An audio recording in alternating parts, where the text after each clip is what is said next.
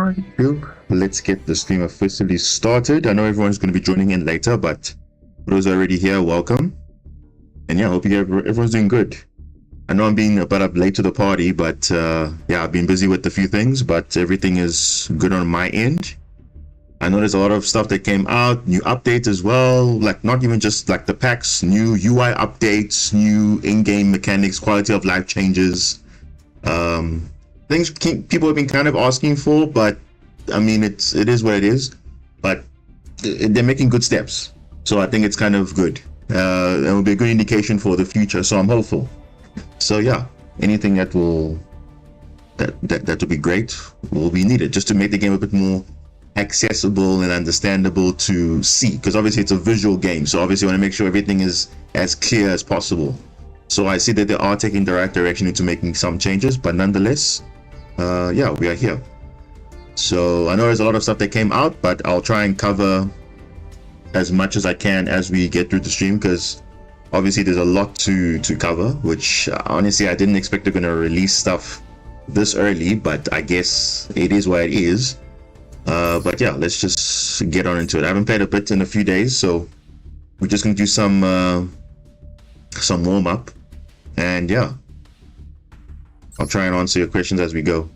I see Malachi had a question about the ice barrier stuff, so it definitely is an option in the deck. And any card you add in is not a brick, because it can summon from their hand, deck, or grave. So whatever you add into the deck, whether it's the floodgate or any ice barrier, basically it basically summons for free, which is nice. So it is a bit of disruption as well.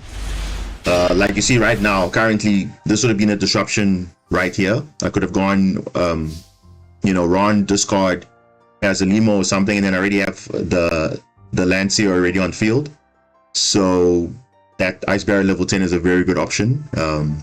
But yeah, maybe we might explore it in the stream, we'll see. But right now we're still going with Gimme at the moment. But yeah, so far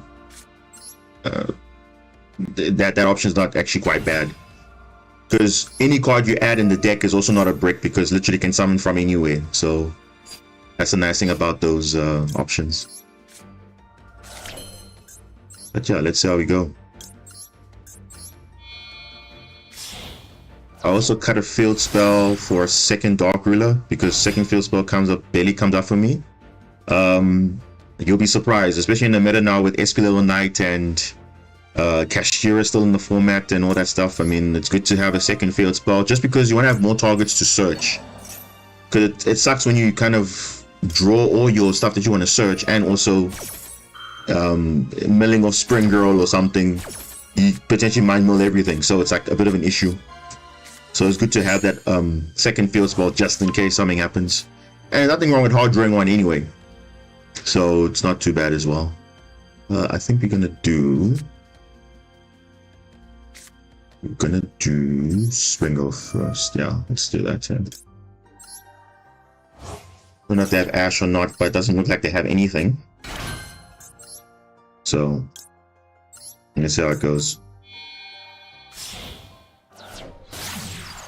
I mean, you don't have to have two field spell, but obviously having two field spell is nice, because just in case, you know, you're dealing with SP Little Knights all over the show, they banish your stuff, so it is always probable. Like you see now in this case, you see now we milled the spell and another Spring Girl, but that could have been another field spell, which now, if that's your one of, now you can't put it, you have to now get core and enemy now to add it back to your hand, if that's your only one of. So at least having one in the deck is always nice. Like you see here, at least because I have enough extension in my hand, I'm gonna get the field spell right here, because I have so much extension in my hand anyway. So I'm just gonna add back the dive with core and enemy. But if I didn't have that, I would have obviously gotten dive first. So because I can technically play through Nivea, but I don't know what they have, so I'm just gonna play it normally. As always, just be more conservative, because now you can't play into boards now with you bells running around and everything. 4K is not good enough, so they're just gonna have two monsters to summon, and then that's literally 4,000 lethal right there. So it doesn't matter what you do, so rather be safe than sorry. Because I can let you go unaffected here, but rather not, you know, commit resources here. I can use add back Springo, but because I have so much in my hand here, I really don't mind. And I also want to get past him in the graveyard as well. So that's kind of like the reason why I did it as well. So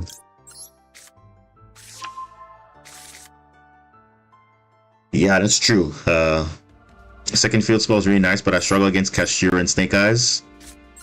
Surprisingly, against Fire King Snake Eye, it's actually good to have that option to search, because again, they have Little Knight. So I understand having a second Dark Rule is fine, but the thing is, I think one is reasonable enough. I think. I don't know, because again, if you're playing 40 cards exactly, or you're playing 50 or 40, 45, 43, I don't know, but yeah, basically,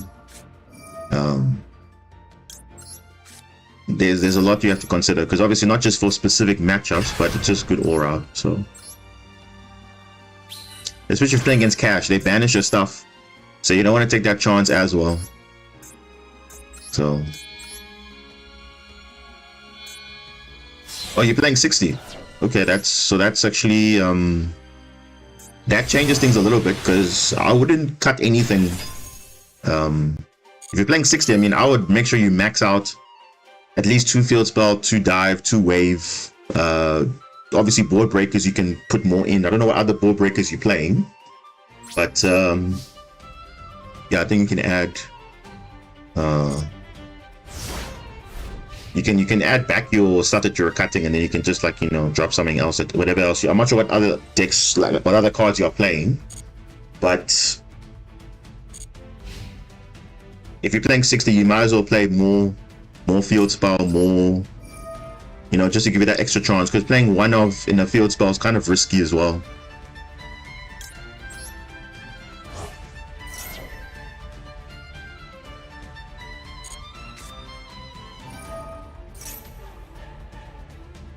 Okay.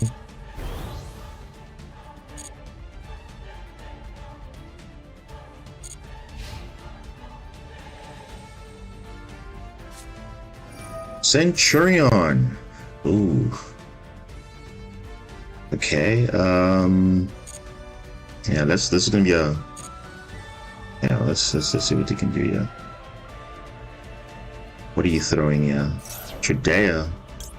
Let's get rid of that.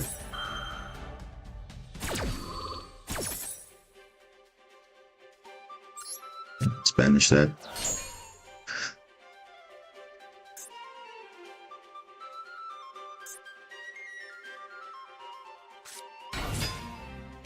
Oh, Naturia. Oh, Naturia Centurion. Or Centurion Naturia, whatever it is.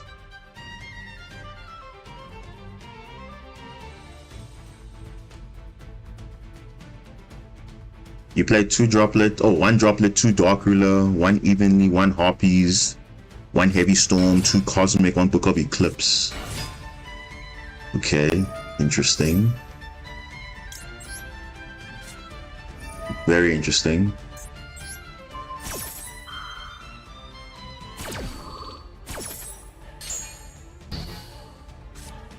Book of Eclipse. Why would Book of Eclipse? Is it meta relevant right now? I mean, technically yes, but yeah, because that's against specific matchups, though. I would say yeah, good against Cash, but everything else, nah, it doesn't. Is he going Typhon? Typhon's not gonna work. It's not gonna work. You return absolutely nothing. There we go. Yes, well, my Gimea cannot activate now. Yes, but my Bubble Reef can, so we'll just see what happens. I can just go into the battle and then crash over it, then everything is good. Exactly. I mean, there's literally no play after that. Like, what is he doing? He can't summon for the rest of the turn. We stopped the Centurion play, we stopped the Naturia play. Typhon's is only bet, but luckily we're unaffected. So next turn, we don't activate. Well, actually, we can activate Bubble Reef. We get a draw, and then we crash into Typhon, and then we just go from there. So yeah, it's good because Glantis can clear after, and it can be disruption after you set up your board turn 1. Yeah, that's true. That's true. Book of Eclipse does come in clutch, but obviously that drawback has to be resolved before the end phase, because if there's too many monsters on field, your opponent can draw so many cards. So that's the only drawback with that, but it's not an issue. It's not an issue. It's a good card though, but I'm also contemplating that as well. So yeah.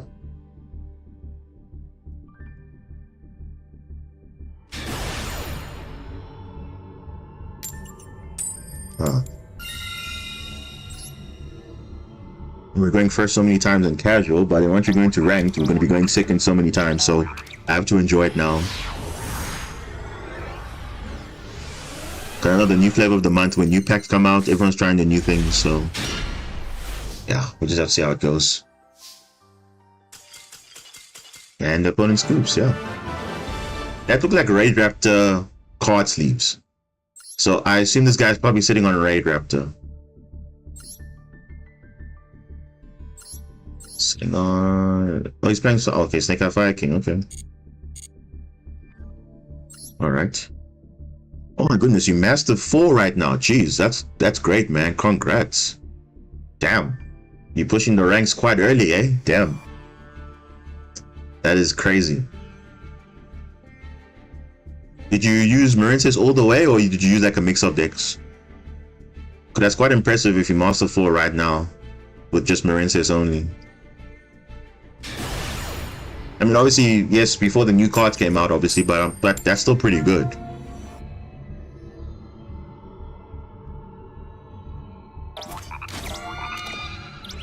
Because the thing is with me, I could also just sit there and you know, play as much, but the thing is I don't really play this game as much, because you know how this game is. It gets frustrating sometimes, so sometimes I could take breaks when needed. Oh, speaking of updates, look at this. There's now a counter for Nibiru now, so you can know exactly when it's 5 summons or not.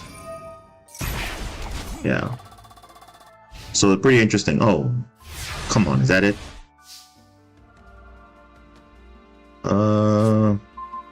Oh, well, there we go. Looks like this guy's playing Ancient Gears, because got the whole field and everything.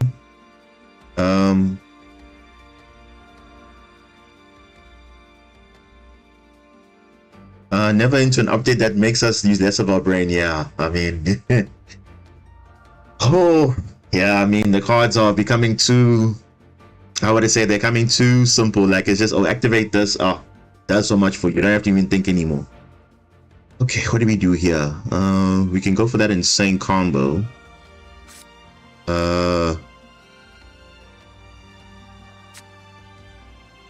Do we? I mean, you can literally just do normal combo. I don't see a reason why we should do that. Yeah, let's just do that. Let's just go normal. So it's interesting that they put a Nibiru counter now finally in the game. I mean, it's so interesting. Like, yeah. Suzaku, welcome, man. Welcome. Welcome. Okay, so I guess what is this guy sitting on here? I know this is casual match, but I mean, we still have to see what these guys are playing. Ancient Gear. I won't lie, this deck will be pretty good in the future. Right now, we don't have the support for Ancient Gear, but I will definitely revisit this deck. It's got a lot of potential. It's got a lot of protection as well, especially this Ancient Gear Fortress. It makes everything so much easier because, like, your monsters will not be destroyed, not be targeted for that turn. You cannot, your opponent cannot even respond to Ancient Gear cards, which is ridiculous. So I feel like this is like purely, but like on steroids, you know? So even when you summon this guy out, they can't respond to anything. Yeah, so this deck is going to be quite crazy in the future. So until then, yeah, we'll definitely look at that. All right, so we already have someone that's got Master 4 with Marincess already, which is pretty nice.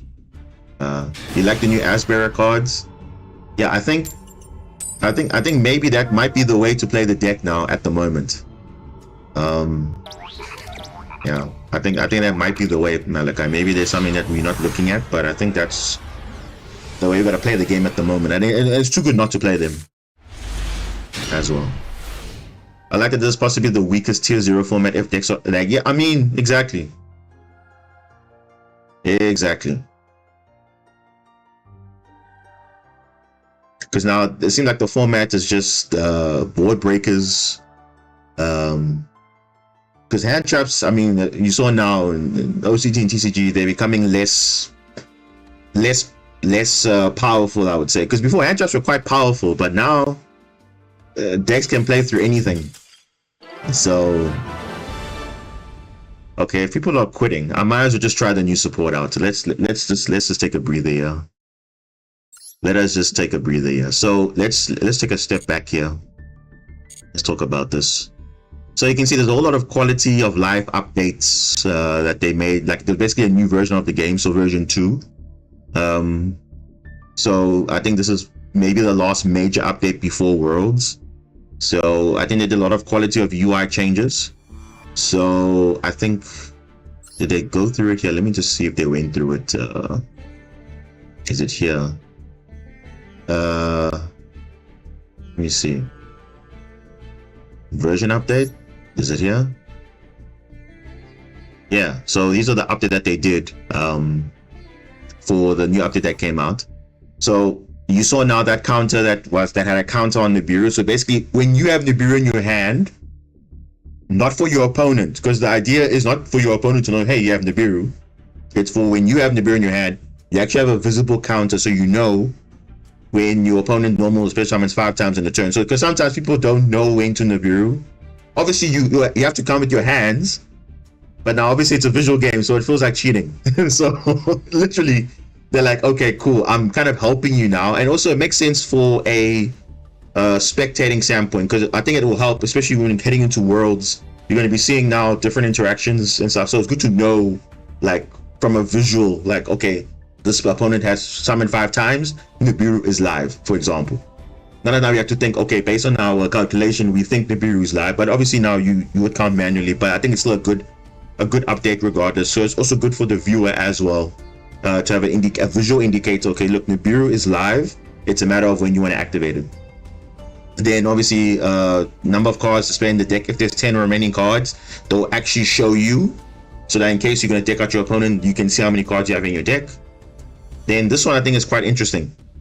A message indicating effects have been gained from sync, from link or synchro material. So, you know, we had that issue in the past where, or not issue in the past, but up until this point, let's say you use IP Masquerena. You know, IP Masquerena gains an effect to a link monster, cannot be destroyed by card effects when it's linked summoned with that card. Now it's going to tell you in game, okay, this card was link summoned with IP Masquerena, so you know it's not destroyed. Because a lot of times people forget that, because there's not a visual indicator. Okay, when you click on the card, they've gained effect. Just like, you know, with Xyz materials, a Xyz monster with this card gains an effect. They've actually showed you, like, okay, the overlay unit, it's there. Now for link and synchro materials, it tells you. So if there's a synchro that says a synchro summon with this card, let's say, cannot be targeted with monster effects or cannot be destroyed by battle, it will tell you when you click on the card now what it means. So that's actually pretty nice, because again, is to make it a bit easier for you, so you don't forget, oh wait, this card was summoned with this, so I need to know, okay, this card is having this effect or gains a bonus effect or whatever. So I think that's pretty cool there. So they finally fixed that issue now. If you go into like IP into Apollo USA, for example, now you know Apollo or whatever was used with IP Masquerena is now not destroyed by card effects. So it's a good representation. At least now we know that. Then another good one is added with cancel button for additional situations. So this one, you know when you have that issue where now we have to, like, you know, confirm a card, but sometimes you might misclick. So now you can literally, like, you see, you can cancel an effect activation by selecting the cancel button on the pop-up message on the screen when it displays an effect to activate. So you can literally just click cancel and it won't even do anything, which is nice. But then the next one is where now you sometimes double tap or you double click. So you make a mistake or you pick up the wrong card or whatever. So now what you can do, like, instead of just clicking on the card, you can just double click on the card to activate the effect or whatever, which is really nice. So they finally put that in the game. I mean, people have been asking for it so many times, because a lot of times you misclick. So Yeah, it's all good. So that's a good change. Card limits. The Xyz monsters already have that effect already. If I Xyz someone with the monster that gives the Xyz summon monster a protection or something, it actually does tell you. If you go to effect, and you can see, okay, effect on the card, it will actually tell you. Xyz monsters have had that effect since the game came out, but for Link and Synchro materials, it never told you. Like, I remember back in the day when people were summoning, let's say, Blackwing Former Master with the indestructible by battle. They synchro summon with that worm monster or whatever, the Yang Zing monster. So the game will never tell you that this monster is actually indestructible by battle. It will never tell you. There's no indicator on the screen, nor on the duel log or anything. So now you can click on the card and it will show you that this card has gained an effect. Same with the Link material.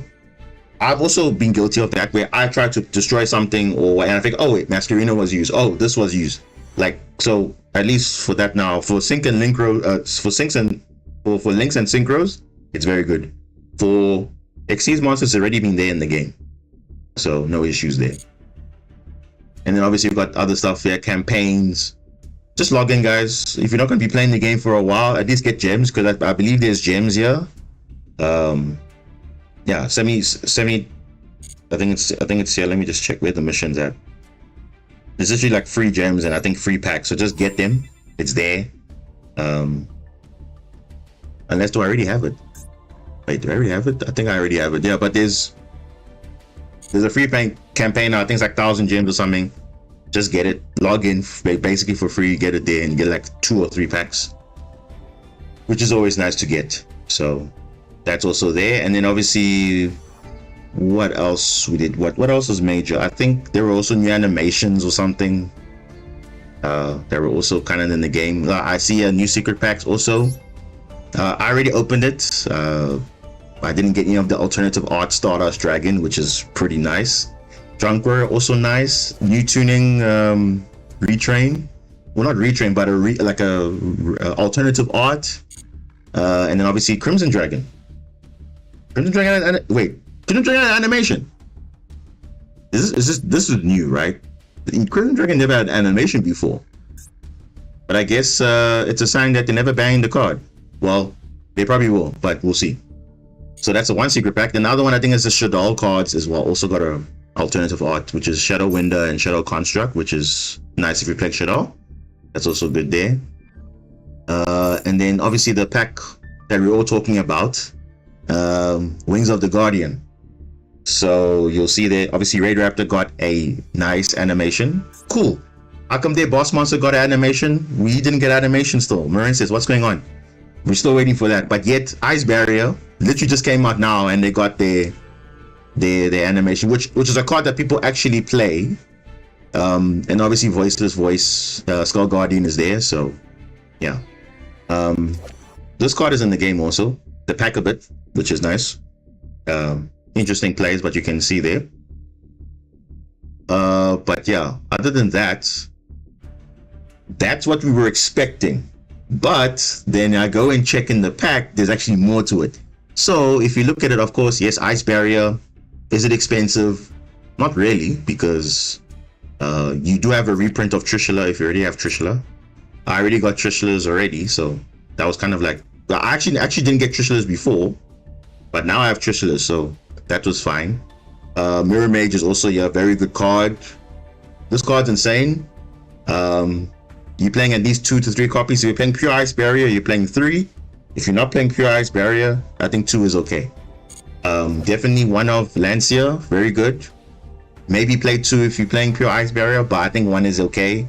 You can recur it back with Mirror Mage, so pretty good.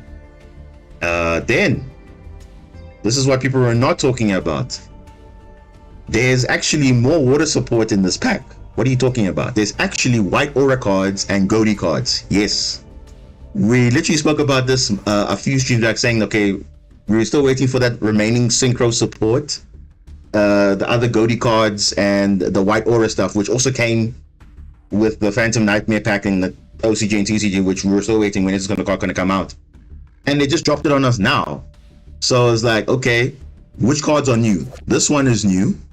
The new Fish Synchro, which is actually very good. Summons 2 monsters for free. And yeah, it does a lot.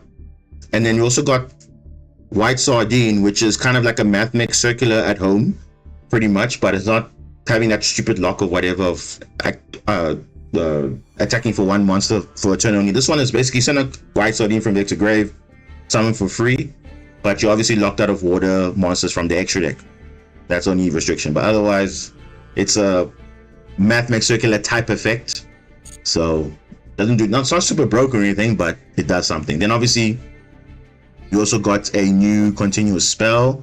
I don't think this card is not really going to be played as much, but maybe in a pure White Aura or White Aura Goatee deck, maybe you can play this, but in a standard synchro build or whatever, I don't think you need to play this. It's not really necessary.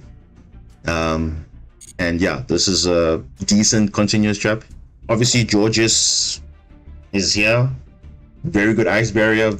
SR, I was like, what? This is basically free material because this card is so good.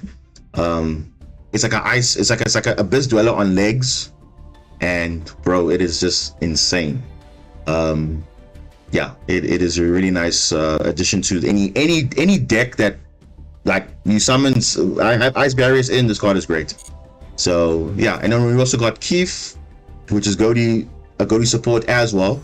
Now, the reason I like this card a lot, because this actually becomes a disruption on your opponent's turn.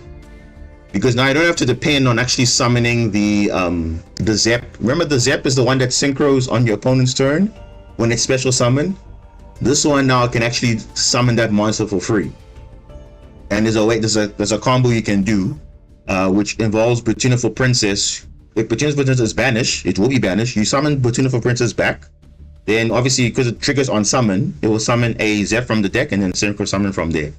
So it's a nice extender, nice combo line for the deck, which is very good. And I think the other level 6 is also here. Do I play Goatee? Yes, I do. Maybe not in a pure way, but I definitely do play the card. So I know fair share of that. Then we also got what else? Where's that level 6? Where is it? Level 6. Yeah, this one here. The Pistilus is also here. It's also pretty good, and this card is great. When it's normal special, you just add a fish. So any fish in the game you can add, and then you obviously have to banish a fish from your hand face up. So this is going to also be kind of an extender stroke, part of a combo line as well, to ensure your follow up and also disruption. So it's pretty good. Then if it's banished, you banish a fish monster from your hand, graveyard, or face up field. Summon back this card, and then it literally, because it triggers its effect, you add a fish for follow up and do all your plays. So it's nice there. And then I think that's it.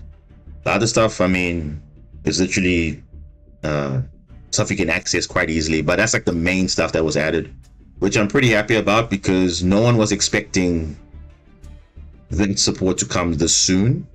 Also, there's also Brionic, the retrain. It's okay, but because it's not ice barrier in the name, it's not really playable as people wanted it to be. Because if there was an ice barrier, oh my gosh, this card would have been like instantly part of the deck. But now, unfortunately, it's not an ice barrier in name, so it loses to a lot of. You can't really play it in the ice barrier deck per se. You can, but they're just better targets. So, yeah. That's just also there, but otherwise, I mean, it's a decent pack. Obviously, voices here. Your Raid Raptors are here. Look, I'm not a Raid Raptor guy. I don't play Raid Raptors, but I know how the cards work. If you like that stuff, that's good for you. I mean, everything you need is pretty much here, and the deck's pretty powerful. So, yeah, it's not a bad option. Obviously, Voiceless Voice is the next big meta deck, obviously from this pack. But unfortunately, is it good in the current meta right now? Well, you see, just like with Unchained came out in the same era as Snake Eyes. So like, you can't really tell now how really broken the deck is because it's in the format that it got released in now. In Master Duel now, it doesn't really show a true reflection of how powerful the deck is. So not that Voice is bad, it's good, but now unfortunately, what's in the meta right now? Yubel. And remember, Voice was there before Yubel. So obviously before Yubel came out, Voiceless Voice was a very powerful deck. So yeah, it really, and the fact that this card is also the deck is also quite expensive, like Suzaku is correctly saying. It's just expensive. I mean, you basically need to run 2 Skull Guardian, that's 2 URs. You need 3 of Low, 3 of Saphira, you need 3 of Barrier. That's what, almost 11 URs just to play a deck. I mean, yeah, that's a lot. And also, that's not taking into account also you need Diviner. If you don't have Diviner of the Herald already, that's a 3 of. You need so the other Sepharis, the one that prevents people monsters from being targeted. You need to play 1 or 2 copies of that. It's just so it's just so much UR. And that's also not taking into account also you need Ash Blossoms, Maxis, all those usual things, but other board breakers, which also quite a lot. I mean, yeah, some of the stuff is SR fine, but your main cards are like at least 15, 16, yeah, 16 URs, full engine, whereas Yubel is like 11 or 12. So if you had to tell me which one you say you rather build, I would say this. If you, again, a new player to the game, the other pack is still there. The other one, where's the other one?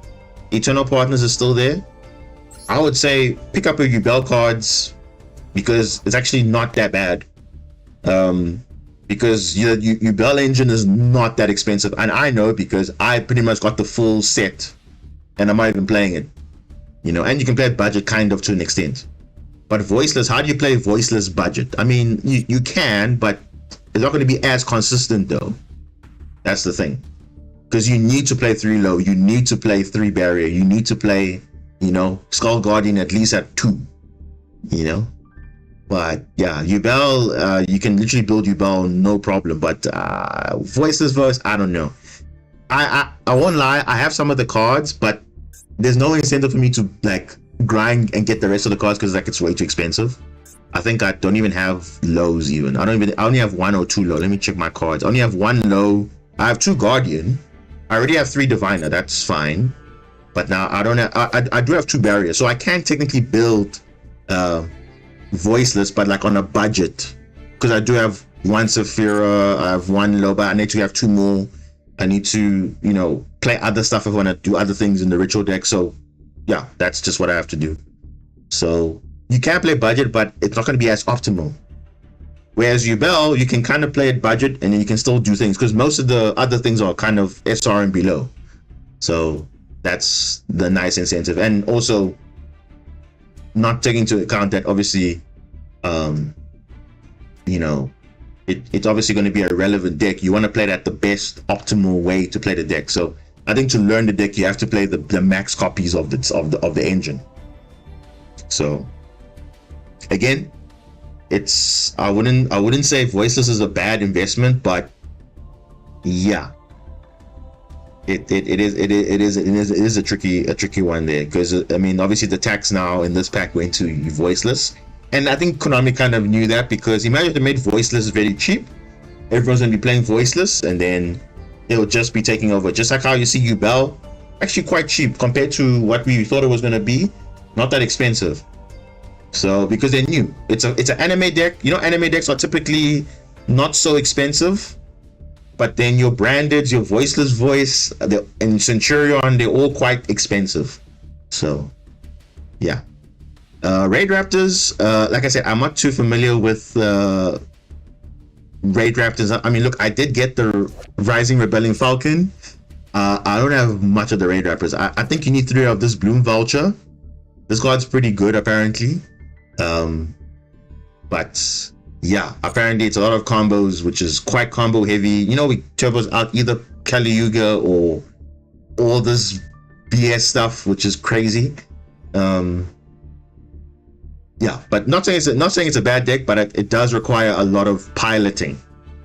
So yeah, that's all I can say about that. But what else is here?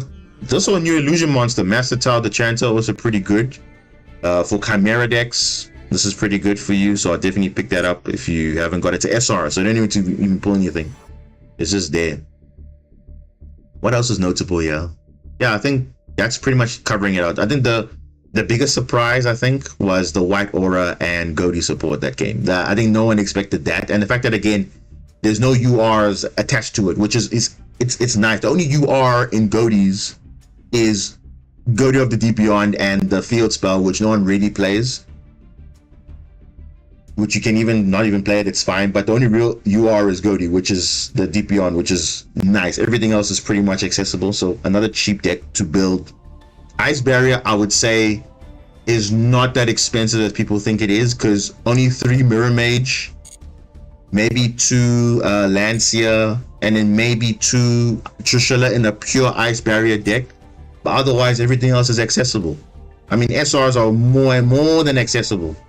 So, yeah, I think that's nice, because you have to give, you know, at least some sort of balance, because they know people are going to be playing it and it's going to be nice. So obviously it's not going to be meta relevant, but it's going to be useful, because I don't know if you guys also saw, there's going to be a potential another event coming up, and it makes sense, because I mean, why are they releasing these cards now?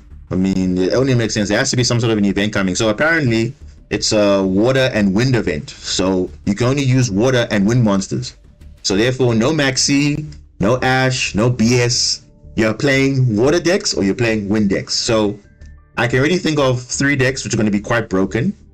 For the wind category, I don't know if the ban list is going to be effective there, but they're obviously probably have to restrict some cards. But I can really see Flaunderies, because Flaunderies has wind and water monsters. So, and they just released a new card that kind of supports it. So why would they not put it in there? Maybe they might put restrictions on it, I don't know. But Flaunderies probably will be a deck, but they can't abuse Shifter and those things, so that's nice. Then, in terms of wind, also there's also Speedroid, which is a synchro deck, which is also nice. So, if you're playing Speedroid, that's also a good. That's also good. So, yeah. Raid Raptor, unfortunately, you can't play it because it's a dark. It's a dark deck, so there's no way you're playing Raid Raptor in this event, unfortunately. If it was the Xyz event, yeah, maybe, but this is not an Xyz event. So that's only 2 decks I can think about. Magispectre as well. That's a pendulum deck. It's also wind as well. But yeah, I don't know. We'll have to see what happens with the actual banners they're going to actually hit, because I have a feeling they're going to miss some cards that will just make things broken. In terms of water decks, though, oh my goodness, there's literally a list of decks you can play. Now, obviously, I'm going to say at the top of the bat, you're going to think, oh, Marincess is the best deck. Well, not necessarily, because there's Marincess, there's Ice Barrier, there's you can say Sword Soul, but there's no Sword Soul in that event, because you're only having one. You're only playing Moe. You can't play Tyre. Is Tyre a wind monster? I think Tyre is a wind monster.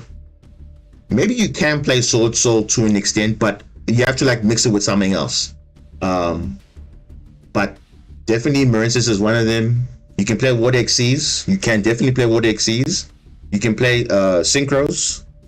You have Ice Barrier, you have Goaty, you have White Aura, you have so many different variants, or you can mix it up, which I'm probably going to do, because obviously you get the best of both worlds. You can play all 3 at once. And then you can play Ice Jade if you want to play Ice Jade. So in terms of this event, obviously water might be dominated, but don't underestimate window, which means the hand traps are going to be quite few. So I already think Drawn Lockbird is going to be quite a good one. And obviously Ghost Sister and Spooky Dogwood for the life point game. Yes, there's no Maxi in the event, there's no Ash in the event, so. But I will suspect Call by the Grave and Cross Out is going to be quite relevant, because people can cross out now specific cards that you're playing. So Cross Out actually will become a decent card in these type of events. We'll only have to see. But I'm already kind of seeing what's going to happen in that event, but only if the ban list is good. If it's not hitting correct cards, then I feel like it'll just be like with any other event, not correctly balanced.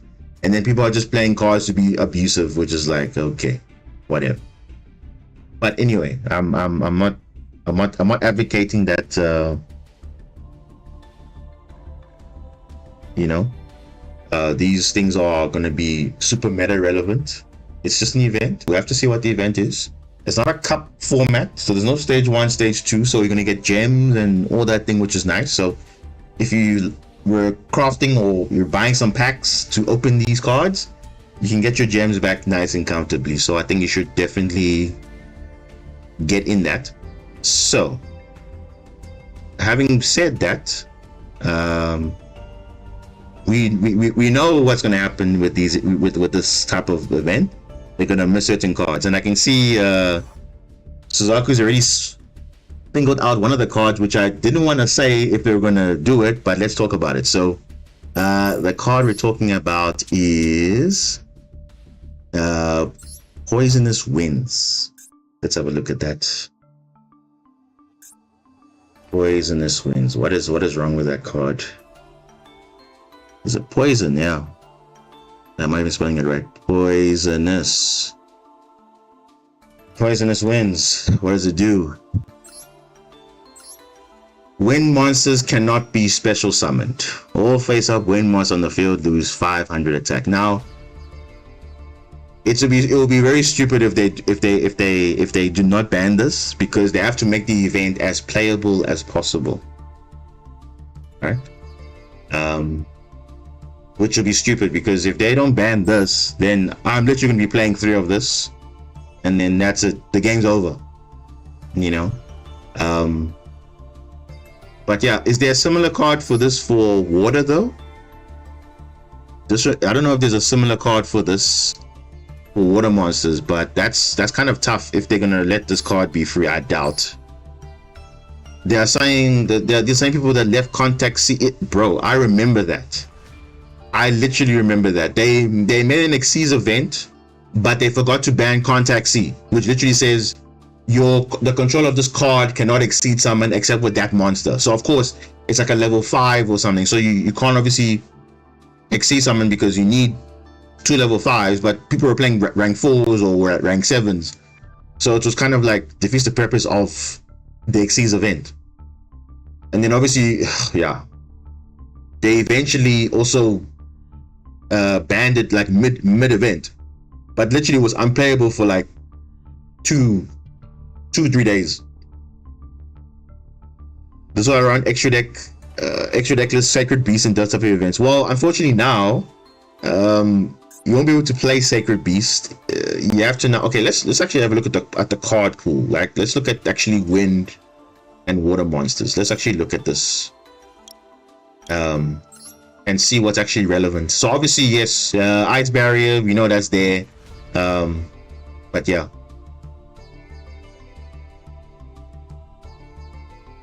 Wait, Ritual Beast? Ritual Beast Temo. Oh yeah, Ritual Beast has wind monsters. Okay, makes sense. Okay, so obviously from the card pool for water, there's a whole lot of water cards, right? There's Atlanteans. There is so many things you can make. You can even okay. My question is this: is Umi Control going to be legal? Let's start from the beginning, right? Let's start from main deck monsters, moving up to all the different variants. So in terms of main deck only, I think Mermaid Atlantean going second blind is going to be great. Hand ripping your opponent, going for game, it's just going to be crazy. Or you can go Umi Control. Now you might think Umi Control is going to be kind of nerfed in this event because people will be playing, water decks. But the thing is, they have the sea stealth attack, which how do you out sea stealth? Because you basically you have to have a counter for this, otherwise you're gonna have a problem. So maybe Cosmic Cyclone might be a thing, but knowing them, they're running three sea stealth. So if Umi Control is legal, then it might be a good deck. Even if though you're playing against water decks, it's still a good control deck, because you're attacking directly with the Mega Fortress Whale, And yeah, I don't know how you're dealing with that. And also you have a negate also with jellyfish.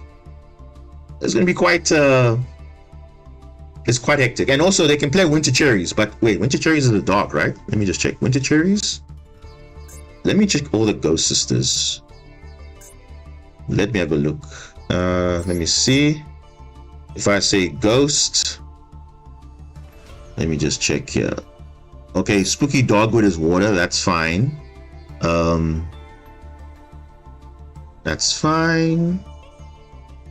I won't be surprised if they make a Marincess wave limited to 1. They've done that before, so might not be running 2 copies if they ban it. So let's see.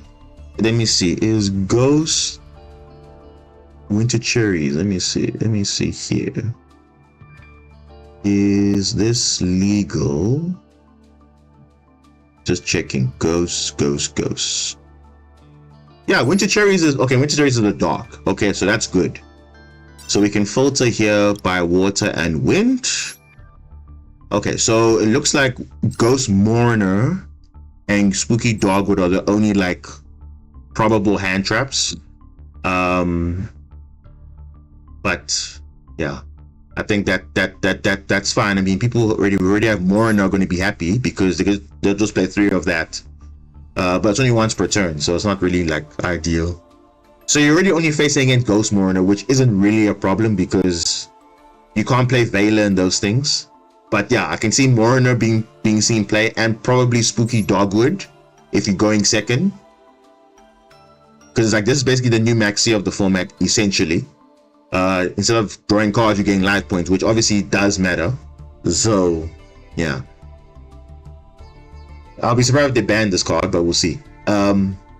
If Blue Tank gets limited, it's not going to hurt the deck as much because again, Marincess doesn't need a lot of Marincess names. Obviously, yes, it does a lot to start your combo, but you just need extenders, and you can still make your generic Link 2s like your Corin Enemy, your Crystal Heart, your Marbled Rock, and your Bubble Reef. So you're pretty much good to go, and also your Argonaut. So you can play many other extenders as well. Not an issue. One tournament shouldn't make Dogwood ban worthy, but you know how they are. People will be talking about nonsense, and they want things like Zelantis to get banned, but Zelantis is not the problem. It's literally not the problem. Because I like how they talk about one card being a problem, but they don't talk about the root cause of the problem.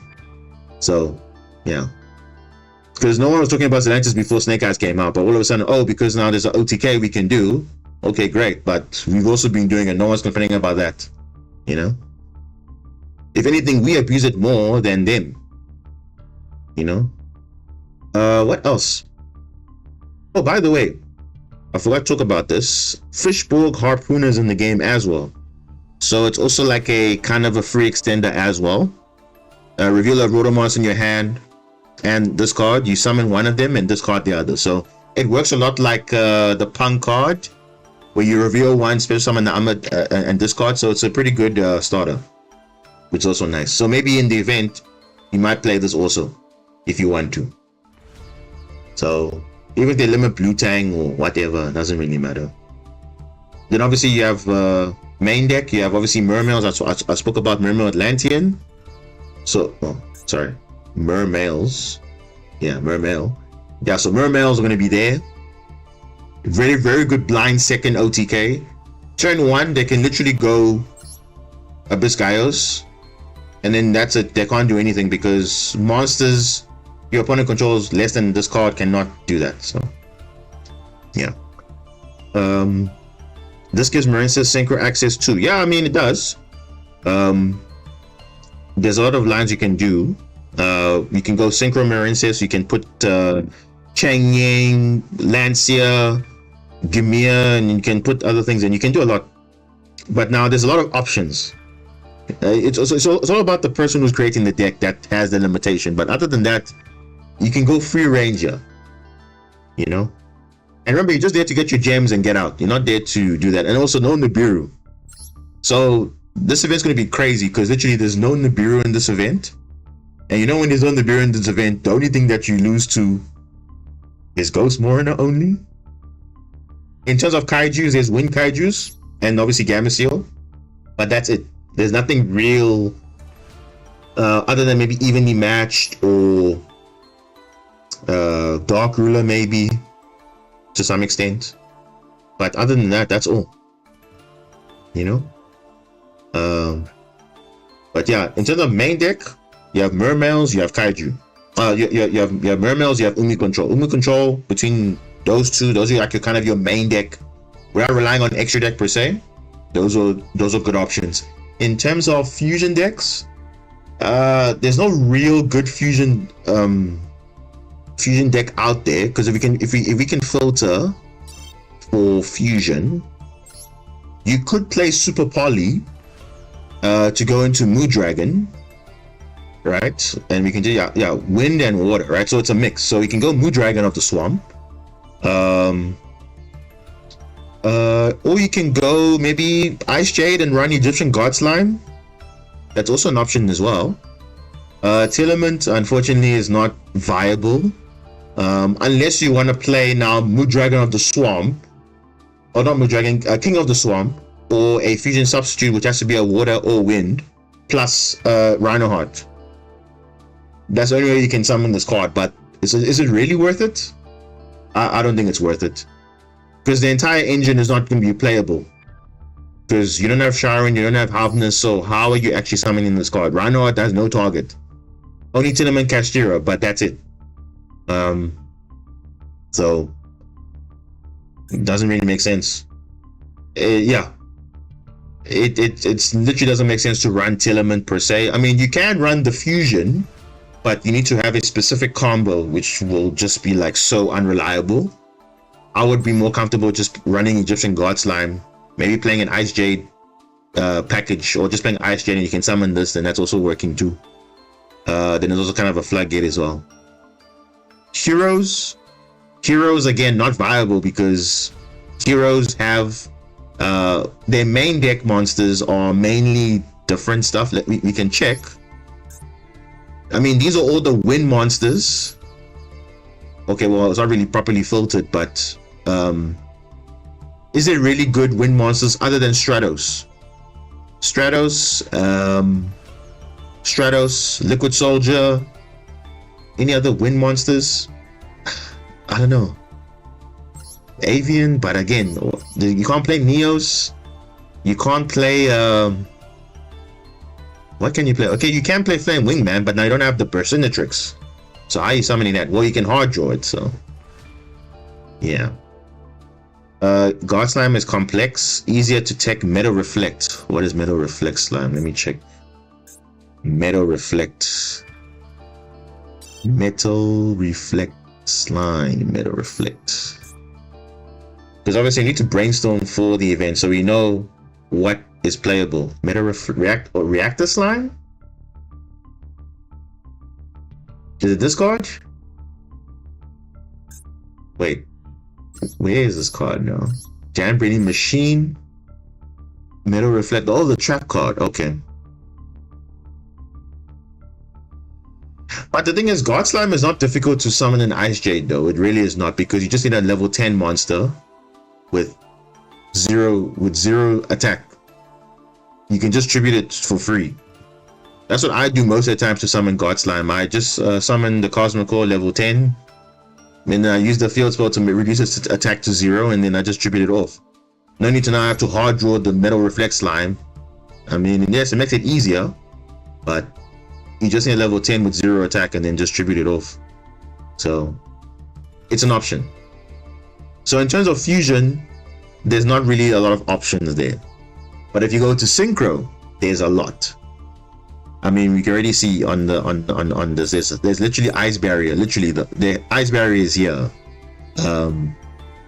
This will probably be one of the most stronger decks, and especially if this card is legal, Spell Break of the Ice Barrier, it's pretty broken, because if you send an Ice Barrier monster from your hand to the grave, neither player can activate spell cards until the end of your next turn. So that includes the opponent's turn and your turn. So you floodgate yourself also, but by that point you set up a crazy board already, if you don't care about spells. And they actually don't care about spells. So yeah, well, it's face up on the field obviously, so if you link it off, then it doesn't matter. But this is a good floodgate. So if this card is going to be around, then Ice Barrier might be one of the more powerful decks, I would say. Next to maybe Marincess or something. And then obviously you got your Goldie cards, your White Aura cards also here. But I would say if you're gonna play White Aura, you have to play it with Goldie. That's the only way you're gonna make it work. So you can play Goldie pure, but we all know the flaws with Goldie. It's not like it's bad, but it just needs a lot to play through stuff. Because it really depends on your opponent's turn. So you need to have something else as a small little engine, and this is a very good engine as well. And this sets up so many plays as well. This can revive your Goldie monsters to make further extension, further synchros on your turn, make up a crazy board. Because remember, there's no Nibiru in this event, so you can go crazy. So Goldie and White Aura is a very good combination. So I'll definitely try out that. Then in terms of other synchros, let's check what other synchros are here. Let me just filter by synchro. Let me see what else is here. Is Synchron's playable? I see Shooting Star Dragon here, but are all the Synchron stuff playable though? Stardust Charge Warrior. Okay. Okay, Stardust Divine Dragons are light. Salad Warriors are dark, so you can't use that. Junk Warrior though. Let me check Junk. Junk Berserker's a wind monster. Ooh, Junk Synchron's a dark monster. That's a bit tough. Wow. Jet Synchron's a... Wow, okay. Junk Converters are earth. Okay, Junk Speeder is a wind monster, right? But now the thing is, where are your Synchrons though? How are you summoning this card though? You obviously need a Synchron tuner and a non-tuner. So where's your Synchron that you're going to use? That is a good question. Because you need a Synchron tuner with this one.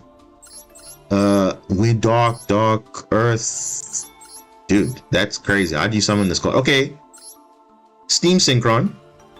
It's a water. You can play it. Assault Synchron you can't play. Revolution you can't play.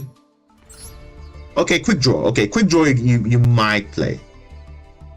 You can play Quick Draw, but the thing is, I don't know how you're gonna summon Junk Speeder. Where's real Synchrons are dark, light, bro? How is this deck having so many non-water and wind Synchrons? That's crazy. Junk Connectors are dark, bro. What is this deck? This deck is crazy. There's so many lights and earth. How do you play this deck? Well, I guess Synchron not viable. So, but I'm sure you can summon Stardust Dragon in so many different ways, so that's fine. Ooh, Crystron. Oh, we forgot about Crystron, guys. Crystron is scary. Crystron might be a thing. So you might see those sleeper guys coming up. Synchron. Synchro decks. This is what Synchro summoning used to be back in the day. Crystron on your opponent's turn. This was the deck. So if you remember Duel Links, this is once a top tier deck in Duel Links. So yeah, it's a water based deck. It's great. Maybe this card might be great because it's a quick sync on your opponent's turn. Level 4 into something else. Pretty nice. So Crystron's also a thing. What else is there? Dragons though. Cosmic Blazar is a wind. Okay. Excel Synchro Stardust.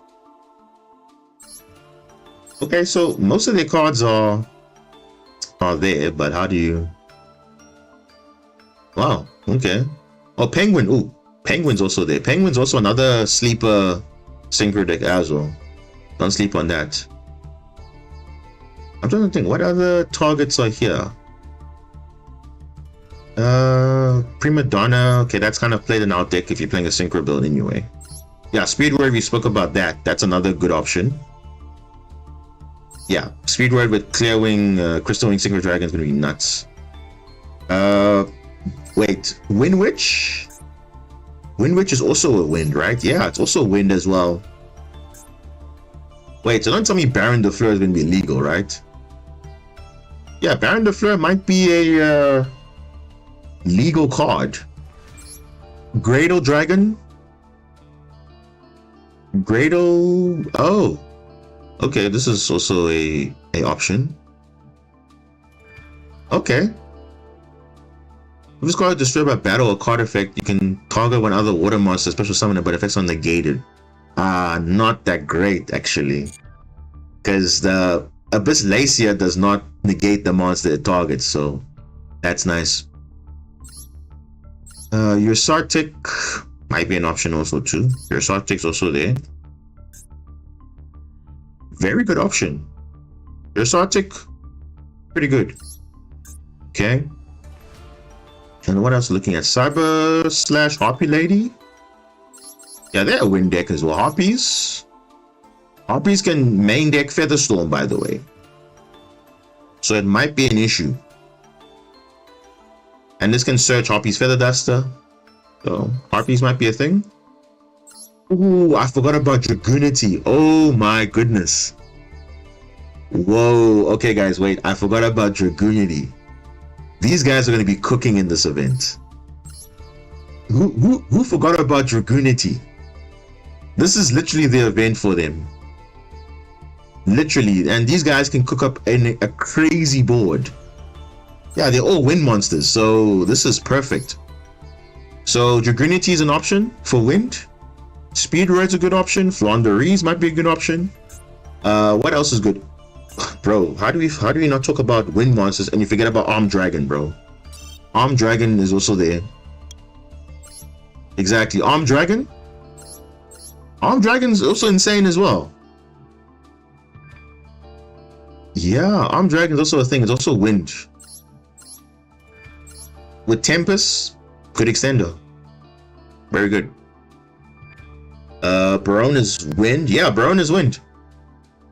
So if you're playing a synchro deck, we can definitely summon Barone. So hear me out. So as far as I'm reading this, it's not like you can only play water monsters in one deck and win in one deck. You can mix and match. So I can play Draw and Lockbird as well, because that's like a probably good hand trap. If you're going to be searching cards, this is also good. Probably a 2-of maybe, right? Because now you see what's going to happen now. Your DD Crows are not going to be there. Your Veilers are not going to be there. Your Nibiru is not going to be there. So this is basically, if you take a list like this on screen right here, this is pretty much what's going to happen. So you would say, you would take this out. So you would take this, and this, and this. Oh no, we keep Jolin. What am I saying? We keep that in. No Ash, no Maxi. So look how many slots you have now. You have literally like almost 9. Okay, if you take away the Call by the Grays, but why would you do that? Because it might become relevant. Crossout might be a thing. If you're playing against the mirror match, which you probably will, you can have certain cards. Then that's it. Pretty insane. So maybe you can now max out some names. Maybe you can play more of this. You can play maybe, let me see, Spooky Dogwood maybe. Let me just check here. Spooky Dogwood. Maybe play one of this. What else you can do? Mourner, if you run Mourner maybe. Maybe 3 of this if you have Ghost Mourner already. Now again, I'm not gonna craft Ghost Mourner just for an event. So if you already have this is what you will play definitely. I don't see a format where you this is the time to play Ghost Mourner because it's a wind. Other than that, your next best is Spooky Dogwood and obviously Draw and Lockbird. So maybe 2 of this, and then maybe Super Poly. Actually, Super Poly might be relevant. I don't know. It might be, if they don't ban it, of course, because that would just be easy disruption for Mood Dragon, and that's it. Because remember, there's no Garura in this event, so yeah. Greato Kaiju. Why are you saying Greato Kaiju? Greato Kaiju. Where's this Kaiju now? Is it a card? Wait, Greato Kaiju. Are you saying as a deck option? Could be. Oh, these waters though. Yeah, okay. Okay, these are... It's also a synchro deck, basically. Yeah. So you can play this with kaijus, but then again, you might just play this with something else. Oh, okay. I was wondering, because I mean... Oh, yeah, okay, so Grado can also be a deck also. But can I be honest with you? I've actually faced this deck quite a few times. There's actually not... It's not that difficult to out. Because obviously, yes, they equip your monsters and everything. But if you can prevent that from happening, then there's no issues. Because I think Cosmic Cyclone is going to be quite a relevant card. So, and then maybe evenly match also. If they don't ban it, I don't know. See, the thing is, we don't know what the ban list is going to be. So we're just saying, okay, evenly match might be the best thing. Or Cosmic Cyclone, or Call by the Grave, or whatever. I don't know. We just have to see. Draw. You might say, why not 3? I mean, the thing is, we don't know what the format's gonna be, because I always like changing my decks during the event, because I have to see what decks I'm facing. If decks are not adding cards a lot, then why are you playing 3? You know, because then the cards will become there in your hand. I'd rather play maybe 2 Spooky Dogwood, 1 draw, or 2 Dogwood, 2 draw maybe, and then because I'm not playing Morna. So I might play maybe more names. So maybe you can run now 3 Prescalis now, and then you can run maybe Cyanide Mining as a consistency card. So I might even run more kaijus.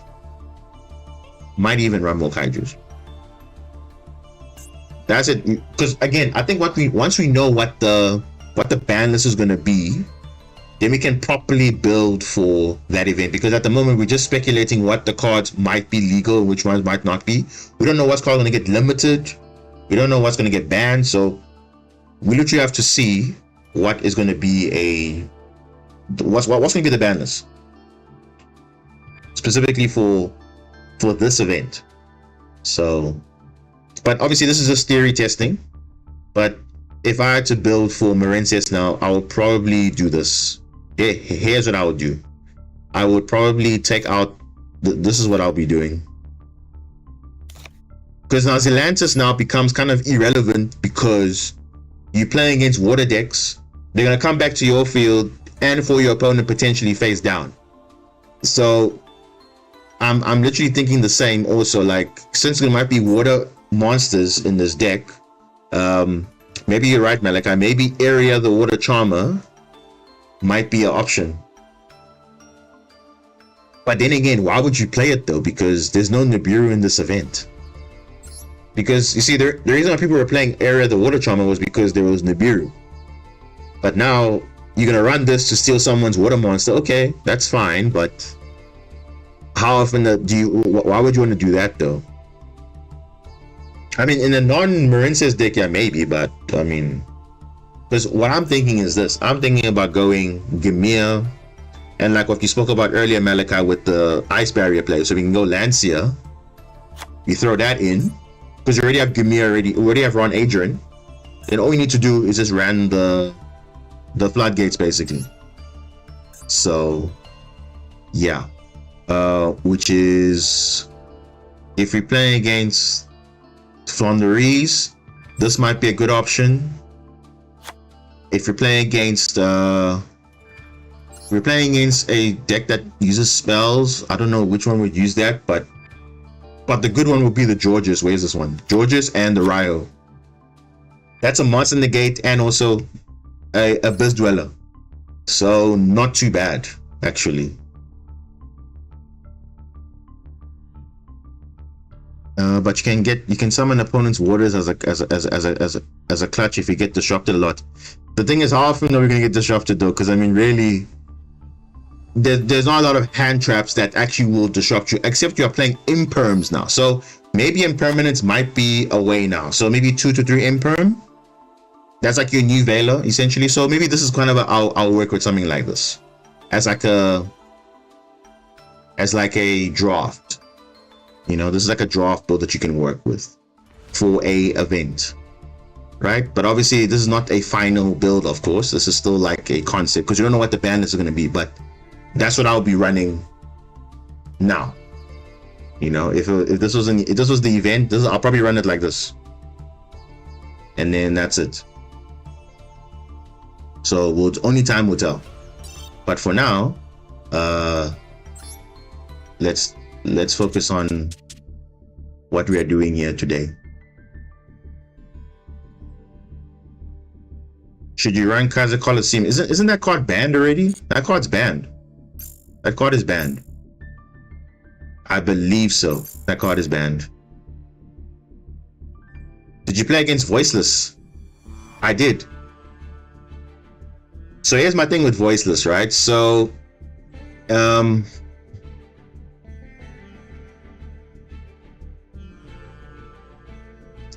here's the thing with Voiceless. The main disruption is the Skull Guardian. And they might have a Sylvaris in their hand, so it's like a Kieran basically. So the main thing is to, I don't know, because I can't say exactly what is the problem, because they can negate anything. It's like a Baron de Fleur, they can negate anything. So what will work against them is betting out the disruption. Just like so think of it like a Baron de Fleur. If you play it like that, then it's fine. Also, they work like Ubel, in the sense that barrier voiceless card makes your opponent only attack ritual monsters. So I think Skull Guardian will be 4150 or something like that. That is the only way I would say that you can like that's also kind of a second problem. So maybe Cosmic Cyclone might be a thing. Yeah, but the Sylvaris is only when it's on the when it's on the field though. Most of the time they have a low and the Skull Guardian. Most of the time, if they really want to have a Sylvaris on the field to prevent a summon, like a Link summon, then yes, they can do that. So what I found right with that is playing through, like you see, this is why we run more than Marincess cards only. We run Kashira cards, we run ICA cards, because they bait out all these disruptions. And of course, Cosmic Cyclone also helps because you can banish all those things, like those continuous spells and traps. You can get rid of them. So that's what I found. But do we have a hard time? I mean, it's just like Ubel basically. That's how I see Voiceless and Ubel. They're kind of in the same category because yes, they can negate stuff, and also you are forced to attack into their monsters because of continuous spells. So it has the same issues like Ubel. So if you can work around that, then you're fine. So Dark Ruler works because you can negate the Skull Guardian. Obviously you can banish it. Then we'll see what happens. But obviously if they have the Sylvaris already, then that's it. But I haven't seen a case where now they've used Sylvaris against me, but it is an option. So maybe Yu-chan, that's what you're probably looking at to see, okay, how do I deal with Voiceless? But obviously you might see it on stream now. We're gonna play a bit now, but if it does come up, it does. If it doesn't, then it is what it is.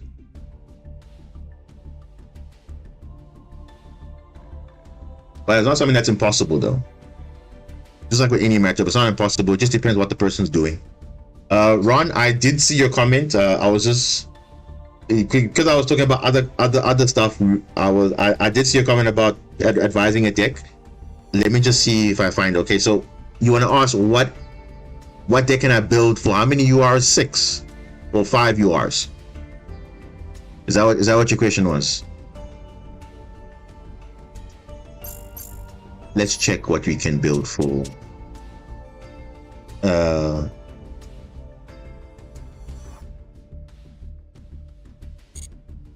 Let's see.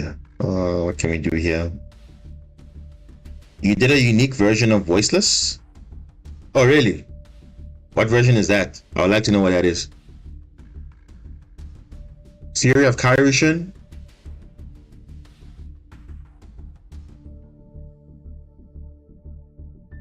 That could be an option. Turn to tribute. Could be. I don't know. That was saying we have to see what the meta is like at the moment. Forget it, you're gonna make budget Vanquish Soul. What is budget Vanquish Soul? Does it even make sense? Vanquish Soul. Okay, you said you have Ron, do you have Ubel already? Isn't that like 6 URs basically? 3 Throne, 3 Phantom? Or you already have something else? Voiceless Voice Horus. I can see the synergy there.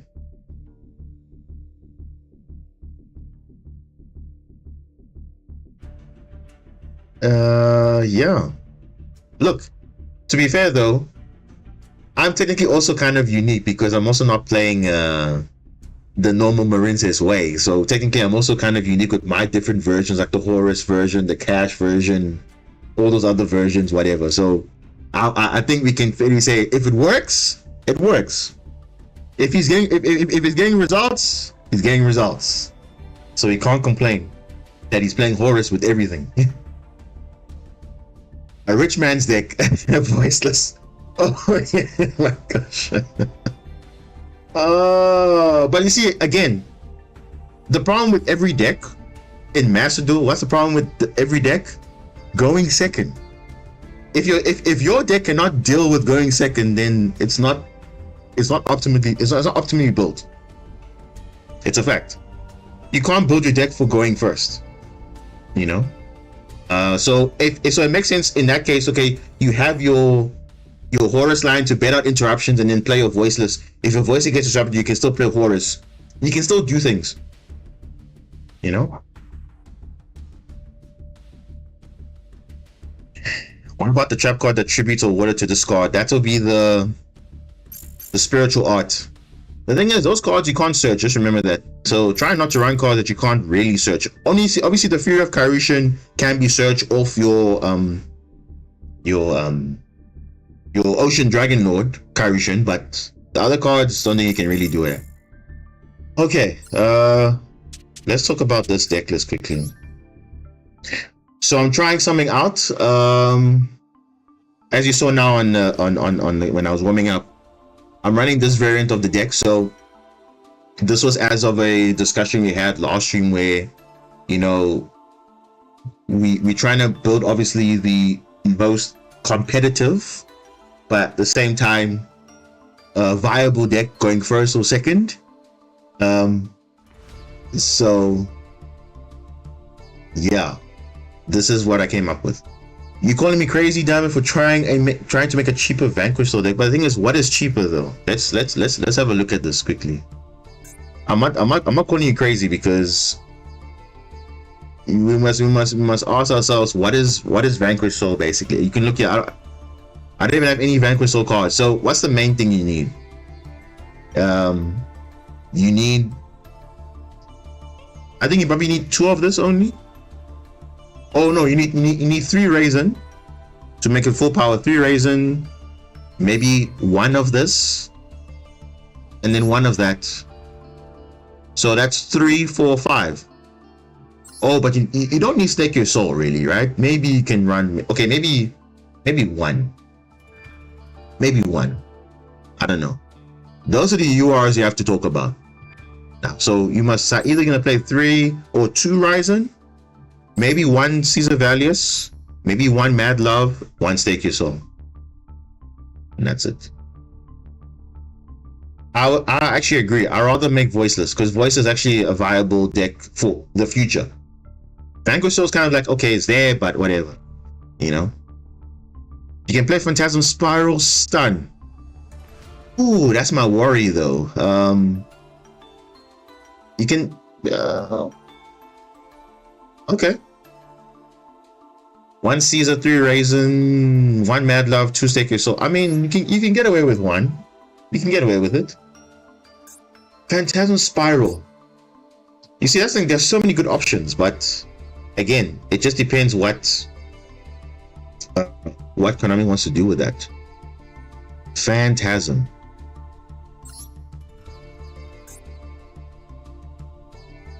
The spell card. Which spell card is that? Stake Your Soul? Which spell card is that now?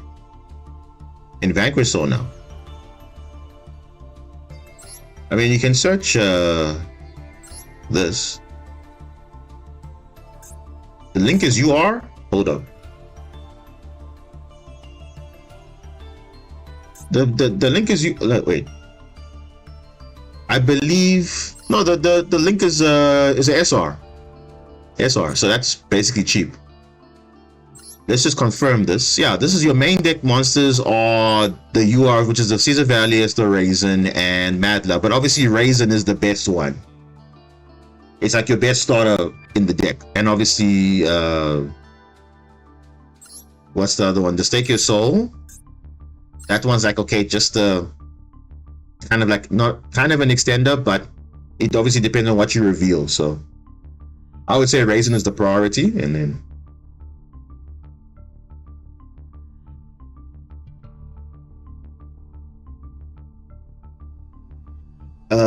what's happening here, guys?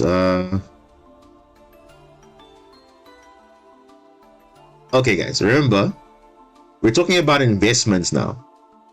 I've been saying this for a long time. Remember, if you pack cards and you know for a fact you're not going to play the deck, just keep it as an investment, because if later on something comes up that actually requires these cards, you've already invested in it, so why not? You see, so for me, it doesn't make sense to just disenchant all my voiceless voice, because I've already got most of the deck already. But if I want to play it, at least I can play it, because I can just build the other stuff, or if I want to craft it eventually, I'll get it eventually. But to say that, I mean, one can beat the other, I mean, that's just, you know, any deck can beat anybody. Come on now. Because it all depends what you draw in your hand, and also what is there. So, but yeah, anyway, so like I was saying, so this is the deck list that I was working on after consultation with the guys in the chat last time. So yeah, this is my concept build for a trimmed down 40 card version, clean. Okay, it's got hand traps in here, yes, not much, just like maybe 5 or 6. Very small engine, and yeah, everything I need is here.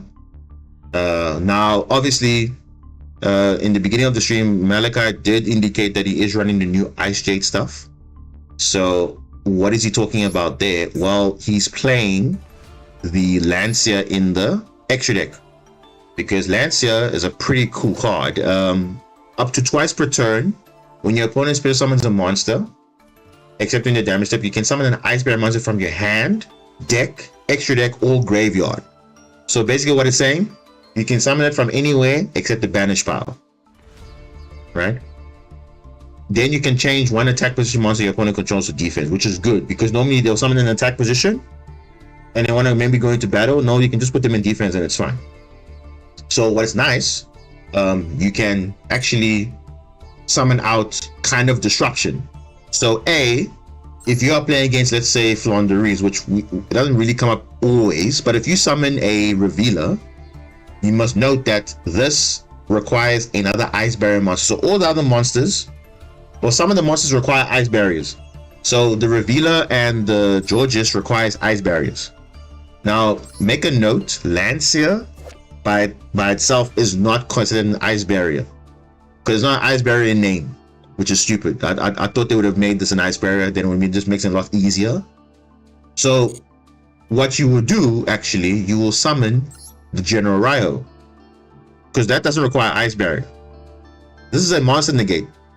Provided they activate a card on the field, they have to discard a card or the effect is negated. So it's like a choice. Okay? So even if even if Phantom of Yubel activates on the field, they have to discard a card to resolve the effect. Otherwise, it's negated. So I'm thinking as well, that can be an option as well in the deck for me as well. I can maybe run it as well, just to see how it feels, because we do play Ron Adrian anyway. And remember, Ron Adrian is a 1 card, not a 1 card, but 1.5 card synchro 10. So yeah.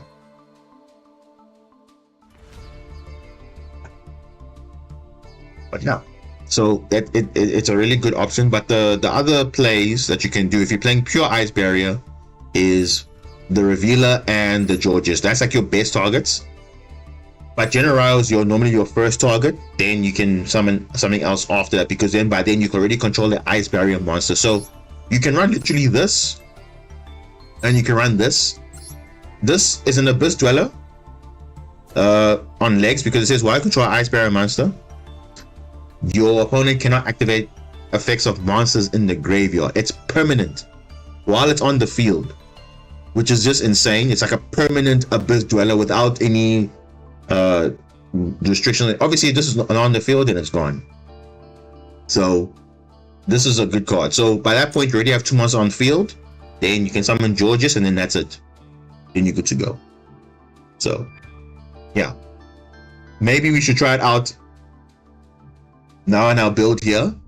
But again, it's not, they're not a brick in the hand, because, or in the grave, or in the deck, because they can summon from anywhere. So that's the nice thing about the Lancia card, is that it doesn't like lock you. It doesn't like lock you out of anywhere. So yeah, you could run it. Yeah, you could run the Trishula, the level 9. In case it gets outed, which most of the time it will, because Little Knight can out it easily or something like that. You can summon a Trishula, then it obviously becomes another interruption. So if they deal with it, then there's Lancia that will float into Trishula, and it's treated as a synchro summon. So then you can activate the effect to banish. So that could be an option. So I mean, again, I'm open to trying out new things, but let's see how it goes first, and then we can just pin the cards in our bookmarks, so that when we want to change it up, we can always change it up. So I'm gonna pin these 3, because it's just, maybe you could run Trishula, but I'm thinking, what do I cut? Because if I take out Gamir for a bit, let's try that one. But I kind of want to keep Gamir in just to see how it goes, because I mean, you saw now Gamir was kind of clutch there, so yeah. You can summon the Trishula card instead of summoning from the main deck as well. Remember, the Trishula does not trigger on special summon, it only triggers on synchro summon. Because Lancia, when it summons from the hand deck or wherever, it doesn't count it as a synchro summon. Only if the face-up card, that's only if this face-up card is leaving the field because of an opponent's card, you can summon an Ice Barrier synchro monster from your extra deck, and it's treated as a synchro summon. But if you summon it from this effect here, it's not considered a synchro summon, it's a special summon. So it doesn't trigger the Trishula Dragon or Trishula Zero, because it says when synchro summon. Remember, these are old cards. Technically, these are old cards. So too bad Lancia isn't an Ice Barrier, so the floodgate effects on the monster aren't live. Yes, it's only live when you have 2. So this one and this one is only good if you have another Ice Barrier, but the General Raiho is not. Doesn't have a trigger effect that says you need to have an Ice Barrier. So that's the only real good target.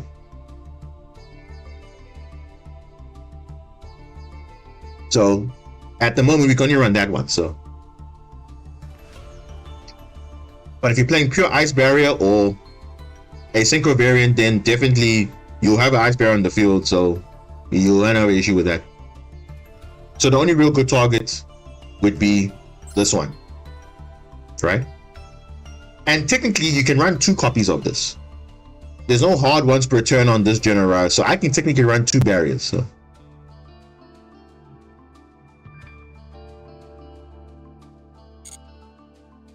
is it just me, or did I hear Diamond say it's like 10 times? I'm having a stroke. Yeah, I say it a lot. I say it a lot. So if you notice, I do say like a lot of times, repeat myself. So if you see that I repeat stuff a lot, it happens. So it's normal. So we can run 2 of this if you want to. Not an issue. So we'll just see how it goes. So for now, this is a 40 card variant. I do like the 50, as I've always said before. It's always there. But yeah, for now we are gonna be trying this out on stream, and we'll see how it goes. We'll see how it goes. So currently, we, like I said, where we left off last time, we were in Diamond 4, and we're just getting the most randomest duels ever. So hopefully now everyone's calmed down, the rank is reset, and we're good to go. So let's see what happens. Hopefully, like, we don't get some bad matchups, because of course, you know how it is. Bad matchups is always like that. How cheap can I make an ice barrier? Pretty cheap, actually. You can run. You can run one ice, one Trishula of the ice barrier, 2 mirror mage, only 3 URs, I would say. The rest is all SR and below. That's how cheap you can make it, unless you want to have like maybe few SRs, but SRs are fairly accessible, I would say. So I would say 2 mirror mage, or 3 mirror mage, 1 Trishula, 2 mirror mage. It depends how much UR you have.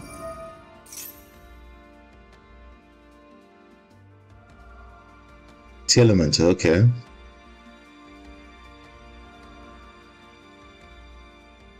So we just save it for when they want to fuse, right? Yeah.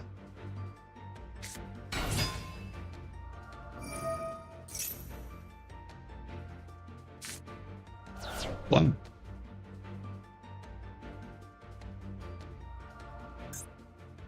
The one of Havness and Chiron. Are they gonna fuse? Yep. That's why we have Diddy Crow.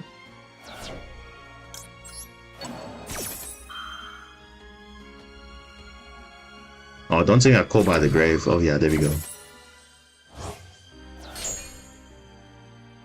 And now you can't fuse with this because this is your one of Havness. Exactly. One of Havness. Ooh, Maxi.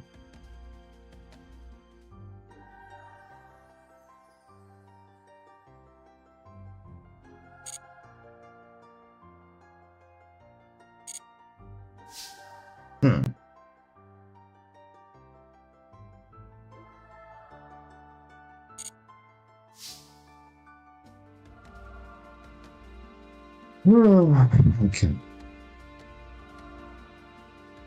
Let me focus on this first, and then we'll attend to my comments afterwards.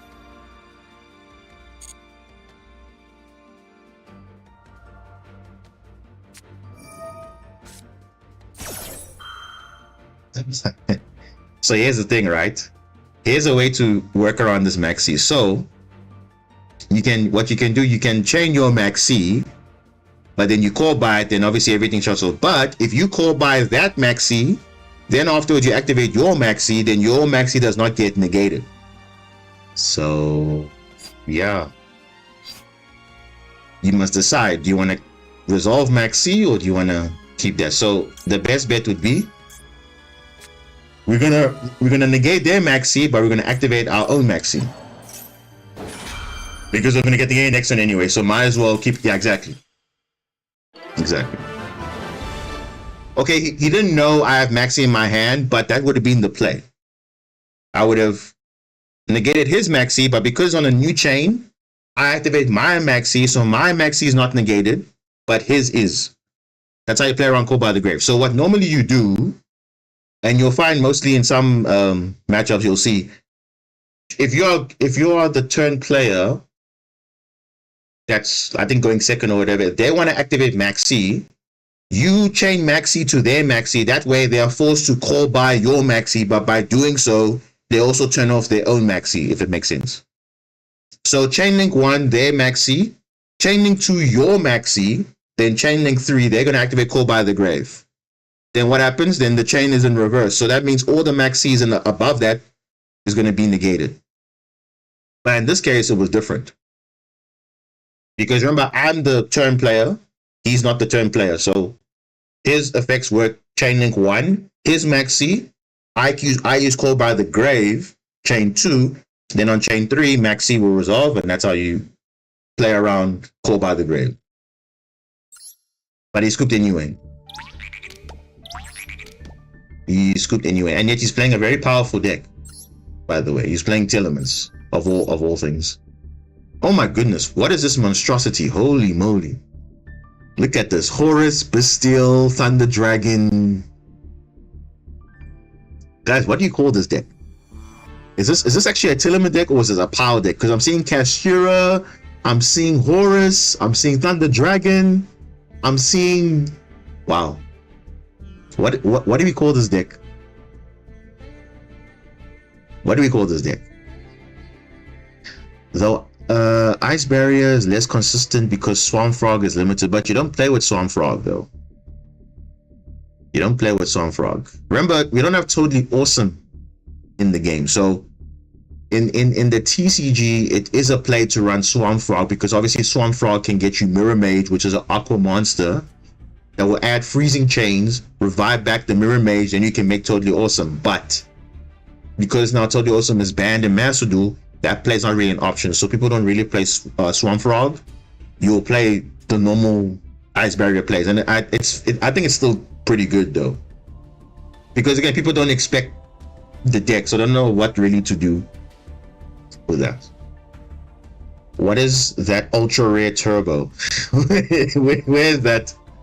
Yeah, literally the whole deck is like crazy. Oh my gosh, they're playing Window. Oh my goodness, why are you so toxic, bro? I think this is, you see, this is a definition of win more, and we all know what win more means. Win more means your deck is already so good enough, you are adding more powerful engines just to make your deck even more great, but you don't need it. You see, I don't consider my deck, when I'm making 50 card builds, 60 card builds, win more, because I need all the help, because we don't have a powerful like a broken engine. No, we don't, you know.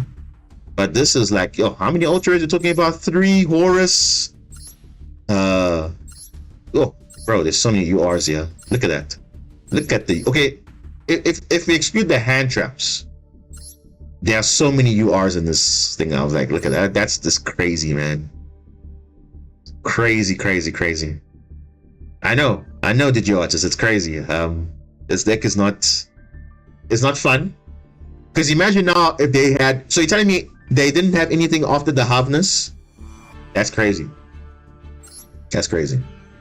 And obviously they're relying on Maxi, because of course, in the 60 card deck, they still get Maxi. How crazy is that? You know? But yeah, this is a win more deck, because you're playing Bestials, you're playing Thunder Dragon. So what they are basically saying is that there's multiple ways to play this game. You stop my Telements, I'm going to play something else. You stop this, I can play something else. So it's all just the bait to resolve all your hand traps, and then you just play freely. So I think an uninterrupted board is scary. That's what I can see with this deck, because it's like, wow, we have so many 1-card starters, basically. So many. Which is just like, wow. But anyway, that is Horus for you. Rich Man's deck too. I guess so. Guess so. Malachi, you did mention you want to do 1v1s. Maybe not right now. Maybe next time we can talk about that. 1v1s, maybe some duel room, maybe. Just for some specifically deck testing. We can definitely do that. Oh, come on, game. Are you? Oh, I was literally just, oh gosh. Oh gosh. Oh goodness. This is a going second hand, literally, and I'm going first. Like, what am I doing here? I should learn from that. What the hell? Oh my gosh. Ron, be nice, please. Please be nice. We're all trying to throw in ideas here. We're not trying to shame one person or whatever. Just we're all trying to be nice here. So please be respectful, please. Not saying you're not, but let's be as respectful as possible, please, to the chat. Oh, he's playing Goaty. Uh-oh. He's playing Goaty. That's good. So that Nibiru is going to be crazy. Okay, so he's got a combo for next turn. Battle phase? What? Battle phase? What? So that was his play?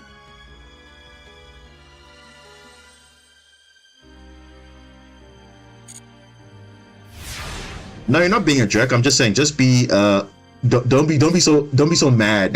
That's all I'm saying. I know when I get mad, I tend to not be thinking. So yeah. Bro,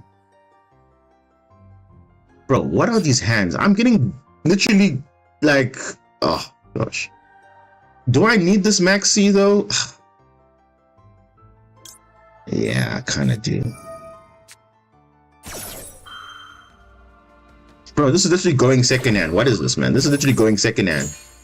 I'm getting literally all my cards for going second. Impermanence? Bro, what is this game? Draw? Okay, fine. Okay. Bro, like, what am I supposed to be doing here? And I don't want a Dark Ruler because dude, I literally have no plays. Because I don't want to put this in the grave because next turn he will just banish it.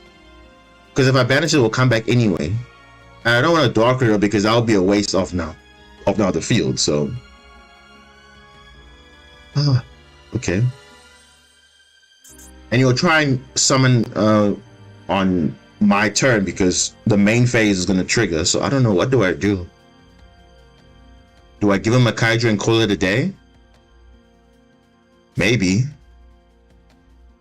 But no, but that's too much damage though. The hand traps are definitely choking me because the game has decided that I must go first when I'm getting a going second hand. You can't make that up. Literally can't make that up.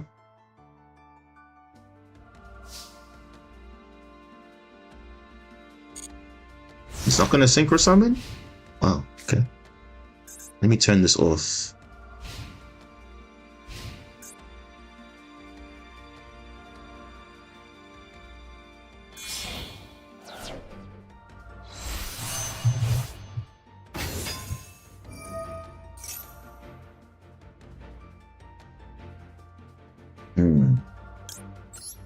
New Veil.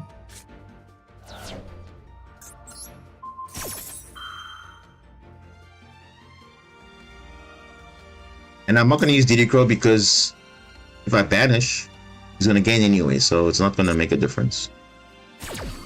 Either way, he's going to banish. Even if he gets negated, it will still resolve, so I'm not going to even bother banishing that.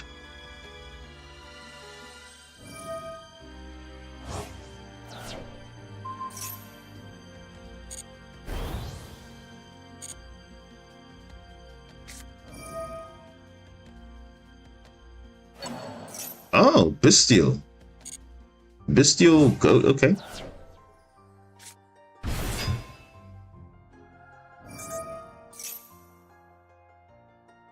Okay. Okay, so he has a target in Aleph Lupine though. Okay, it's fine. The question is, can he generate extra damage? No, you can't. Wow, this still is interesting, eh? Well, no, at least it's new cards, so it's not. Damn. Bestial Druss Worm.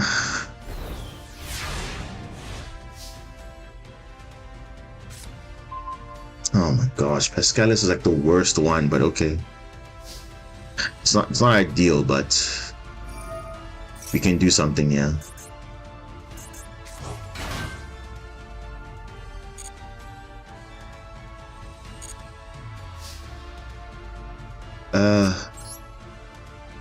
Let me just Dark Wheeler the field. So you can't synchro on my turn. Oh, it's like just a bad matchup, bro. But I'm sure he has hand traps, this guy. He's got hand traps.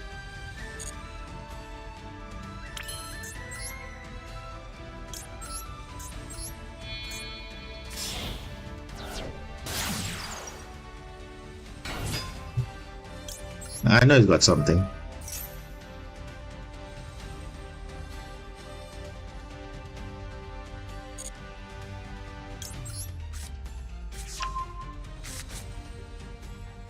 Okay. You have another... Bro. Is this guy playing for the... Oh, it's like... Why are people playing draw nowadays? That's so interesting. Or in a format now where draw is a thing?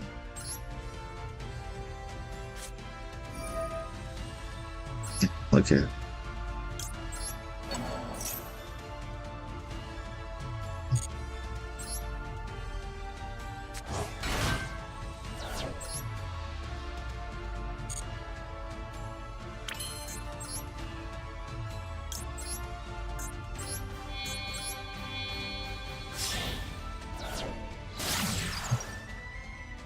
Yeah, unfortunately, we didn't get the best card in Pascalis because it doesn't really do much actually.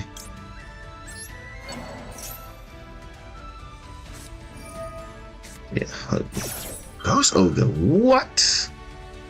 I'm literally not. What is this guy playing? Like, he's playing the most random Goaty deck I've seen. Like, this is interesting. Playing double draw, Ghost Ogre. This guy had like more hand traps than me, it looks like. Well, it doesn't matter really.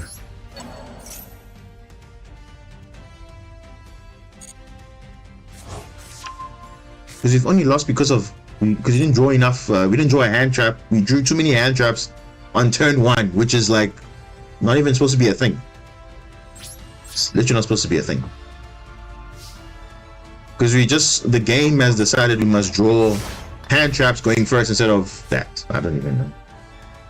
I don't understand. Is Ice Barrier competitive? In terms of reaching master rank? Yes. Is it easy? Well, no. Just like with Marincess, it's not easy.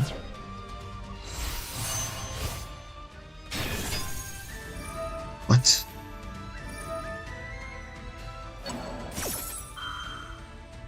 Level 2 tuna. Level 2 or lower tuna monster. It's just... We just have to banish it. We have to. It's gonna come back next turn, but it doesn't matter. We're losing the game anyway, so... We might as well. Gosh. We might as well have gone second then. Because I promise you now, what's gonna happen is we're gonna go second again, and we're gonna get it going first hand. Can I use Baron and Ice Barrier and Sword Soul Sovereign? Sword Soul Sovereign Chen Yang, yes. Baron, you must just be careful though, because I know the Revealer locks you into... Oh. This guy already had Pacey's already. He's just...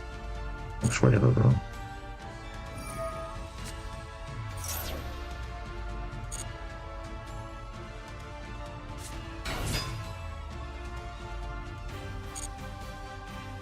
Whatever.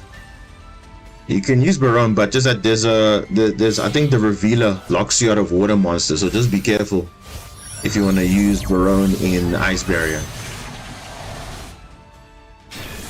It's not impossible, but it's just that obviously you must just keep track of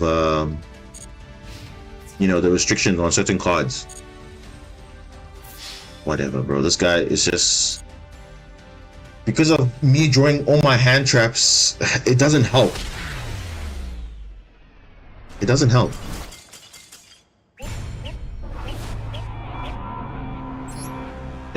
And now watch, if I go second, I'm gonna draw going first cards, literally. And defeats the purpose of all those hand traps for no reason. Because those hand traps would have been useful, but if I was going second though, not going first.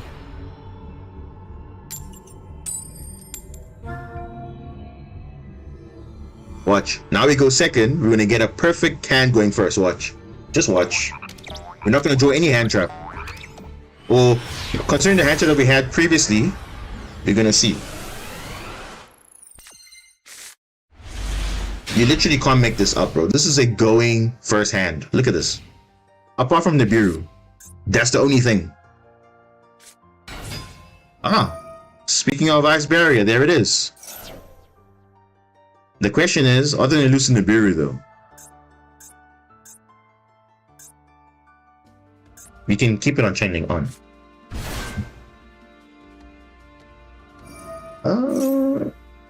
Is this gonna be? Well, there's Ice Barrier. If you want to see what everyone wants to know what Ice Barrier does, here it is. So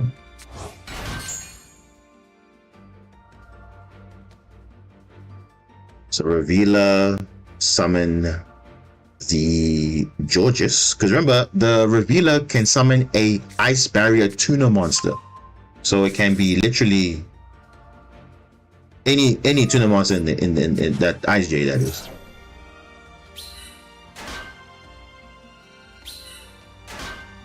Bro, what is this guy? No, bro, what is he doing? Whoa. Okay, that's like a terrible way to play into Noob. There it is. This guy got too greedy. Way too greedy. Exactly. He committed way too much.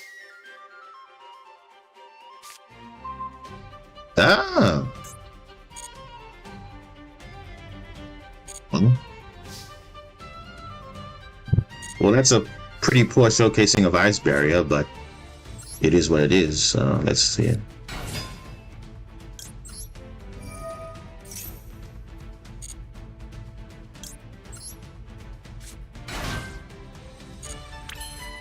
I mean, we do have everything we need anyway, so we don't really need to Ash. Let's get this in the grave.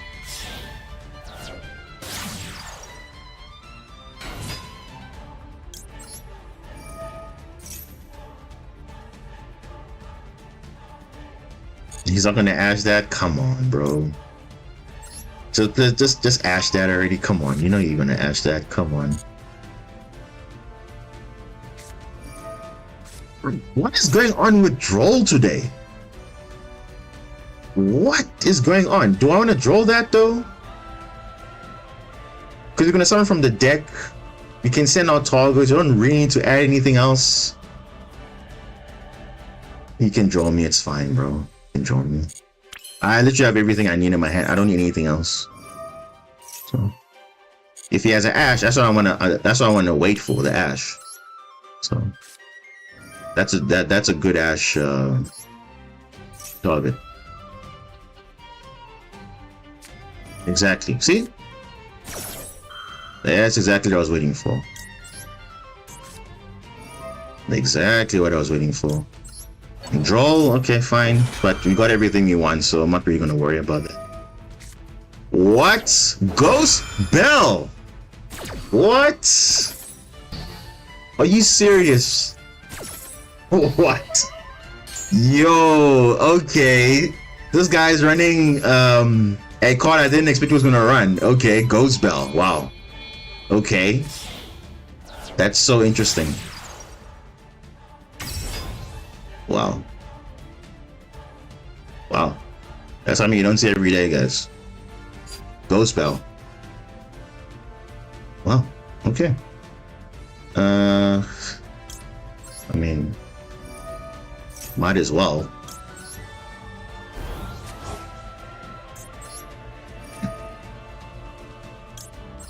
The question is that Nibiru in his hand? No, it's not. That's that Ice Barrier card that he added in the previous turn. He added the... What card did he add? He added this one, which tributes any number of Ice Barrier monsters. So Unless he has an ice barrier himself, we won't have much next turn. Ish. Choices. Is this the emblem we're gonna go with? You can't even add wave now. That's kind of unfortunate, but it's fine. It's better than nothing. I guess we just go for the follow-up, I guess.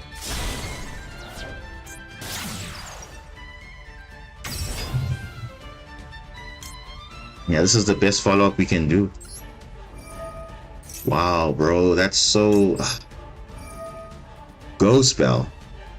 I wouldn't have thought Ghost Spell will be a relevant card at the moment, but I guess, I mean, I understand, but wow. Okay. They're the counter to my counter.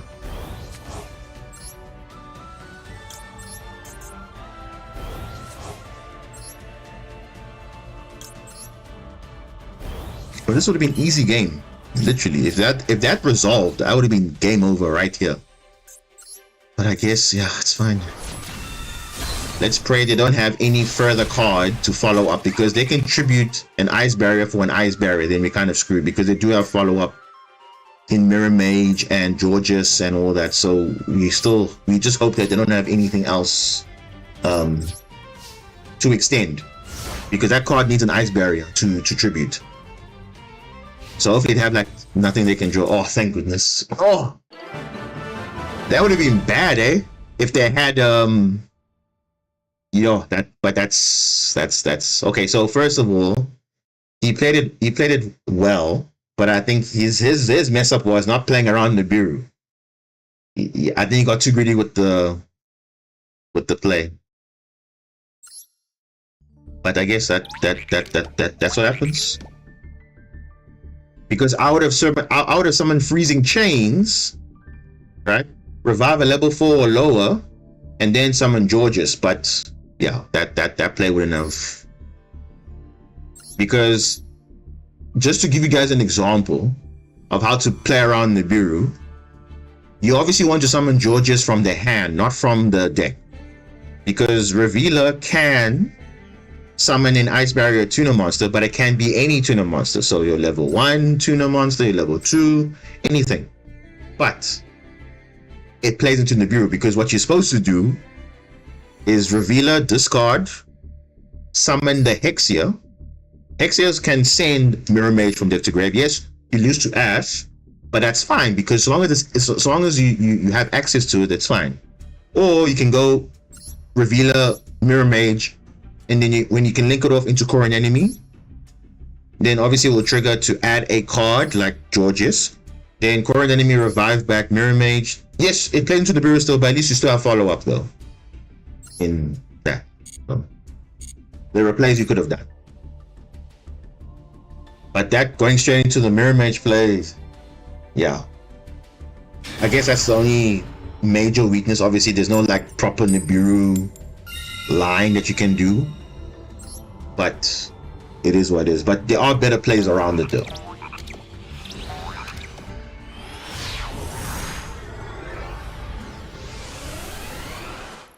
But I forgive him. He's probably learning the deck, which is fine. Oh, finally, jeez, going first hand, actually going first, not some board breakers or whatnot. Yeah, I think I'm gonna do this. Because I always get conflicted when I see Pascalis and Blue Tang in my hand. Do I use Pascalis first, or do I use Blue Tang first? Because I always think Imperm. You see? Like that. Exactly like this. Exactly like this. Because you see, if Pascalis got Impermed, then that's kind of a problem. At least Blue Tang has some sort of a follow-up. So we're gonna go this line now, since Blue Tang got Imperm for some reason. I don't know why people would Imperm her, but okay. So now we can at least hopefully get some sort of extension here, if we can get something off it, but let's see. Oh, Sprinkle. You love to see it. That's exactly what you're looking for. That's what you're looking for. Yeah, so what would have happened, you would have sent Spring Grow, add back Spring Grow anyway. So this line is completely what you would have done anyway. Instead of going for Sea Angel, you now go for Blue Slug. So we're in the same boat. So at least we got that mill of Spring Grow, so that's the benefit.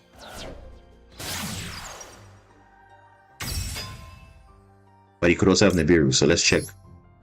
Use Spring Grow's effect. No. Okay, so this is actually good because we can use Piscalis to play around Nibiru, and that's how we can do it. So we can do this. Because if you get nerfed, we can still use Piscalis effect in the grave to activate if we need to.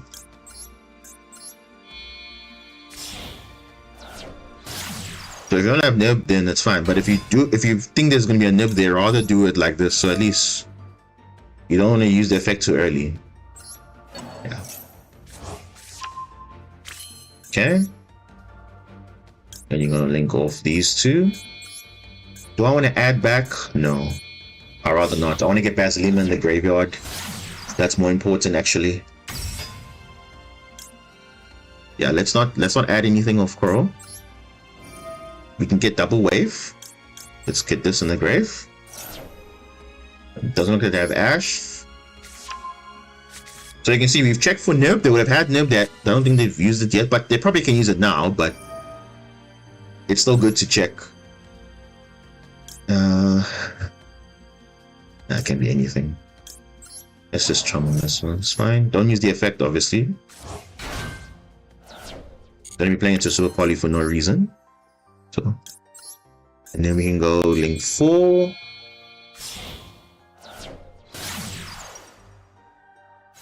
Over Reef, and we're good.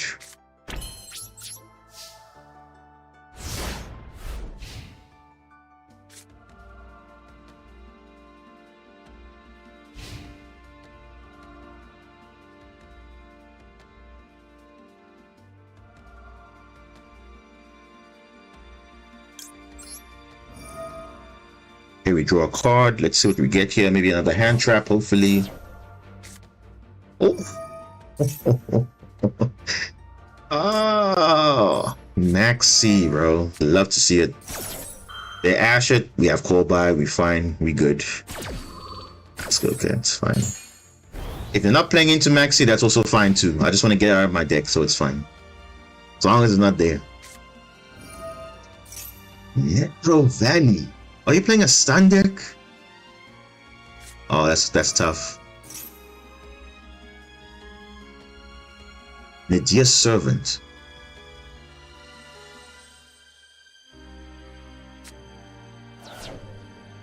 What?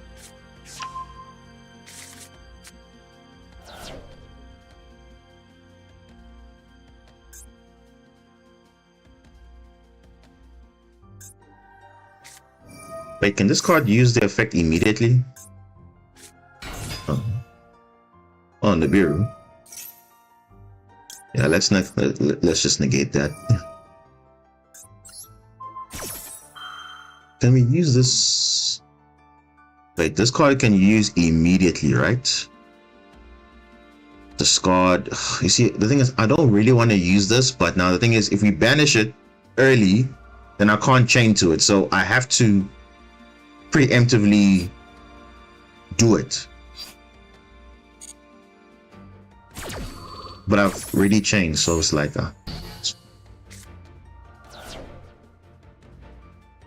yeah, because it might be too late now. Oh my gosh, what? Oh, that's cute. Okay. Barrier statue, alright. So Necro Valley shuts off my call by. So, and I can't use Bubble Reef's effect. Oh, that's kind of annoying.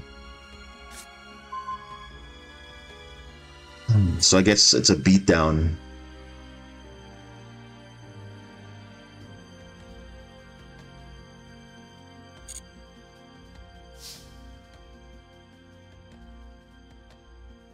Yeah, I can't banish because I have to banish itself. Yeah, so I have to. No, I'm not gonna activate.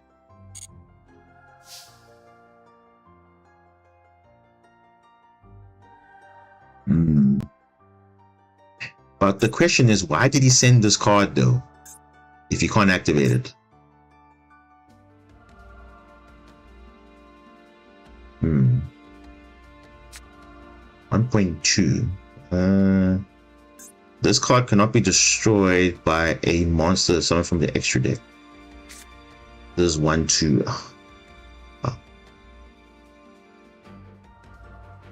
So my only play here, and I can't even use Basilema to protect even if it gets destroyed. We need Cosmic to use to get rid of this at least. But I guess I can set. Yeah, I guess I can set this then. Can get some damage.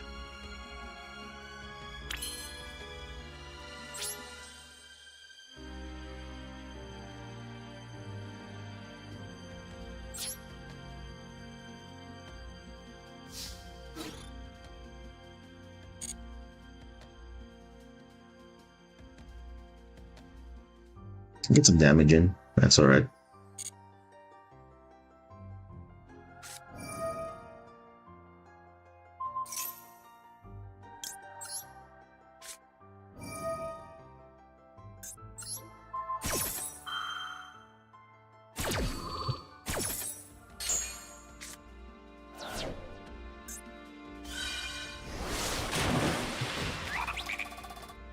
Crack down. Oh gosh, bro. Whatever. Oh.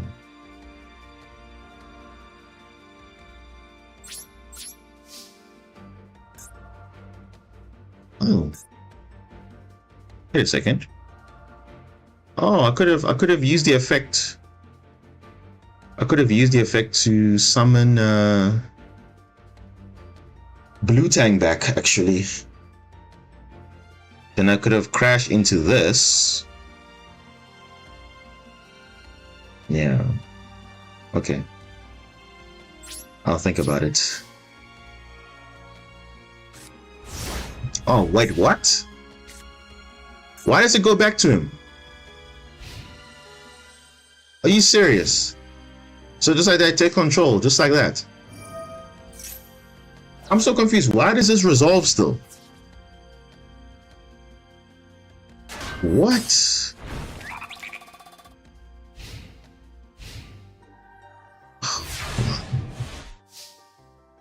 Okay. Okay, well, it can't attack though. And it can't use its effect, so that's kind of working in my favor. But, dude, I don't even know.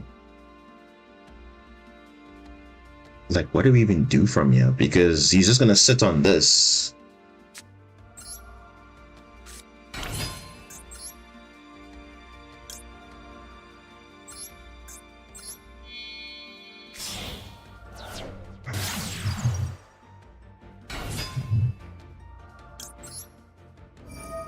Bro, Crackdown is like the worst thing ever. Come on, man. Really? And the thing is, I can't use the Battle Ocean because it's gonna negate a card that will move. Dude, that's so crazy. Can't even give it the attack boost that I want. It's fine. Guess it's just part of the build-up.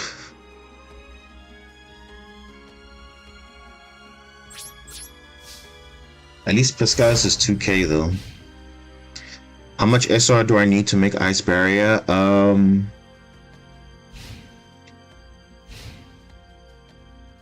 I think you need 3 Revealer. Bro, you playing Hoppy's Feather Duster? What a guy, bro. Revealer's 3 SR. The Georges is 2 to 3 SR. The freezing chains is a one-off. Okay, at least I can kind of do something, yeah. Wait, how is it still summonable? No, it's not. Dude. Come on. I need to thin out the deck. I need to thin out the deck.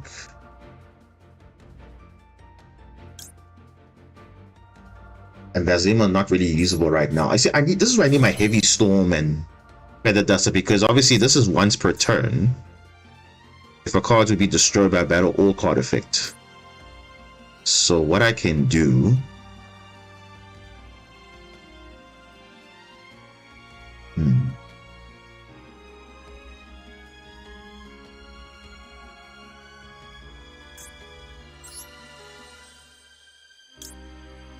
This is dangerous, but I think I have to do it this way because I still have my follow-up with Coral, but I don't know. Yeah, I need to just chain block this because I'm not adding anything from the grave anyway, so might as well just chain block it. Not going to activate anything, but it's fine.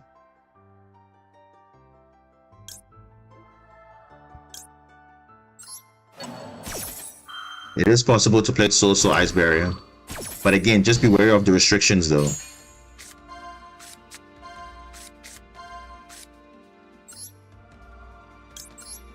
Because obviously the tokens can summon stuff. Wait. Yeah, this can't activate. I need to do this. Attack this.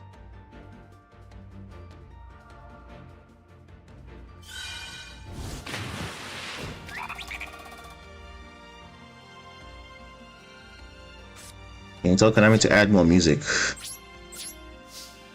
I've even forgot to talk about that. Yeah, so for the specific duel field, they've customized the music. So you can make it default or you can make it specific per that duel field. So I don't know what this one is, but yeah, I'm not too really worried about the music per se. I'm more worried about the gameplay that's happening.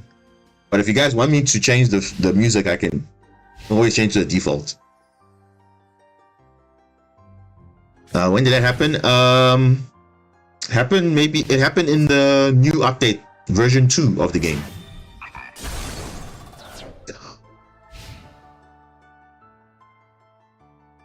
Version 2 update came, so if this is a also Dyna.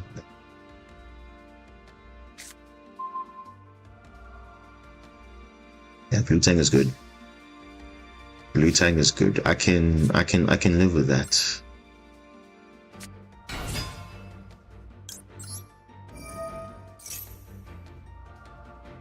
I don't even have targets, bro.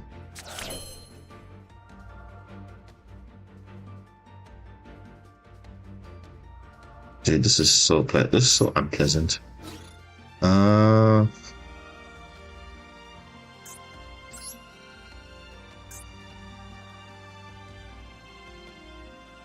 I don't know. I don't want to know what this is, but let's just do that.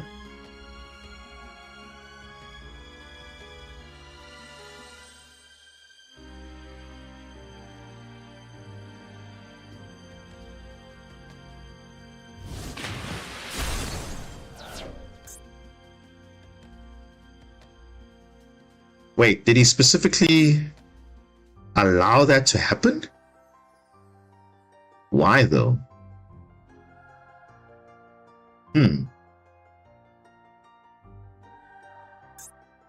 What? I'm so confused.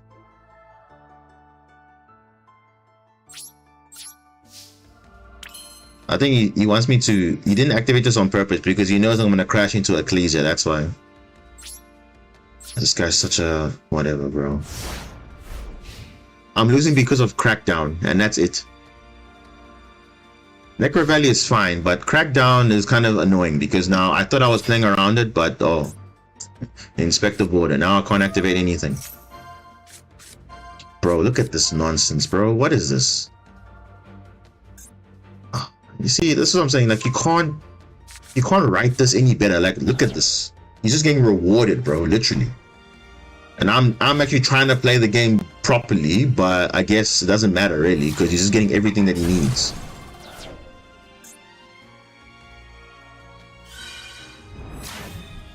Yeah, of course.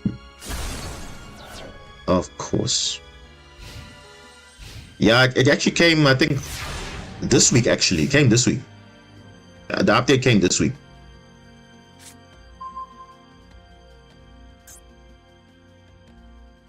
Gosh, bro, this game is so stupid, bro. Like, whatever, man. This guy is like super lucky.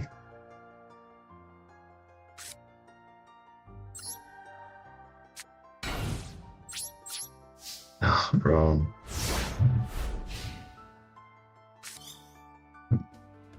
This is exactly what happened in the last stream as well. Like the same BS every time, bro. Like, it's not even like, oh my gosh, Fossil Diner as well?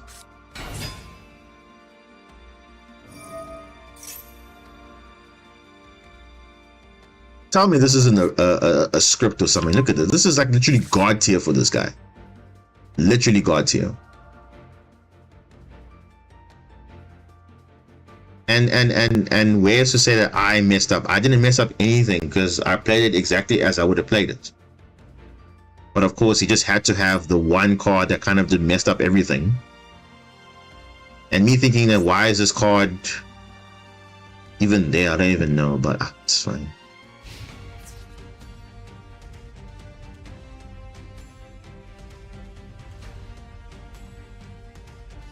Whatever, bro. Whatever.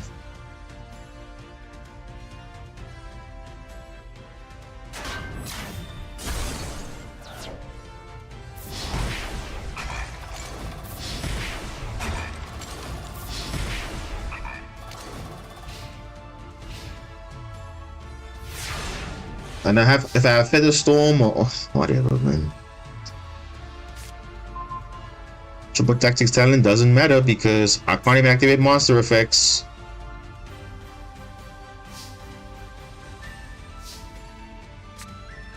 It's so sad, man.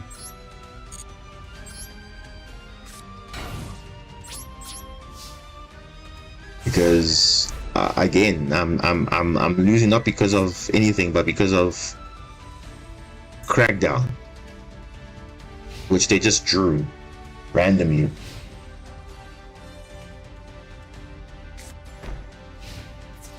Well, there it is.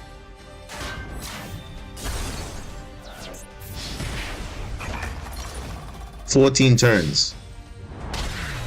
Yeah, of course I was cooked because clearly the game is saying otherwise. I mean, how do you give him the exact draws that he needs? And you know, some players, they always get rewarded for some reason. I don't know why that is. Because how else was I supposed to play? Because he literally hard drew the Crackdown. Cards which are supposed to be, you're not supposed to be getting it easily. They just happen to have it all the time. Because I knew with the Dogmatica, he was going to search the Dogmatica punishment. But of course, Necro Valley also kind of put him in the game as well. But yeah, of course, those cards exist.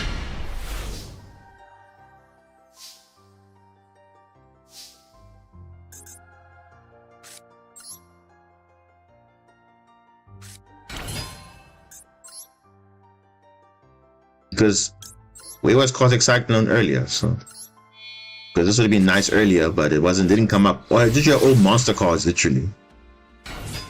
Doesn't do anything for me, actually.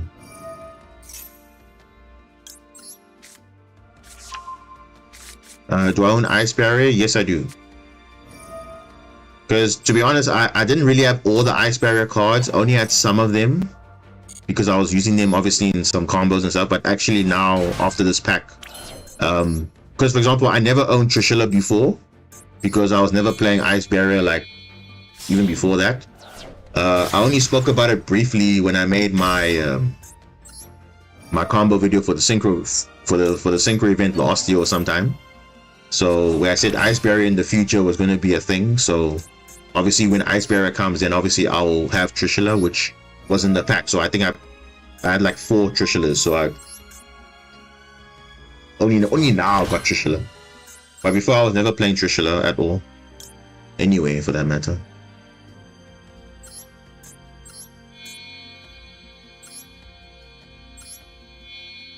So yeah.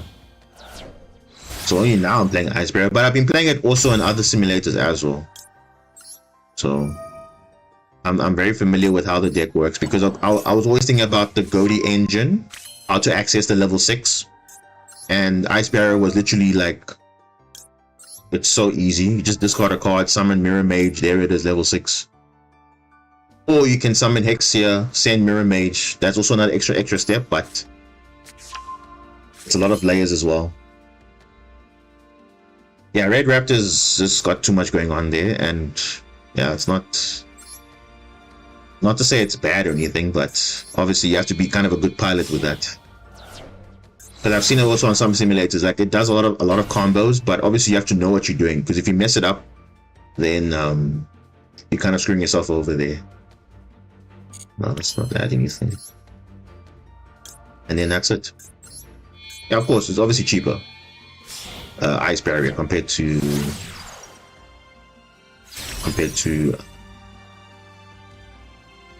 Red Raptors. Okay, so we have some interruption here at least. The only thing we lose to obviously is evenly matched, but even then our back row doesn't really matter. So long as we have Marincess Wave and Basilima in the grave, we should be good.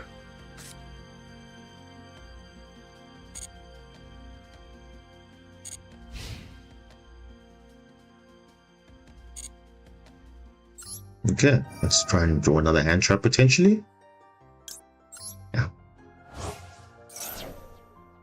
Oh, you got Gamma or something. Please use Gamma. Oh, Ash, that's good. That's good. We can use that as a disruption as well. Unless we don't decide to Ash it, but let's see. It is a disruption. So we got 1, 2, 3, 4, 5 interruptions. Without evenly match, of course. Oh, speaking of evenly match, there it is. So it's fine, because anyway, we got Ash and Wave, so we should be good. Love to see it evenly match, as you literally call it, evenly match. So it's fine. We banish this one, and banish this one. That's all that matters.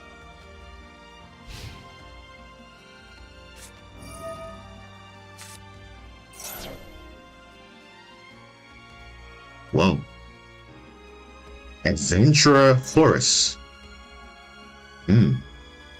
Maybe I should negate the Horus stuff. But then again, yeah, I think in the long run, yeah, I'm rather yeah, let him have the Horus stuff. It's main phase 2. We can deal with the Horus stuff. It's gonna be more valuable. Because I see the adventure stuff there, I'm like, ah, no, this guy's gonna have something cooked here. Yeah, let's rather ash that.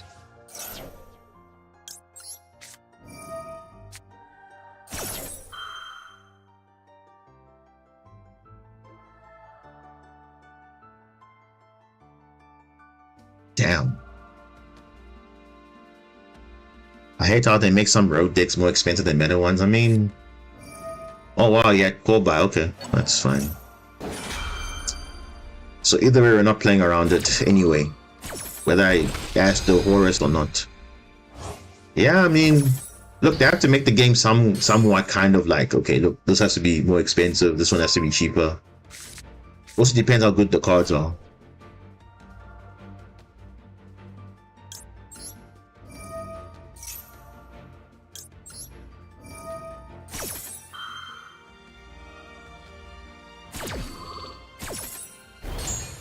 Okay. So this guy had literally everything. Everything covered.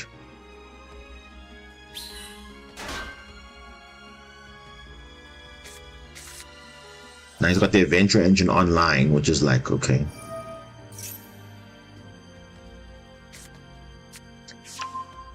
And then that's what I wanted to avoid, but now clearly he had called by. Which I literally had the answer for it, Cosmic Cyclone, Imperum, but of course the game didn't evenly match, of course. Like, you love, how do you call that so well?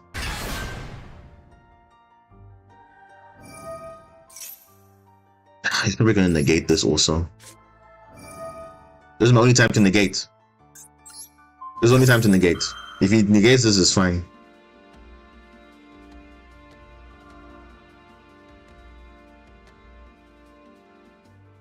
But why would he anyway?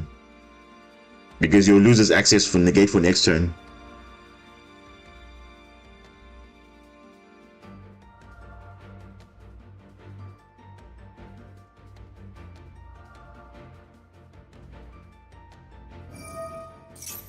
Oh, he's actually negating that.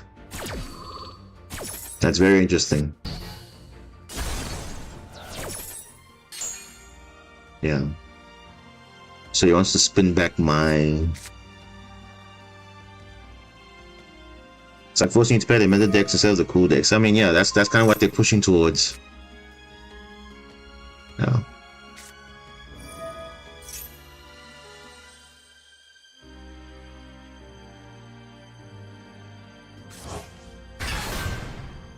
Horus. He's throwing Max C. Bro, you can't be that serious. Why are you throwing away Max C, bro? Unless you have a second one, maybe. Defense.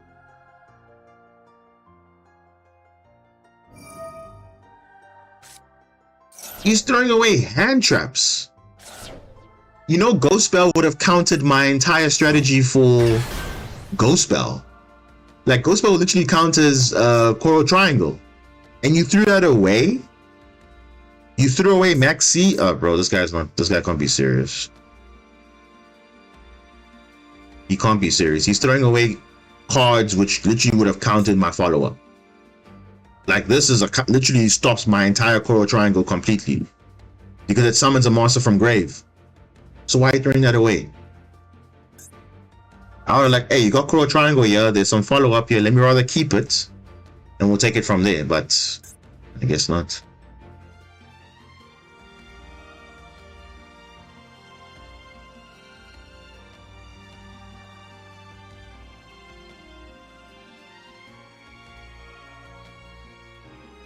The only exception is Ice Barrier. It's cool and cheap. I mean, yeah, that's pretty much what they're going towards. Photon, gosh, Photon Lord. Okay, that also kind of makes it a bit of an issue. Just give me the right card I need. No, not that card. Okay, well.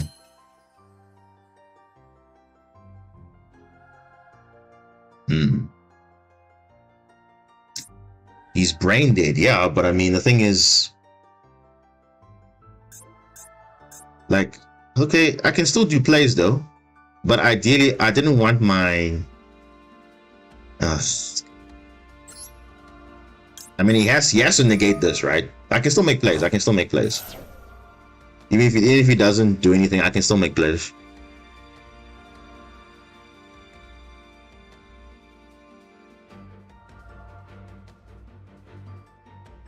Oh, now he's reading now. Whereas Ghost Bell would have stopped this play instantly. Then you would have had 2 disruptions, but now...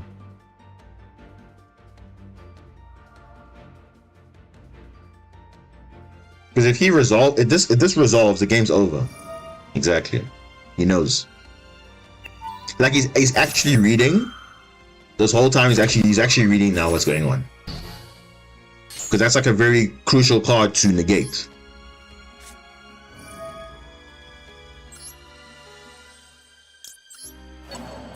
We can still make plays. We can still make plays. We can still make plays because we can do this. We can still make plays.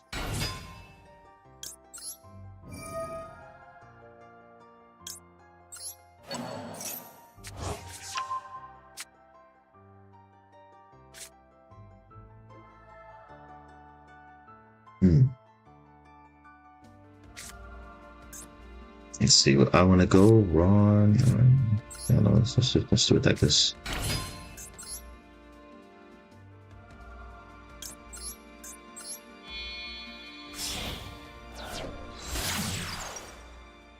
Because I want to get back. I've used this effect already, so I'm waterlocked already for the turn.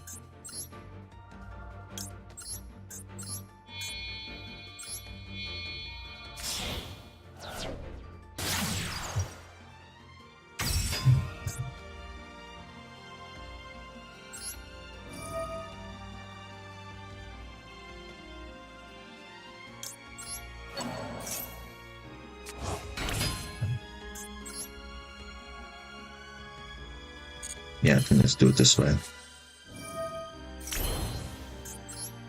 This one makes sense.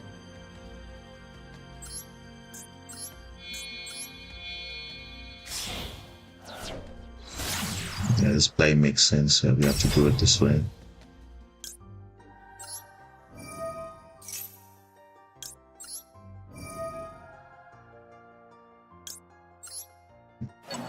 Take this back. We need this.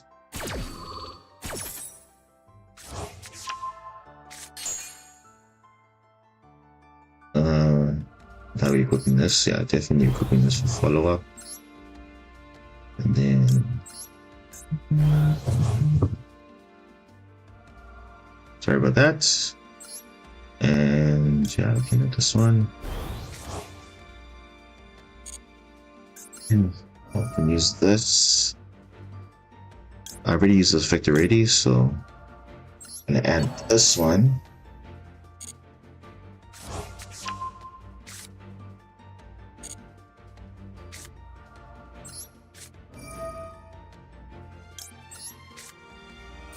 Because if he uses the horror stuff, right, like, then I can...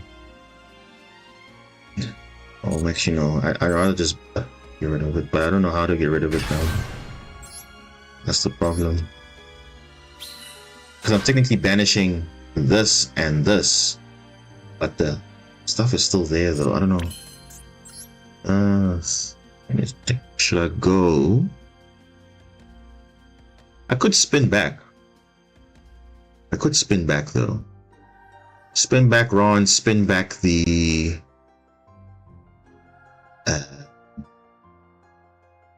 Draco back. But then I won't be, the thing is, will I be unaffected though? I can make it I can make my monster unaffected. But they can just spin back my Battle Ocean, so that's not gonna be good. Now I don't have a monster to discard, so I think what we're gonna do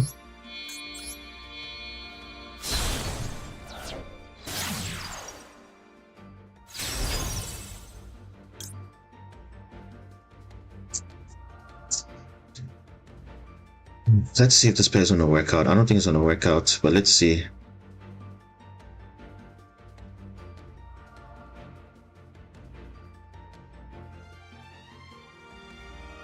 I can get rid of Photon Lord, but the problem is this guy's gonna spin back, so I think yeah, I'm literally gambling, yeah, which is not a good thing, but we have to do it.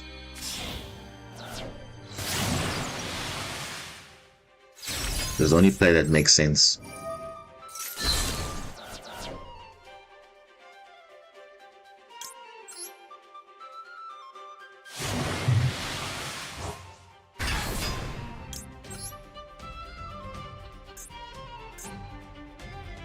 I mean, he can still bring back his Horus. I'm not...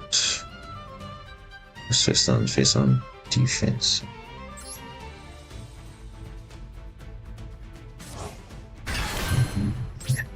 Yeah, I don't even know.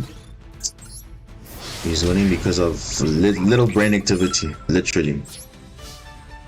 Now, I don't have a good link to other than Crystal Heart, and that's not ideal because he's just gonna spam his stuff. So... yeah. Unless I think my only way to survive this is to do it like this. I have Marincess wave, so at least it won't die to the sarcophagus. Then I can just get a follow-up with Coral Anemone.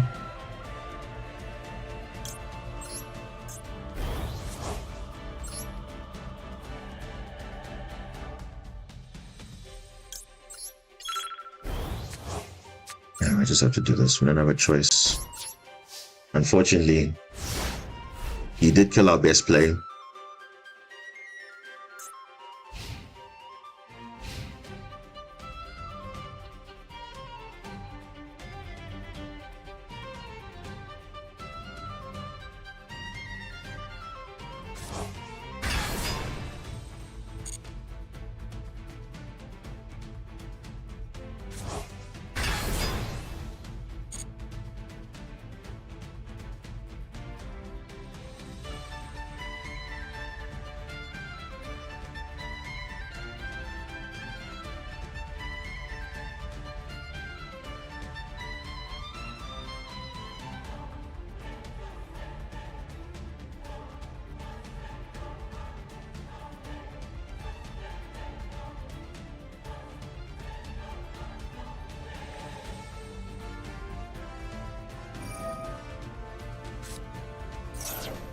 Oh my gosh, he's got this card. Are you serious?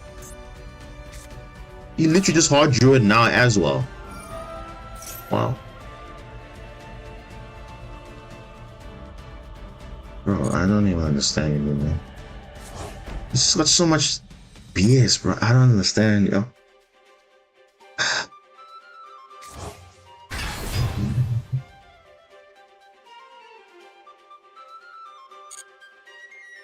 Hey man, I appreciate that. Hey, it's a rough ride, but we do what we gotta do.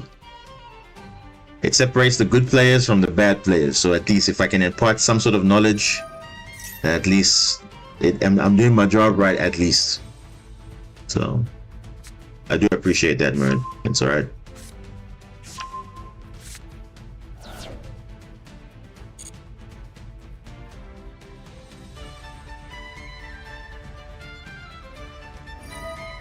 I think the future's bright, definitely. So we won't have to only rely on playing specific cards. You can just play whatever you want, basically.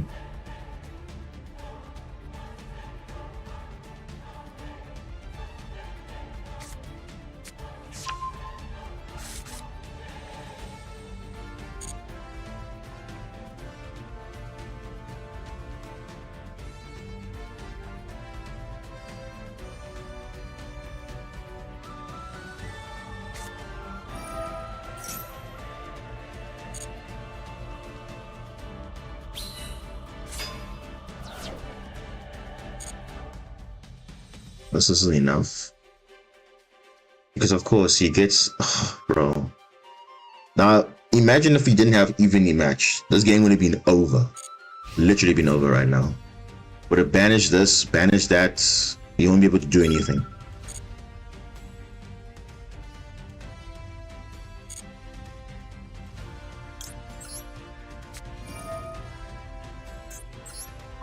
Zero. Okay, so we're still in it. We're still in the game. We're definitely not out of it. We're still in it. Let me get this. Because this is like my only follow-up. So I need to have this on the field.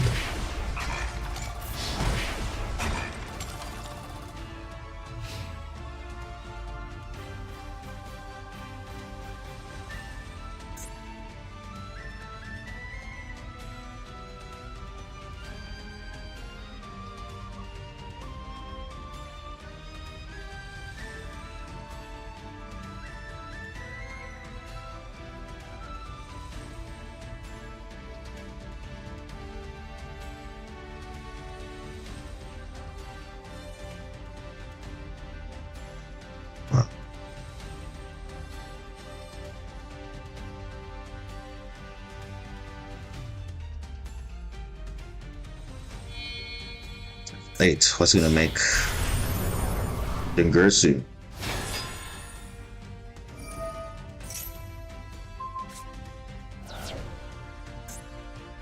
Whatever, bro.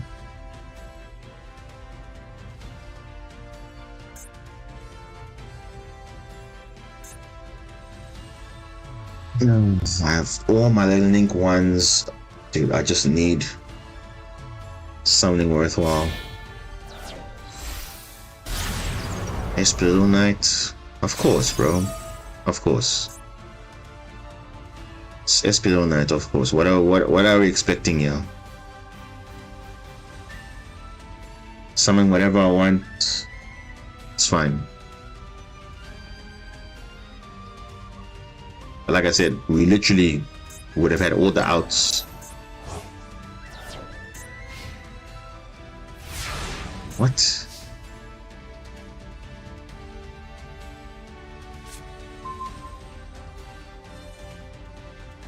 Wu-Tang not ideal, but I only have Link 4s now. I've used all my resources.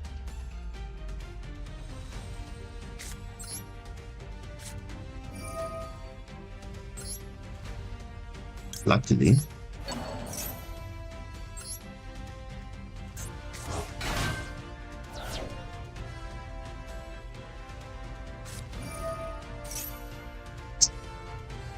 And the Horus cards are coming back next turn, so don't even know anymore.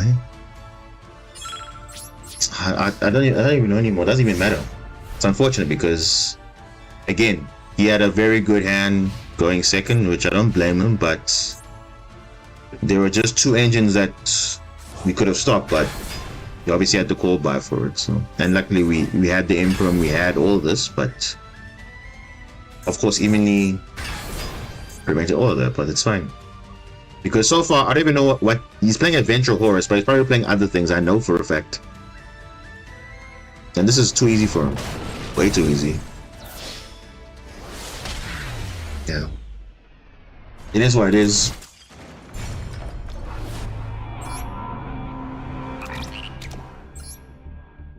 Yeah.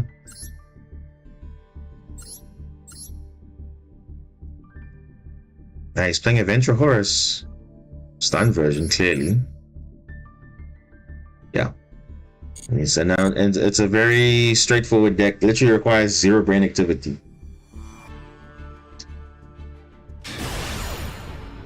The thing is, I don't know, but that's what I'm saying. I mean, there's obviously a clear difference versus someone who's literally spamming their entire deck. You see, I use my entire extra deck just to play the game, but they just have infinite resource. Funny thing about that, and they had the exact card they needed to out my stuff. Imagine if I had the Cyclone, the Imperm, and everything. It would have been way over because it was a call buy on the Horus, no draw. Would have had the Cyclone for the Faithful Adventurer, everything. Then the whole thing is shut down. But of course, that's how the game works. Some players get rewarded, some don't. What can you do?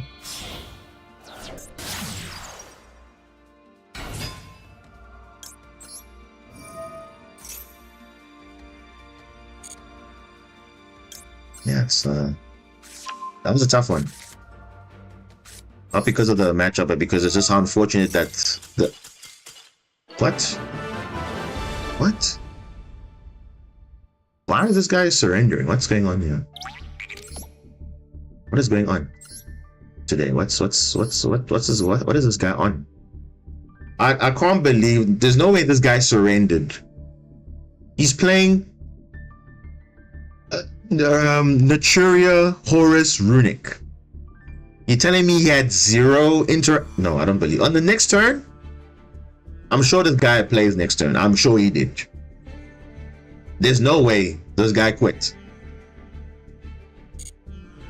I don't know. But anyway.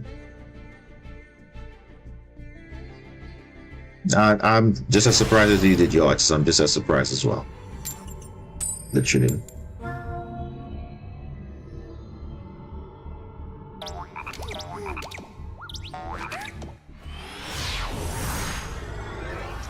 It sounds, yeah, he's playing quite a bit there. Okay.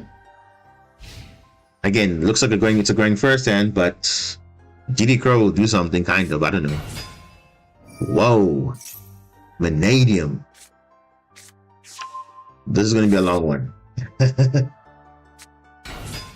Okay. Can I disrupt this? Let's see.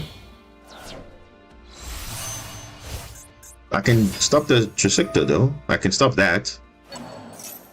If he has Call by the Grave, he's just the best of all time.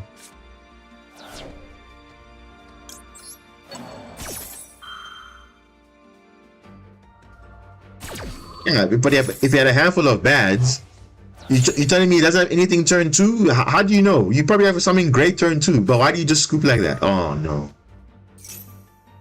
Bro, why does Vanadium always have triple tactics talent? I think they're playing like 3 copies or something. It's like they always know they're going to get hand trapped or something.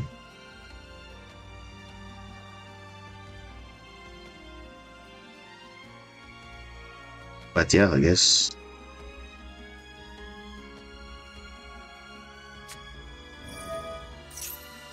Huh? What?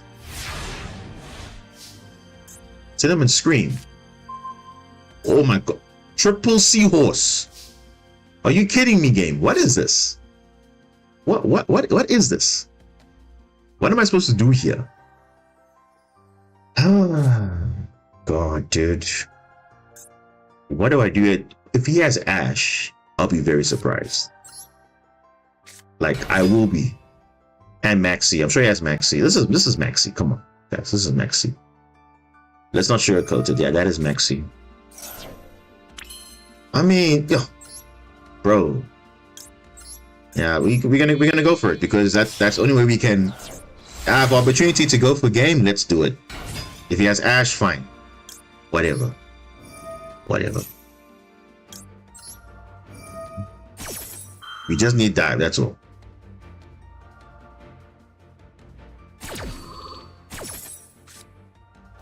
Oh, evenly matched. I also, yeah, all right. Okay, well, I can technically play around it though.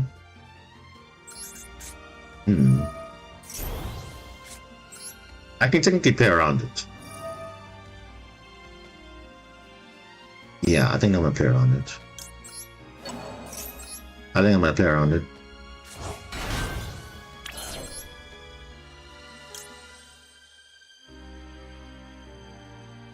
Yeah, I'm gonna play around it. Well, attempt to play around it. Very Seahorse. Love to see it, eh? Yeah. He probably has Velo.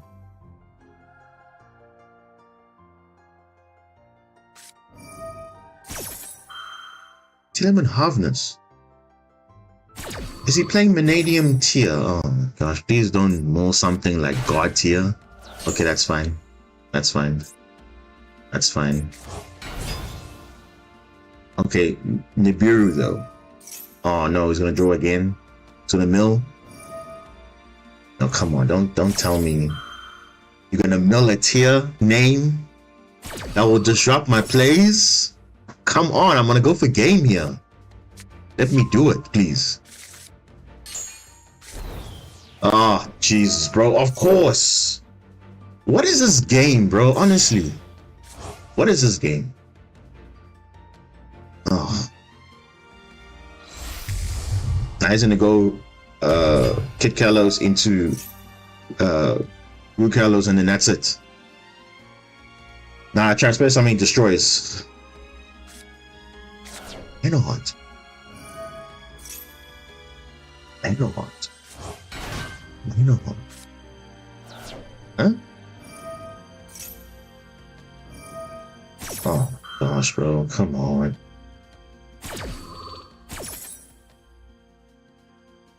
Bro, what is this guy on? Oh, he's gonna probably send Kaleido Heart now, right? Yeah, he's gonna send Kaleido. Of course, he sent it on purpose to make Kaleido Heart. That's why. He's doing this to summon Kaleido Heart. Yeah, he's gonna spin back maybe Yeah, yeah, he's gonna make a lot of art.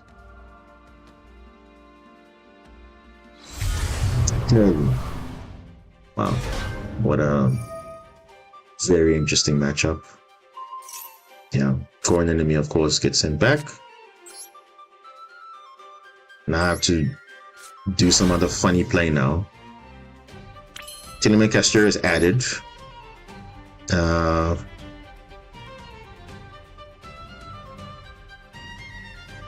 And I used the effect of call already. Okay, now I have to do this now. I don't have a choice. I have to use now. Get Springo back. Because, dude, this is so stupid. But I have to do this.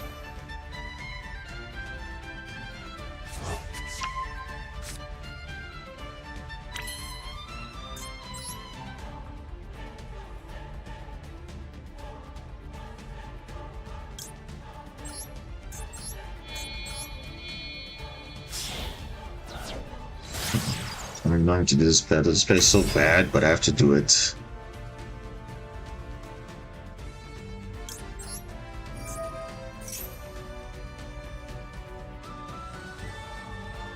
Oh, of course. The exact nose you needed.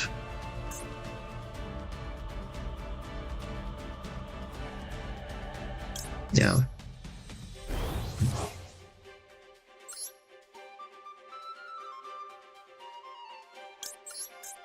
Yeah. That's so much zeros. I literally have so much to play through, but that's fine.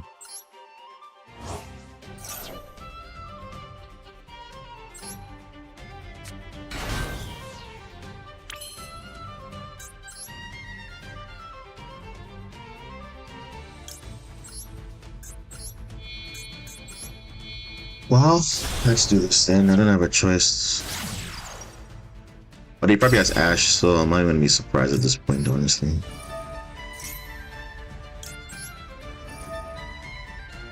And he gets Spring Girl for follow-up, and then pitch another Seals, because I have so many of it.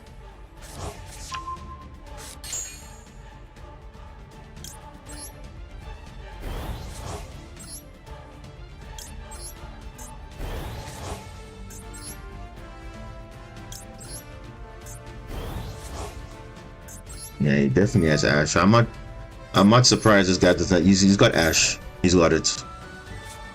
Yeah, of course. Of course you have it. It's like, wow, what else you don't have? Yeah.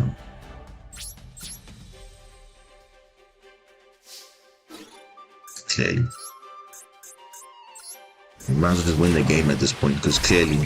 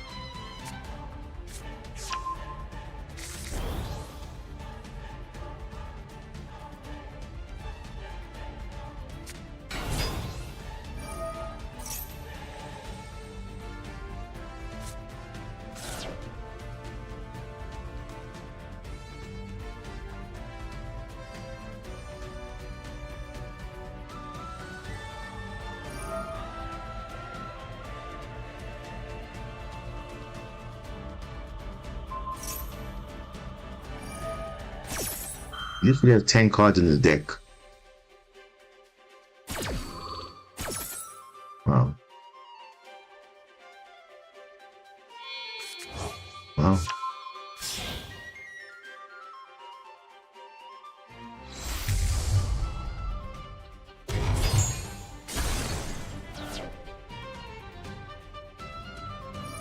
Yeah, the game is over. Of course it is.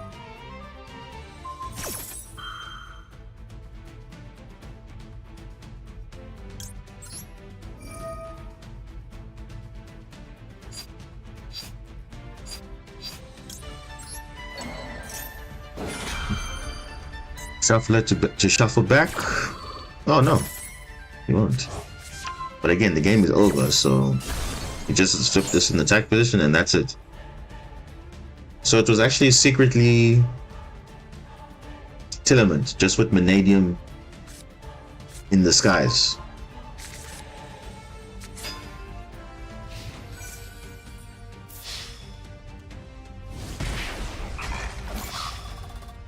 Yeah. Tillerment, whew, yeah, they another problem deck that clearly has not the deck unfortunately was just way too powerful from the beginning. So even if you nerf it like a billion times, they keep producing stuff that just makes it a bit better. So it just goes to show the design choice on Tillerment was just bad, literally bad.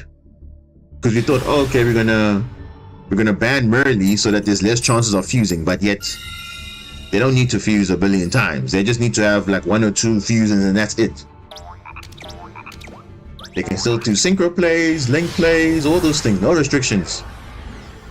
Biggest mistake of the deck.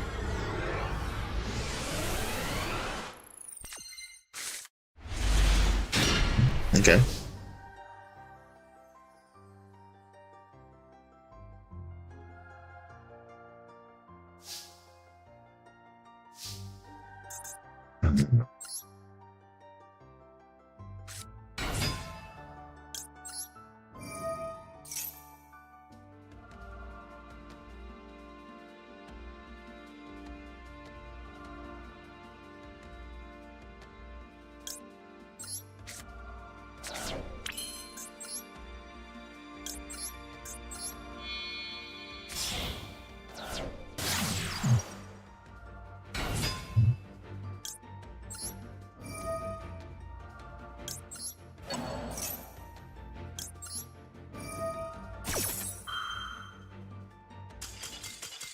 What? I'm so confused, guys. What's going on? Why are people scooping like barely even got the combo done? Like he's got hand traps. He literally had hand traps. So what is he playing? He's playing Snake Eye Fire King. Oh no, he's playing Fire King pure Fire King. But why did he scoop though? He definitely had something. I mean, probably a Vela or Imperm, but why did he scoop though? I'm so confused. Can someone tell me why this guy scooped? I can't accept that this guy did nothing. I don't know. I don't know why he scooped, but okay. Again, questionable opponent, honestly, because really, you're playing such great decks, but yet you're scooping because of what? A combo not even fully completed. Which they can probably out with like 1 card anyway. Because they only need 1 card to play.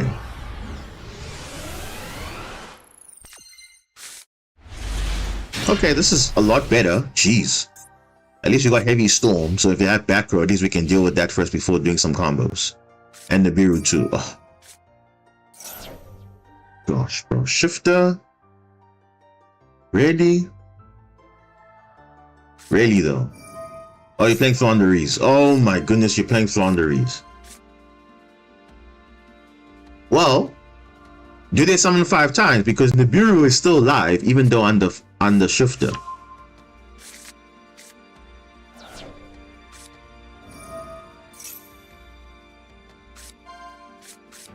Okay, so they added Robina. So here's the trick. You see what they did? They added Robina already. So there's no point. Yeah,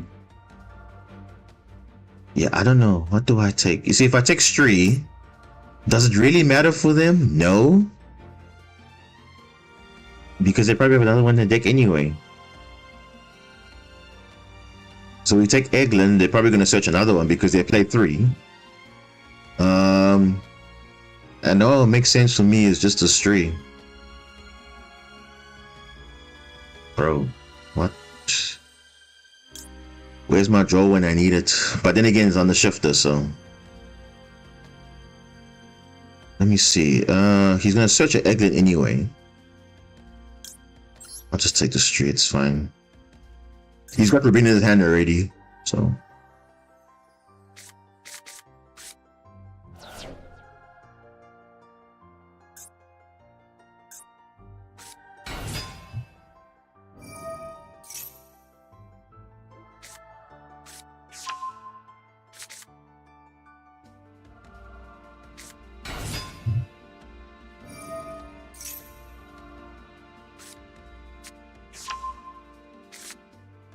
Of course, Flounderies, they love Shifter, clearly. Wow. Yeah, I think they're gonna make 3 summons and that's it.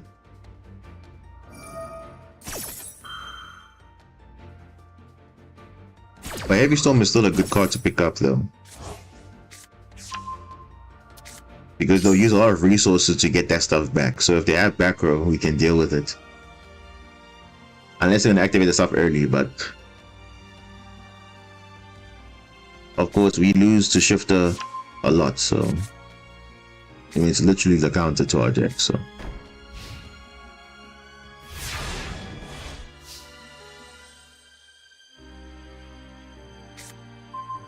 Oh, thank goodness. So you know what I'm gonna do? I'm gonna bait out the Heavy Storm now, because if they want to summon their kaijus or what, we can just get rid of it. So you're under Shifter, but they have to use a lot of resources. So let's do this first.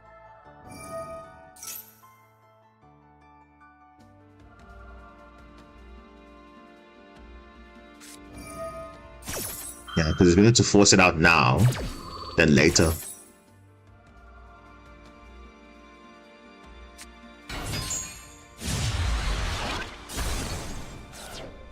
Yeah. Let's see what he's willing to do under that.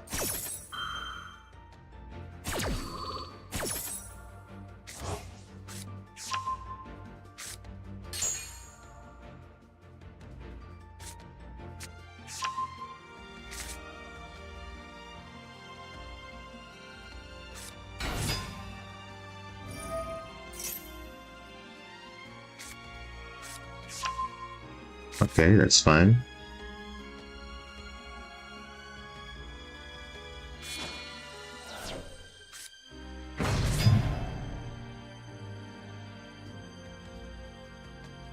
Oh, just go for the negate, okay. Oh.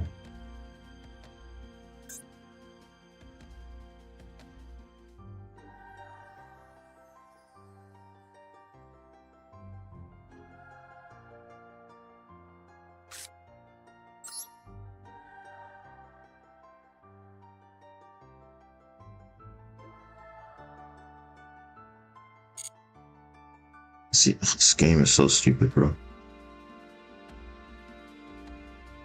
See, if I had Ron Adrian, I'd have been fine with it, but now I'm under Shifter, so I don't know. Do I want to use this kaiju or not? I could just use this and actually just get rid of something, but what am I getting rid of actually? Nothing.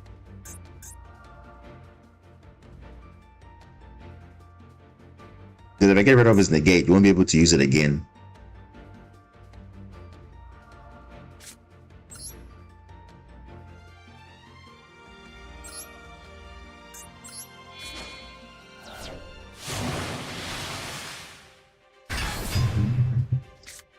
That'll just set. No point anyway.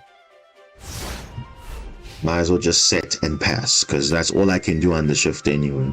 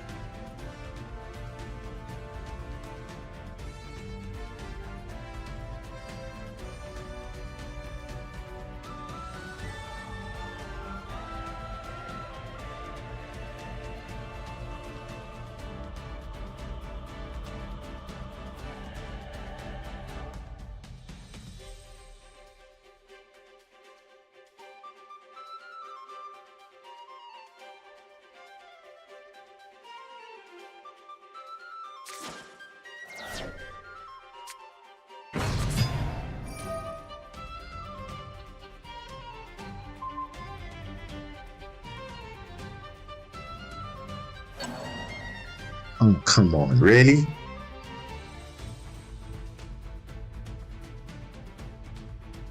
You're gonna put back shift in your... Oh, gosh, whatever, bro. See, good thing if Laundry is gonna be a deck in the event, Shifter won't be there, so they have to hard rely on playing the game properly. None of these weird floodgates and whatever.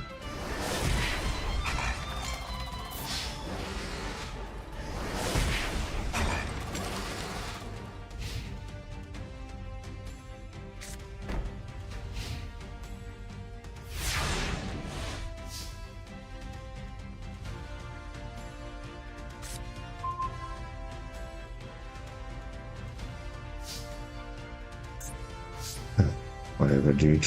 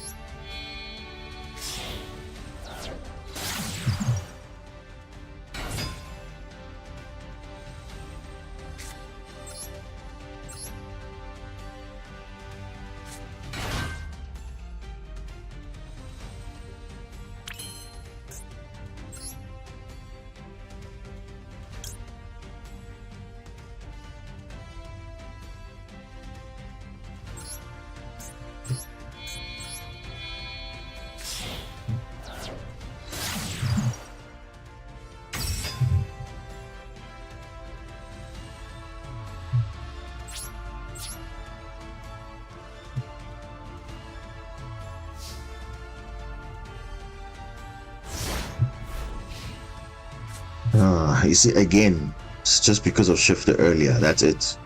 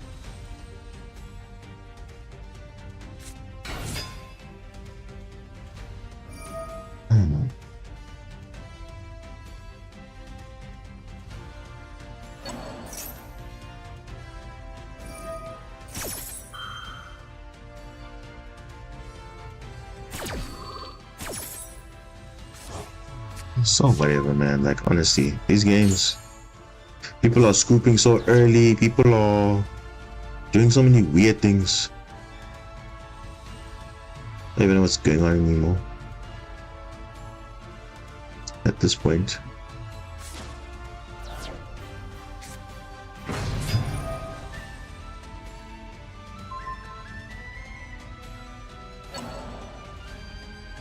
Yeah.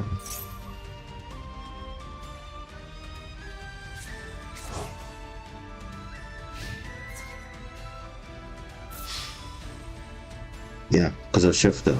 That's it. But otherwise, Flanders is not impossible to play. It's just obviously if we have a chance to actually do something, then yes, but no. Because instead of tributing the Avian, I would have tributed the Rubina, or the M-Pen actually, then I would have actually done some plays, but clearly the game said no.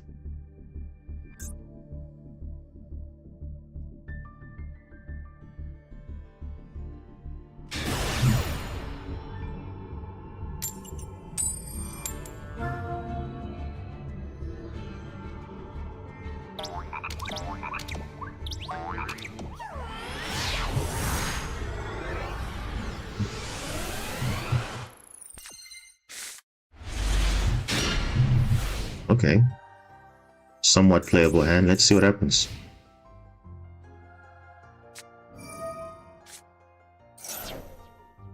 And this is supposed to be the most consistent deck, 40 cards, but I don't feel like it's doing much actually. Because if your opponent has still crazy hand, doesn't even matter how consistent your deck is. Striker Dragon.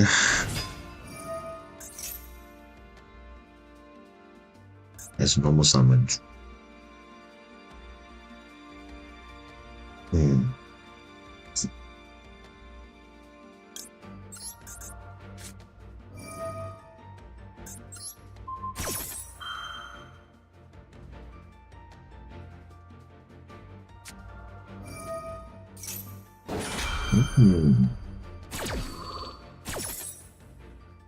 So I already had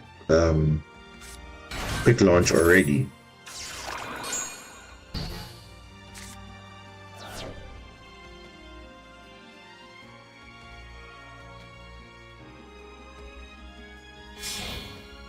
Yeah.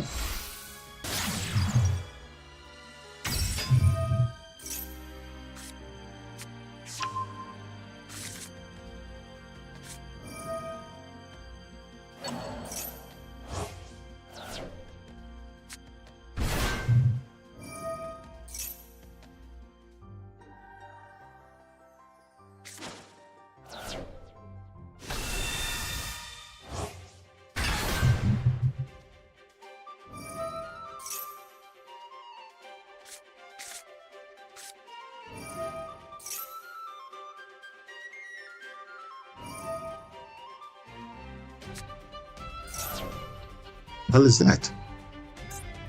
Raging Storm Dragon.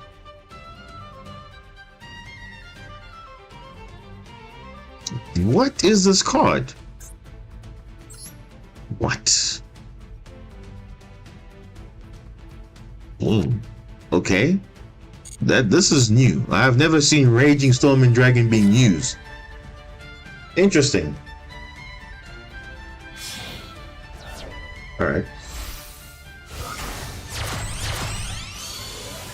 Heretic Seal.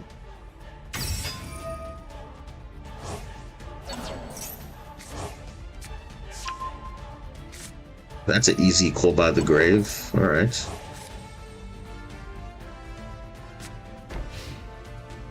What is that?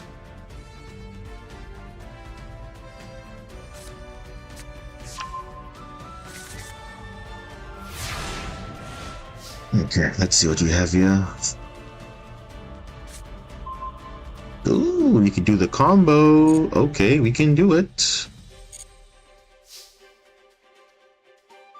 Okay. Then let's do it then. That's impermanence is what it is, but it's fine.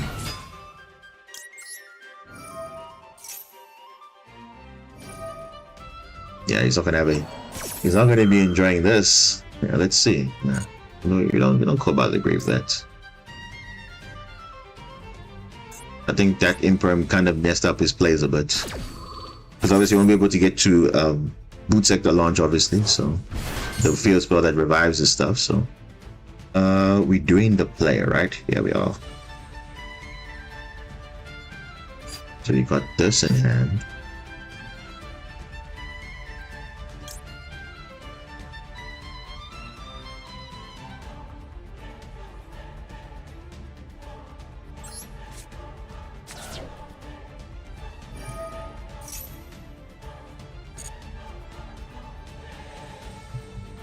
So that was Draw Swarm and that, I don't know what.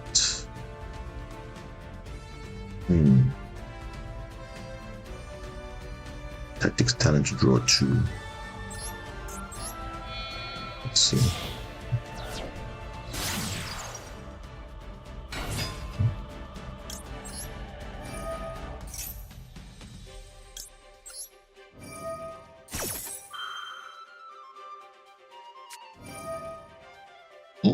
Imperm. That kind of sucks. Okay. Okay, now we have to draw 2 here. Whew. That round would have been nice. We have to draw 2, yeah.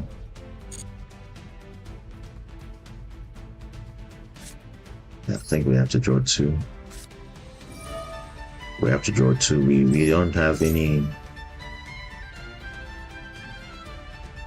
Get something nice here. Oh, dude, that's okay, but not ideal. Okay, so now we can cross out Nibiru if he has Nibiru. That's fine. Okay, so we can still do this. We can still make plays. I'm not too worried about that. You can still make plays. It's just now not amazing.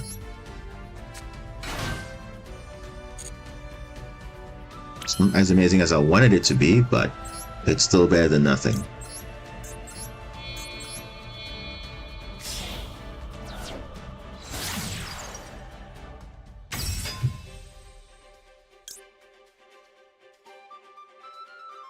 Now, the thing is, the Bestials do counter my Erratic Seal. Okay, let's see how we're going to play it.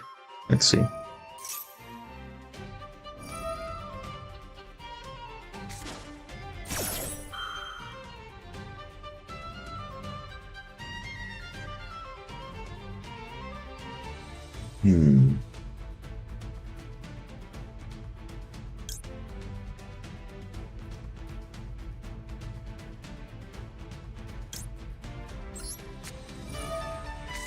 Still,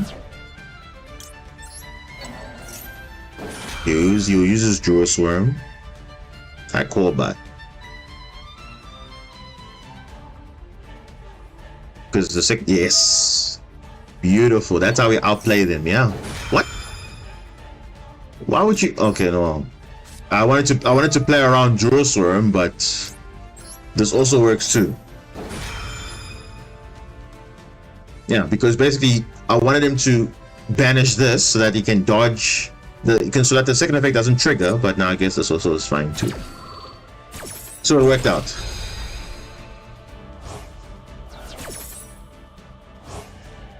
Okay. And your Erratic Seal's negated. There we go.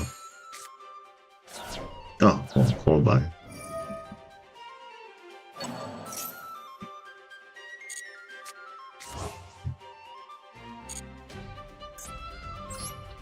We can still make this. This is good old Dragon Link, as we know it.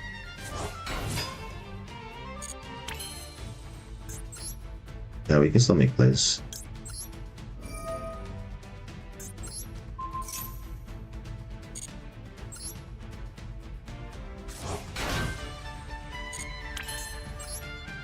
Let's try and secure some follow-up, yeah.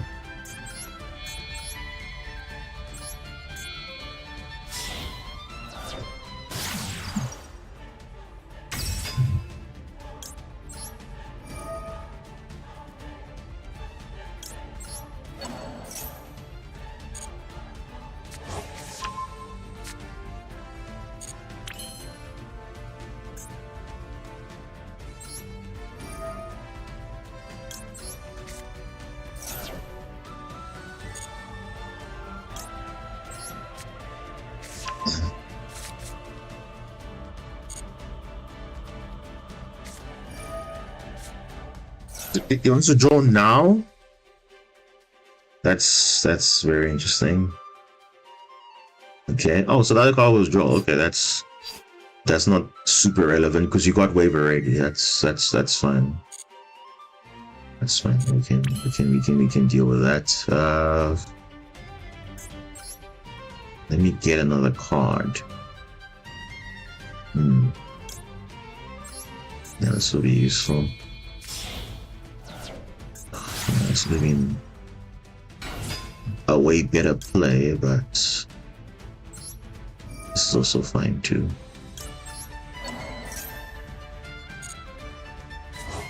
It's still a decent play.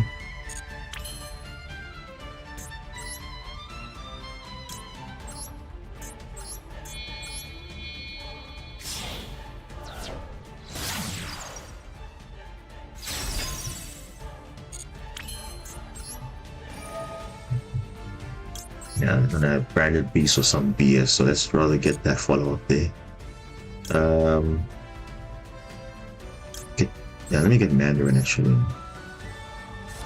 Okay, this is actually still a decent. So this would have been better, would have been a Link 4 plus Zelantis, but this is also doable. The combo would have been way better. But this is still good because you still get to destroy 2. So that's good for follow-up as well. And you better have a good feel because, yeah, we know those 2 cards aren't, yeah. Now we're going to banish and then we're going to destroy these 2. Here we go.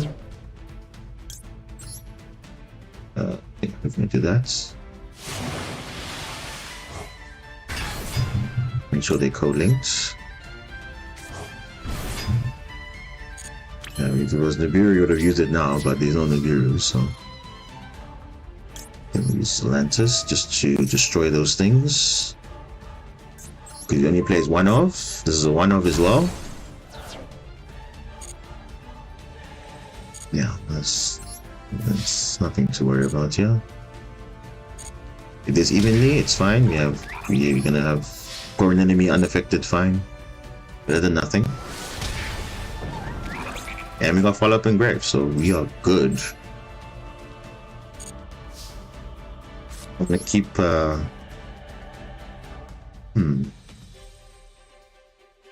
yeah, I think I wanna set wave. Yeah, at least I'll keep cross out in my hand. Don't wanna waste cross out on something that now is not there, so yeah, I'm gonna get this deal, yeah, add back.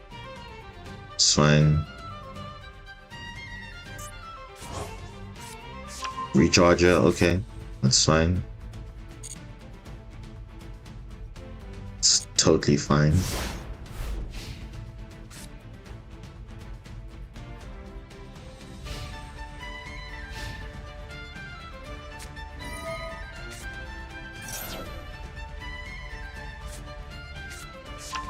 Ceremony.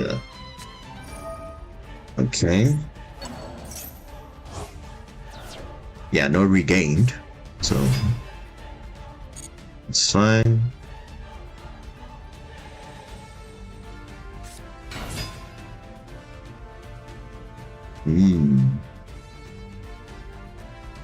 That's actually a good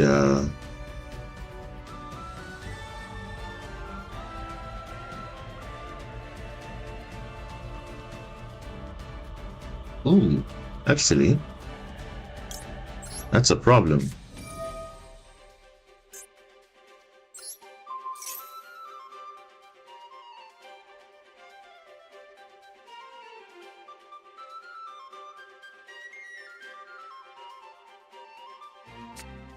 Yeah, that's fine, because it's gonna go Baron de Fleur, so that's what I was fearing now. Yeah, it's gonna go Baron. Oh, the Spider. Okay. Now, I was thinking he's gonna go Baron, but okay. That's also alright. Oh no, this is fine. We can destroy these. Not an issue.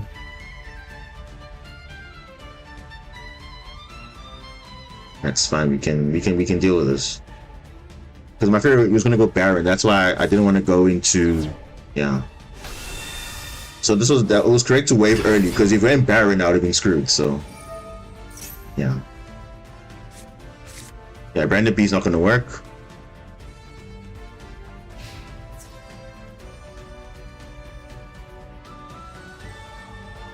Let's just get rid of that.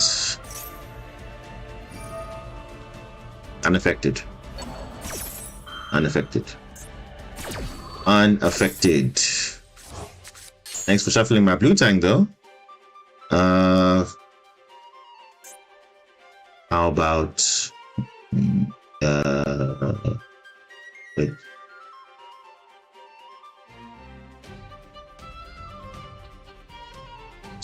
beast. Yeah, branded beast. Is that going to be a problem? No, it's not. So we get rid of these two.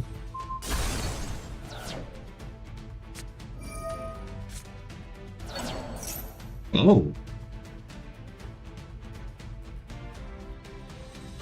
That triggers? Oh yeah, okay, the recharger does trigger. Oh, Drake.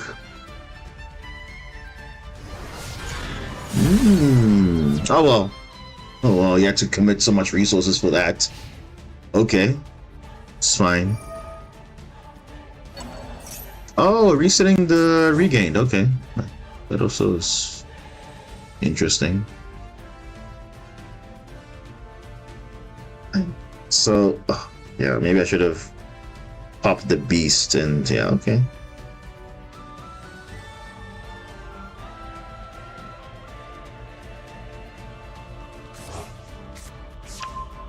Oh, Drake.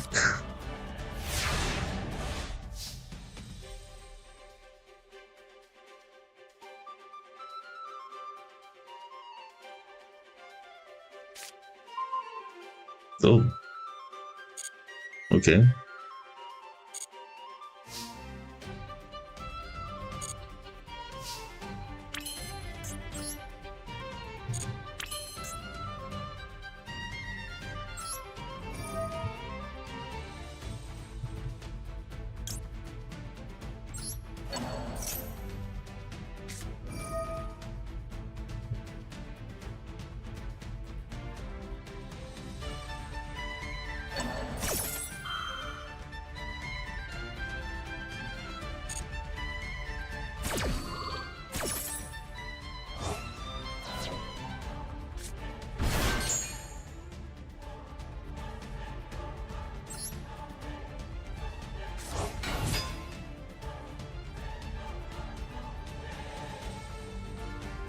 When someone does spatter again, that's fine. We're not gonna have an issue.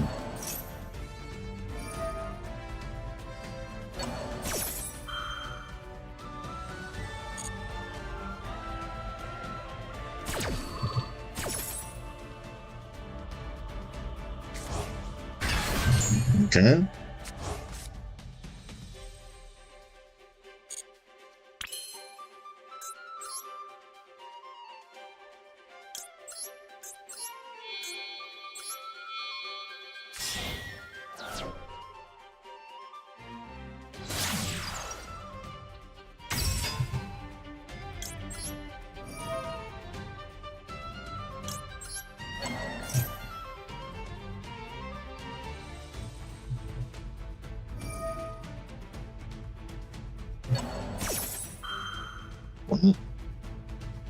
Using it that early?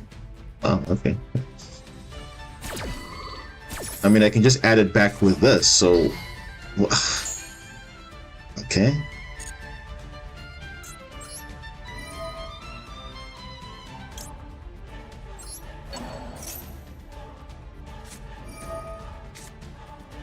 Ah, Vela. Well, that's why we have crossout for that.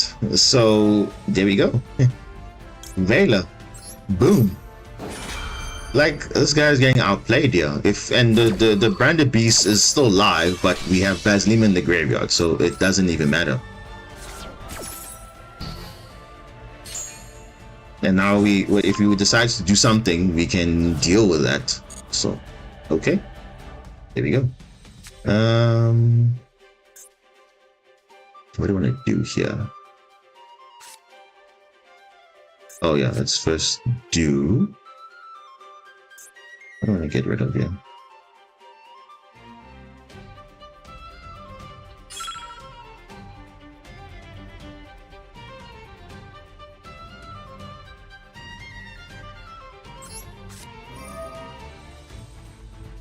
Why don't you get rid of this? Oh, Branded Beast is live.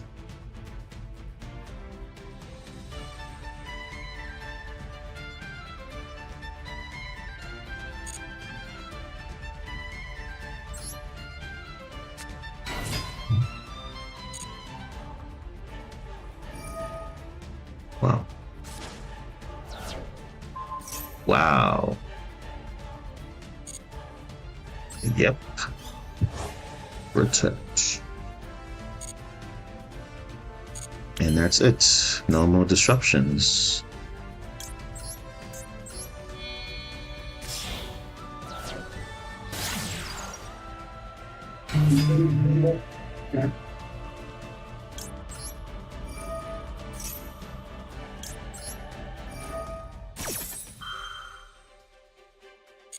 Yeah.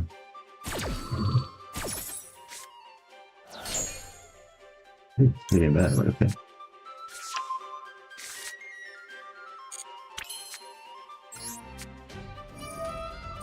Yeah, so it's very over, but let me just try and wrap it up quickly.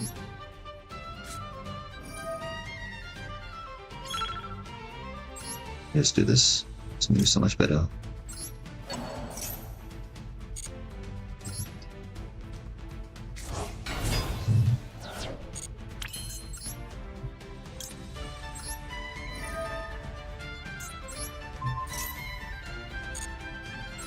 It's taking time, but I have to do it this way.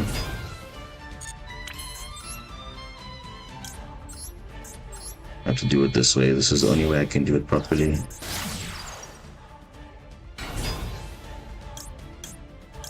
Oh, whoa, whoa, come on. Maybe that one.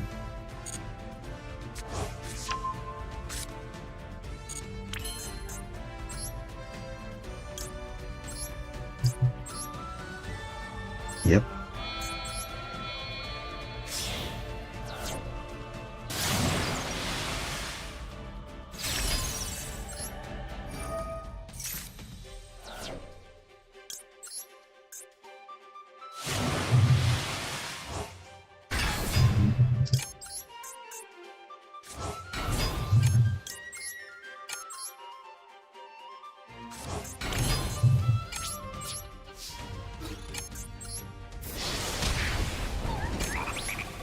I mean, second Atlantis came in clutch there. Just saying, came in clutch there. Like I said, Dragon Link is not something I'm unfamiliar with. I'm very familiar with Dragon Link. So if you disrupt them somehow, and obviously they use all the disruptions, but didn't use it well, and that's what happens. Let's just confirm the deck. Yeah, 60 card Dragon Link. With the very interesting tech though, Raging Storming Dragon. I wouldn't have expected that at all.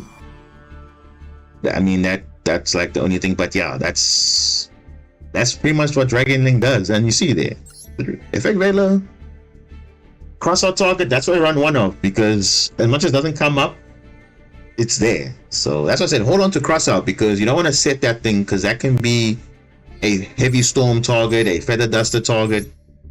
Always keep it in the hand, because you never know. He had a nip, he had it. He had spear mode for some reason, but how often does he summon this? I'm not sure.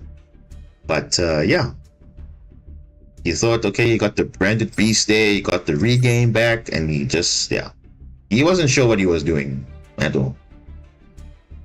To some extent, I don't even know. But yeah, we there. So we got it. We got it done. That's the main thing. And Dragon Link is probably like my most played opponent, I would say, because so many times I've faced him, and I know the deck inside and out. And that's what I keep saying. Sometimes the second Atlantis, they only expect one. They don't expect the second one. It's like, what? The second one? You can beat my Despair. You can't beat it. I could have gone Argonaut and also spin it back, but oh gosh, really? Mandarin? Is that what we're doing now?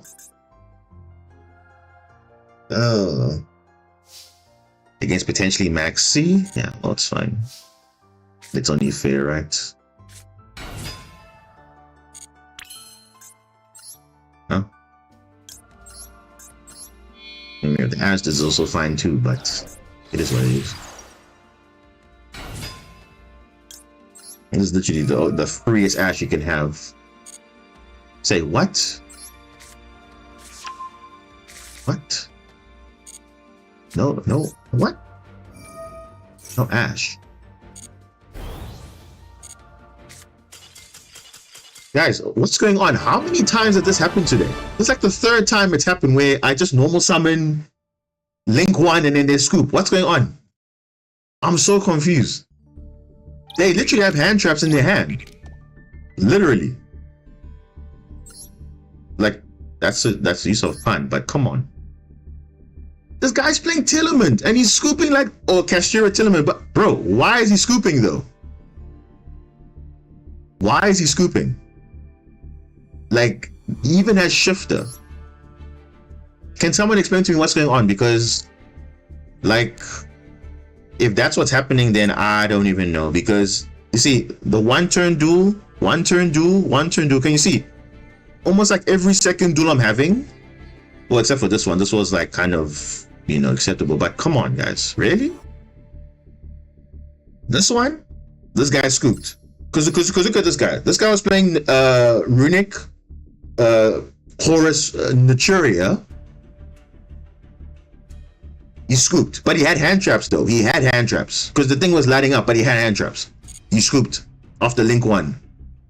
Then same thing with this guy also. He's playing Fire King Pure. He also scooped after the Link 1. And then this guy as well playing Tillerman.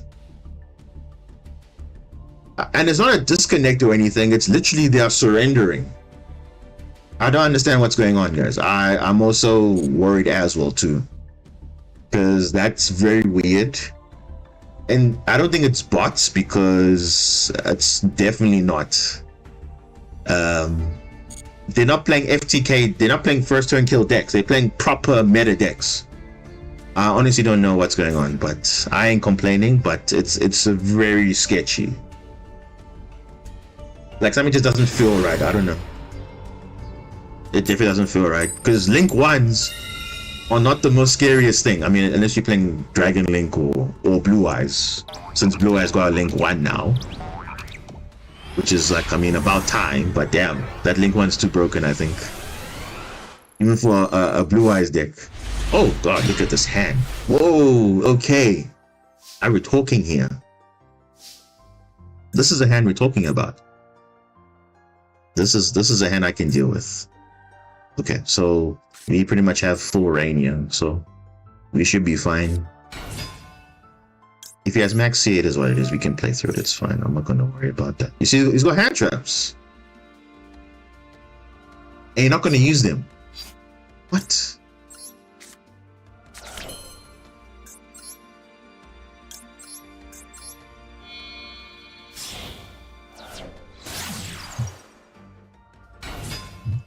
Are you not gonna, bro? I'm so confused. Are you not gonna scoop? What's going on here? Like, well, they don't, but I mean, this is exactly what happened. And then they're gonna scoop again. I honestly don't even know anymore. Are they gonna use the hand traps? Wow. Wave? As well? Okay, I'll take it. I'll take it. There's... oh, this is...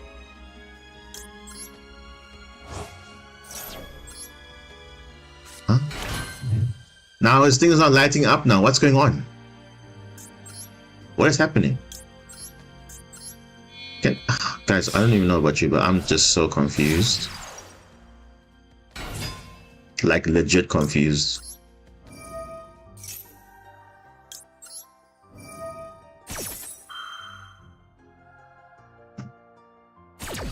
Now nothing's lighting up now. What's going on? Okay, we're gonna figure it out now. Let's go for the Argonaut play with Gimia. Let's try and do that.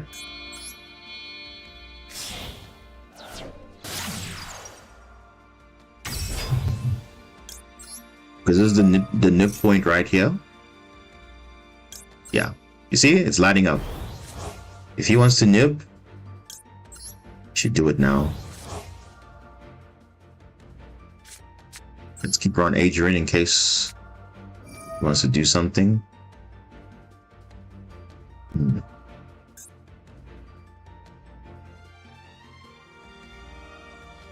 Yeah, let's summon from. Or do you play around Ash? We play around Ash, right? Yeah, we play around Ash. Yeah, let's play around Ash. Let's not. Yeah, he's not something though. I don't know what that is. This is a nip point right here. Yeah, this is a nip point. There we go. Yeah. Yeah. So you might think this is bad, but actually, it's good. Oh, why did he put it here though? Why did he put it there? Why did he put it there? Well, this is why we run around Adrian, because we can extend like this.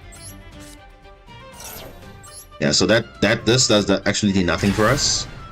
Talking to the field. So now we're not gonna make Dimir, but this is just now to extend. We can make 2 link 2s right there. So you don't have to worry about imperm or anything like that. So this is actually fine, as you can see. We're playing comfortably now through Nib. So I knew Nib was there, but I was like, wait, where is this coming from? Let me just rather be safe here. So this is like, this was the safe line actually.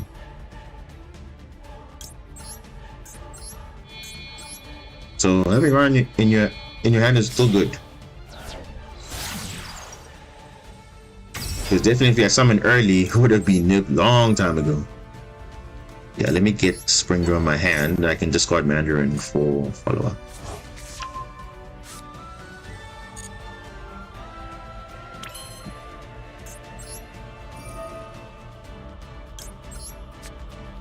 So that's how you play through Nib. You can Ash, so that's even, yeah. And we also played through Ash as well. So we played through Ash and Nib. So, because we already had one, we already got the wave already from Blue Tank's effect, so we're already comfortable there. So this is fine. We would have lost to Marincess dive if we had someone from the deck would have lost to Ash, but we rather played around it, so that's actually better. And there we go. We still have the normal combo. Doesn't change anything. The only thing we don't have now is the second wave. That's all we don't have. But we still have follow-up if for some reason our board gets outed. And we have, yeah, we have extension for follow-up. We have everything. So even though you got full combo, you still have to be conservative about follow-up. That's the main thing about this game. If you don't have follow-up, you're not going to get results. Because you're going to have a huge blowout, they're going to spam your board, clear it, and then, oh, you have nothing else. So,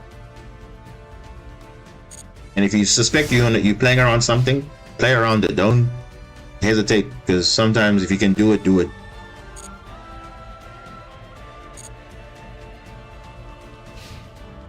So luckily, Crystal Heart doesn't get affected by Nibiru. Oh, Nightmare Throne. Ah, Nightmare Throne.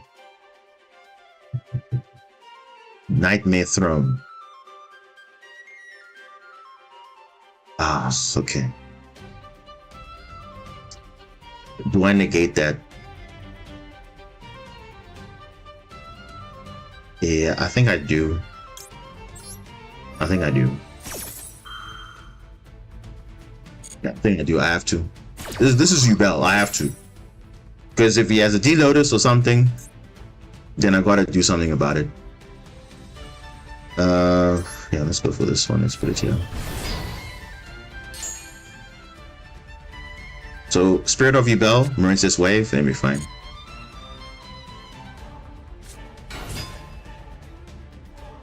Or you playing Nightmare Magia? Okay, this is gonna be fine. Let's see what happens. Huh? He's normal summoned. Wow.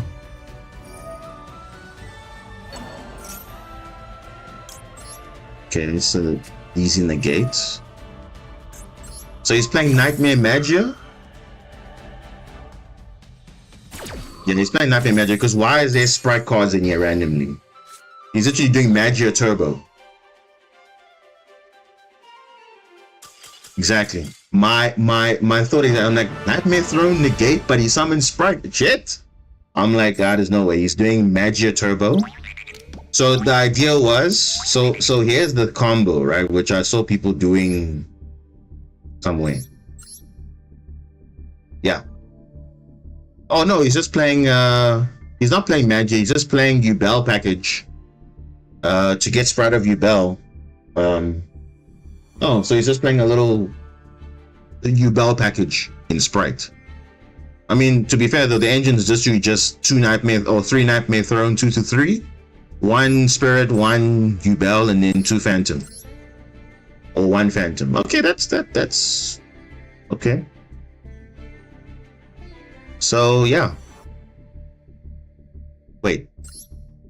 Oh, so this wasn't special summon, it was normal summoned. Because it says only triggers when you control a level rank 2, which he didn't control a rank 2, he controlled a Nibiru, then you can summon. But yeah, okay. Because the goal was probably to search this, then start his whole Sprite engine, or to get the Ubel engine online to prevent a monster effect or something. But luckily we negated the throne. But if let's say hypothetically the throne was for summoning Ubel, and let's say they had Dark Beckoning Beast or something, you wait for Spirit of Ubel, because Spirit of Ubel is going to activate to search Nightmare Pain, which they don't have here, but that's your main threat. Unless they're hard drawed already. But yeah. I was just thinking, hey, this guy's on something. Let me draw and negate the first thing I see that is negatable, and then that's it. So through Nib and played around Ash, not bad. That's not bad at all.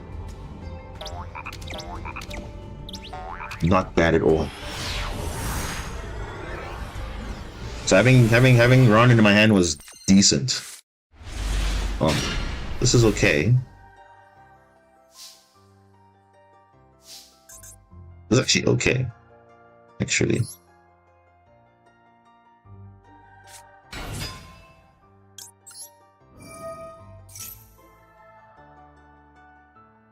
Maxi. Shifter. Damn it. Damn it. Flip. That's bad now. Oh, that is so bad. Because now I don't get my monsters back though. Flip. I should have just kept, I should have not, yeah. See? This is the one time I wanted Pescados to resolve, but now I'm kind of in trouble now because everything's getting banished now. I would have used Ron to discard their water to get Gamia at least, but now I didn't know this guy was playing Shifter, which you're obviously not going to know. But how do you know that? Because whatever, bro. Clearly.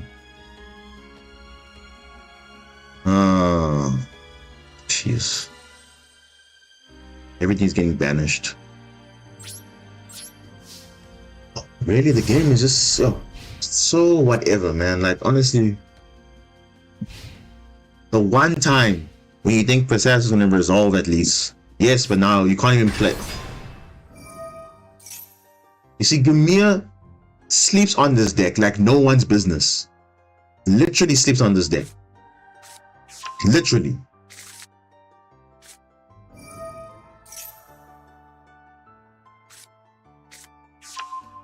Whatever, man. Come on. This guy, is the luckiest guy on earth. Gamia would have done so much. Banish that birth would have been banished by now. Literally would have been banished. Literally. As you can see, there's not even something Fenrir is gonna go full combo. Bro. Sometimes the game is just telling you. Of course, Shifter. Yay. Everyone loves Shifter. Wow.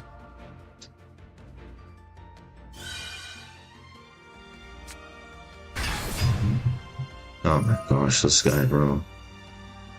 This guy's the luckiest man on earth.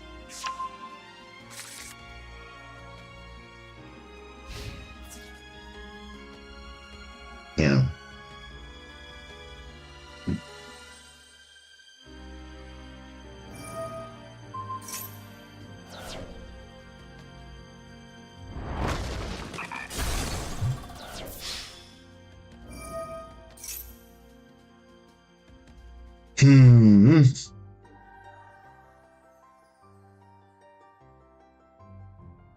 Well, at least I got Heavy Storm, so it won't be too bad. But still, regardless of Heavy Storm, it still doesn't solve the fact.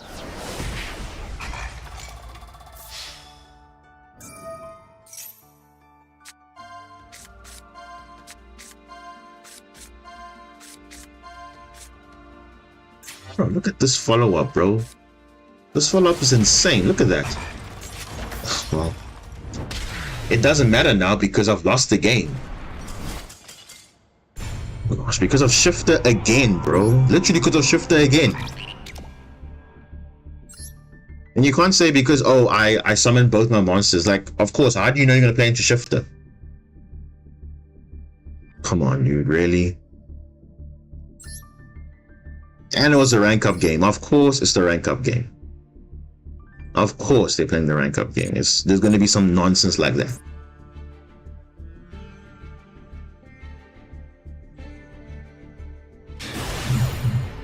Wow.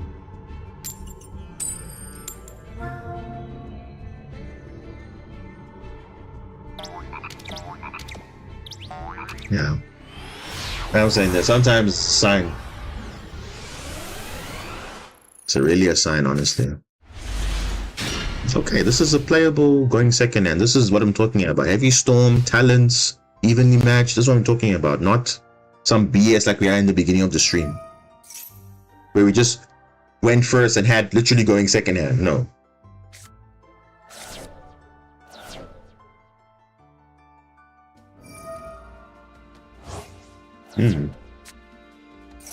Evil Eye, though.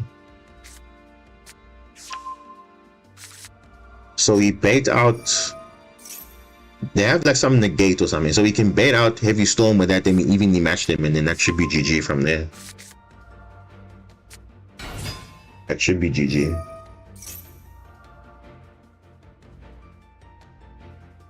Unless, let me read something here. I have Celine though. Cannot be destroyed by battle or by your opponent's card effects. Oh, is that the monster though? Or is it the card?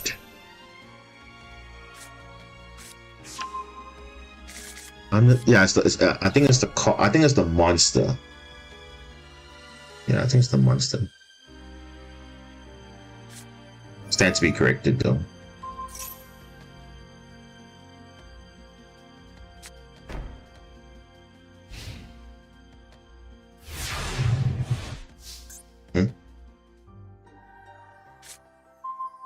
Ooh. Wait. Is that it?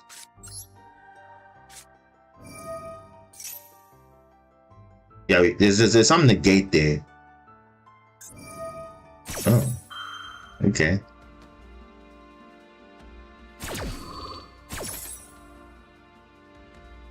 Oh, we can just triple tactics talent, whatever they want to summon. Heavy Storm. Oh, that was the Imperm. Okay.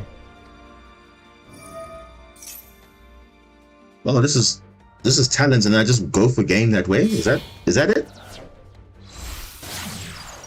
Gorgon.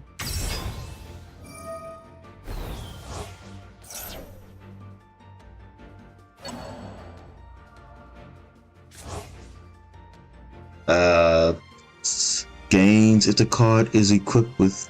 Oh, jeez. Okay, that's actually pretty good.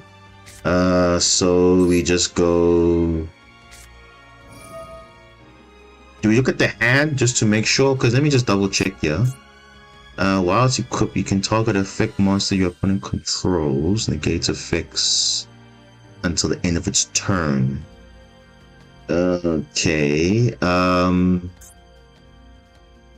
So I think we just rather we take control.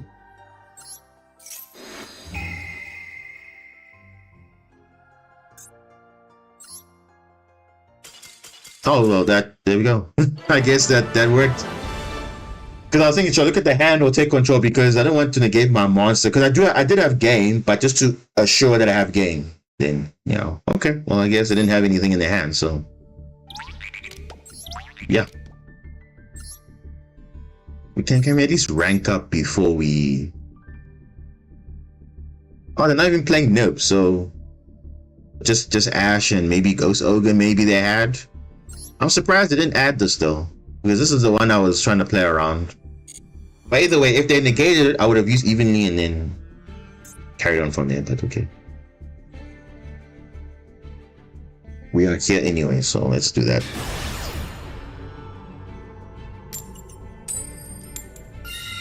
Okay, going first, let's go. Let's go. Rank up.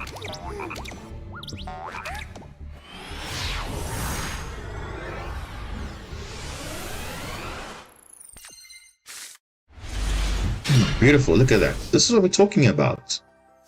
This is a hand we can deal with. Yes, we can deal with this. Unless you get imperm or something, I don't even know. We're gonna go this way now.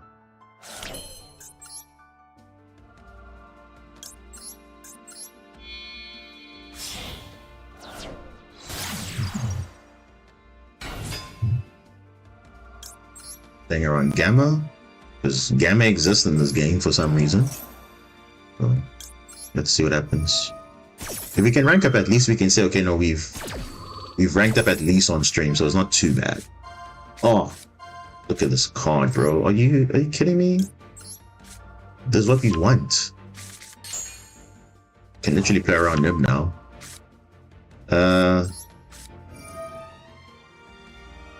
We can literally play around Nib again.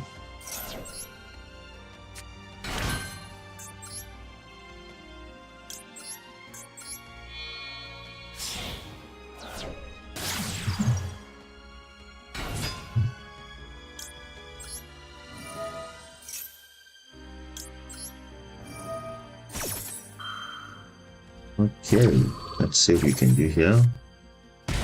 Oh, that's good. Oh, that's really good. The Scalus is great, because that helps us play through Nib at least. Okay, let's do that. But I don't know if they have anything, but I'm still gonna play around Nib anyway. So this is what you say, if you have enough names, this is where you go full combo. This is a Nib point. If they really wanted to Nib, they can do it, but I also, yeah, so we can do this. Summon from grave, play around Ash completely. Summon this.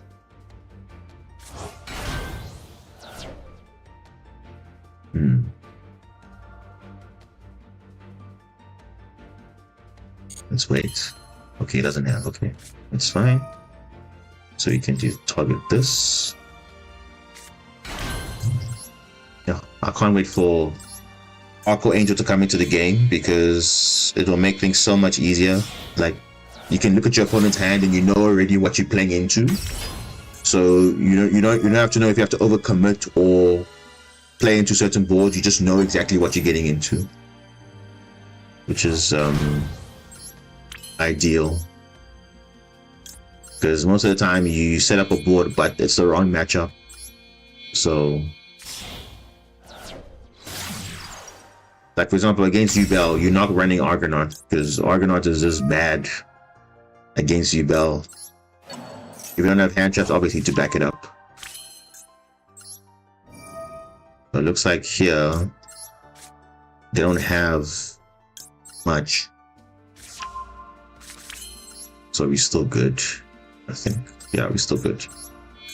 Full combos. Yeah.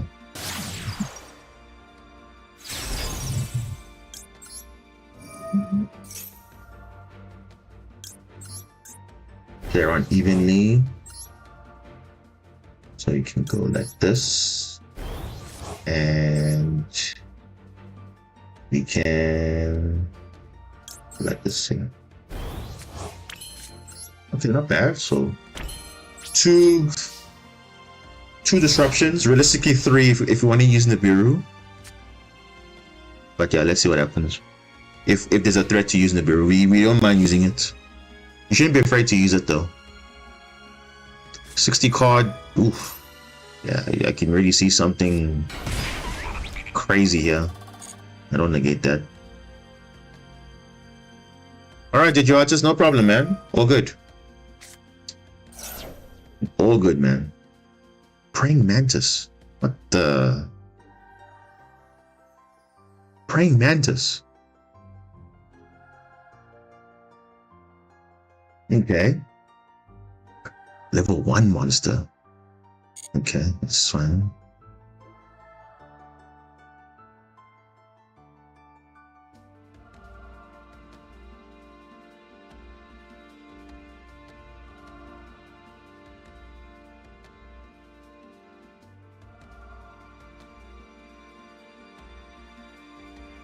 Yeah, hopefully after this, we can also... Oh!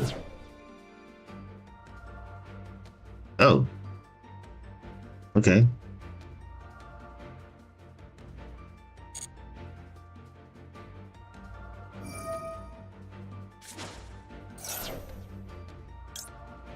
Okay.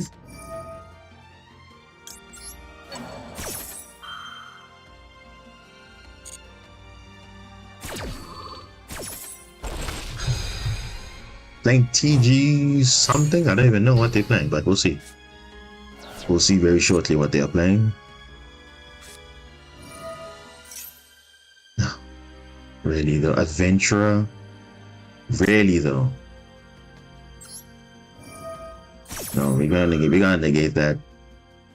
So you can't activate another one if you wanted to. Yeah,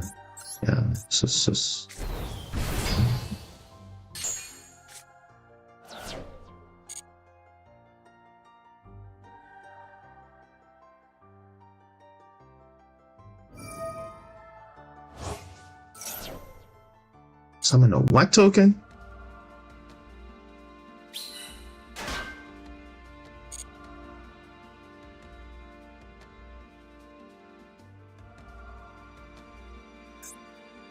Okay. Level 2, level 1. You can only summon synchros though, so what are we doing?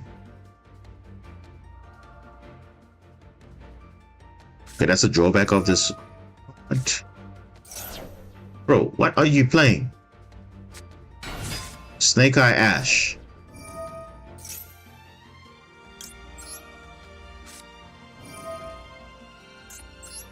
Are you joking?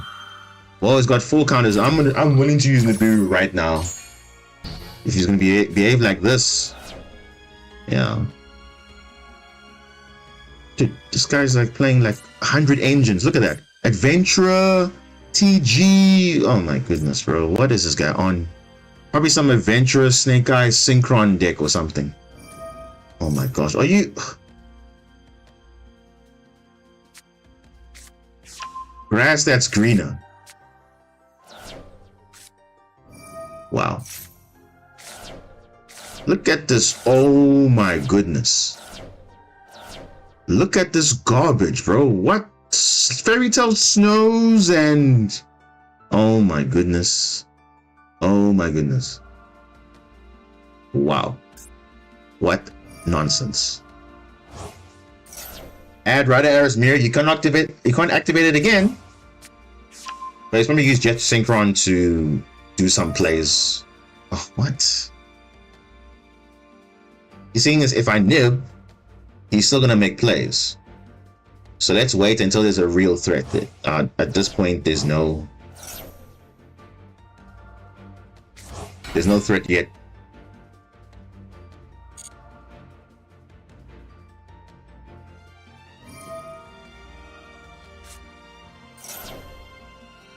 Wait. Level 4, level... Huh?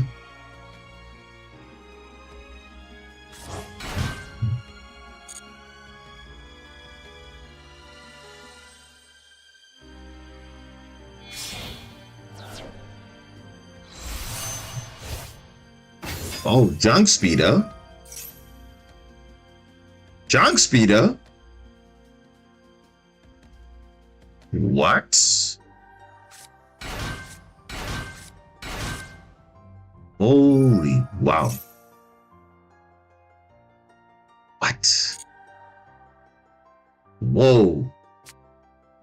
Junk speeder, bro. Are you? Oh. This guy gotta be joking. Now I gotta nib now. I have to nib now. There's no way, bro. I have to nib that. There's no way I'm allowing this guy to even synchro. Bro, this guy was going through like so many different engines just to make sure junk speeder resolves.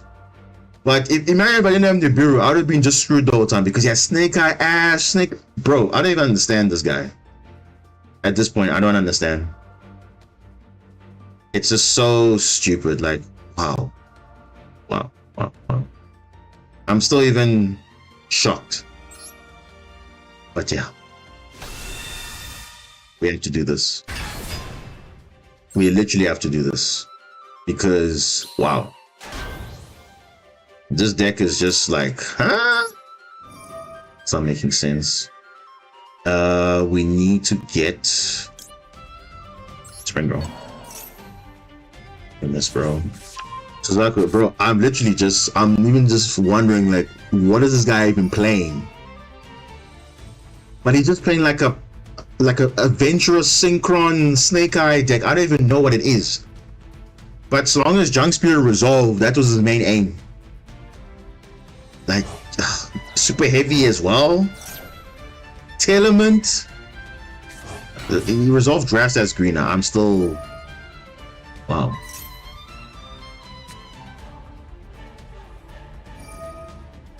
Dude, this is average synchron power, but dude, like, why is this even a thing? Look at this guy. He's still coming. Oh my god. Because this guy got grass that's greener and he had triple tactics thrust, which is like, I negate right up Arizmia thinking that, okay, that's gonna be the thing that he's worried about, but no, he's got infinite snows, but now you can't do it again though. Oh god, don't tell me. Look at, no, he's just gonna be doing this synchros BS. Oh, come on now. If he wins this game, I'll be very surprised. Because this guy was ready to play through like a lot.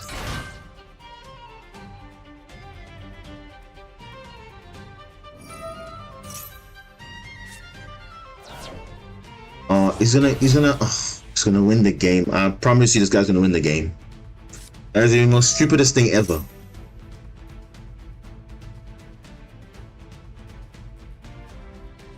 I can see what he's doing. He's still making plays because of grass that's greener that resolve.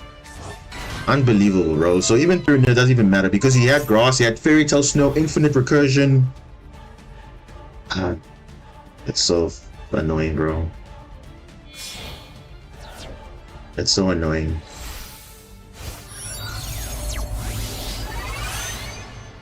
Oh, now he's got TG, so he's gonna draw cards as well. Oh my god, nice. That synchronizes me unaffected now from everything.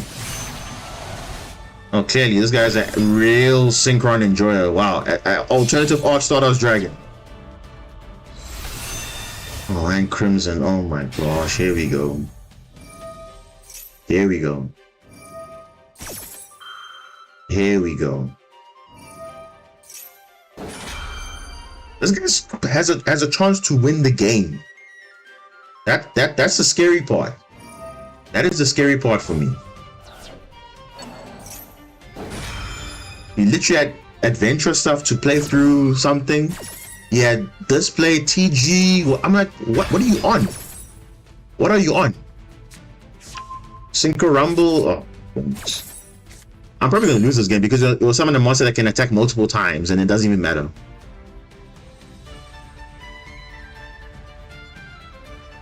It doesn't even matter because the game again is rewarding this player for no reason. I don't understand. Because decks like these shouldn't exist. If your deck was optimal, then you're not supposed to be playing all these other 100 engines. Oh my god, Trishula. You see what I'm talking about? You see what I'm talking about? Now he's gonna win the game on the spot now. Because of this BS like this now. Look at that. And you would think I Nibiru'd this guy. Nah, bro, I can't accept this. No, it's not even about playing the Marincess power. That's not the point. The point is these decks should not exist. That's my problem. Because this guy was ready to play through so much. And me thinking, okay, yeah, he's playing Snake Eye Ash, he's playing Adventure, he's playing this. He tried to resolve Junk Speeder, but I Nibiru, and it still didn't matter because he had Triple Tactics, Trust, Grassas, Arena, boom. Mills Fairy Tale Snows. Who would have thought? Come on, bro, you can't write that. You literally can't write that. Literally can't write that. So you're literally going to play through every single negate in the game. It's honestly unbelievable, bro, honestly. Because these decks should not exist, because it's not like it's healthy for the game. It's actually quite toxic, actually. Because imagine their turn 1. Or worst case, imagine if Junk Speeder resolved, though. Look at that, Baron, look at that. Look at that. Tsuru Nibiru, by the way. Tsuru Nib. And Fairy Tale Snow for some reason. Nah, bro. No, but 60 card grass is not viable for us because we don't want our cards in the grave. Look at this guy, bro. He's doing Trishula Banish and doing Dispatter Omega Hand Rip. What is that for? Oh my gosh, bro. Now I'm saying for his turn 1, it's just like unbelievable, bro. I lost through because of getting the most luckiest draws ever. Not even luckiest draws, he just had the right cards he needed. He had, like, I don't even know where to start, bro. Like, this guy had, like, everything. Because you're trying to tell me that Grass as Greener is applicable in my deck? Well, by the way, Doc, like, this is the 40 card variant I was playing. So, in any case, me having a lesser deck helped this player because he milled like 20 cards. So if I was playing a 50 card deck or 60 card deck, this wouldn't have been a thing. So in a way, having a lesser deck actually is a negative in case like this now. If someone's playing Grass as Greener, which is why for a long time I was even wondering like why this even is a thing, you know.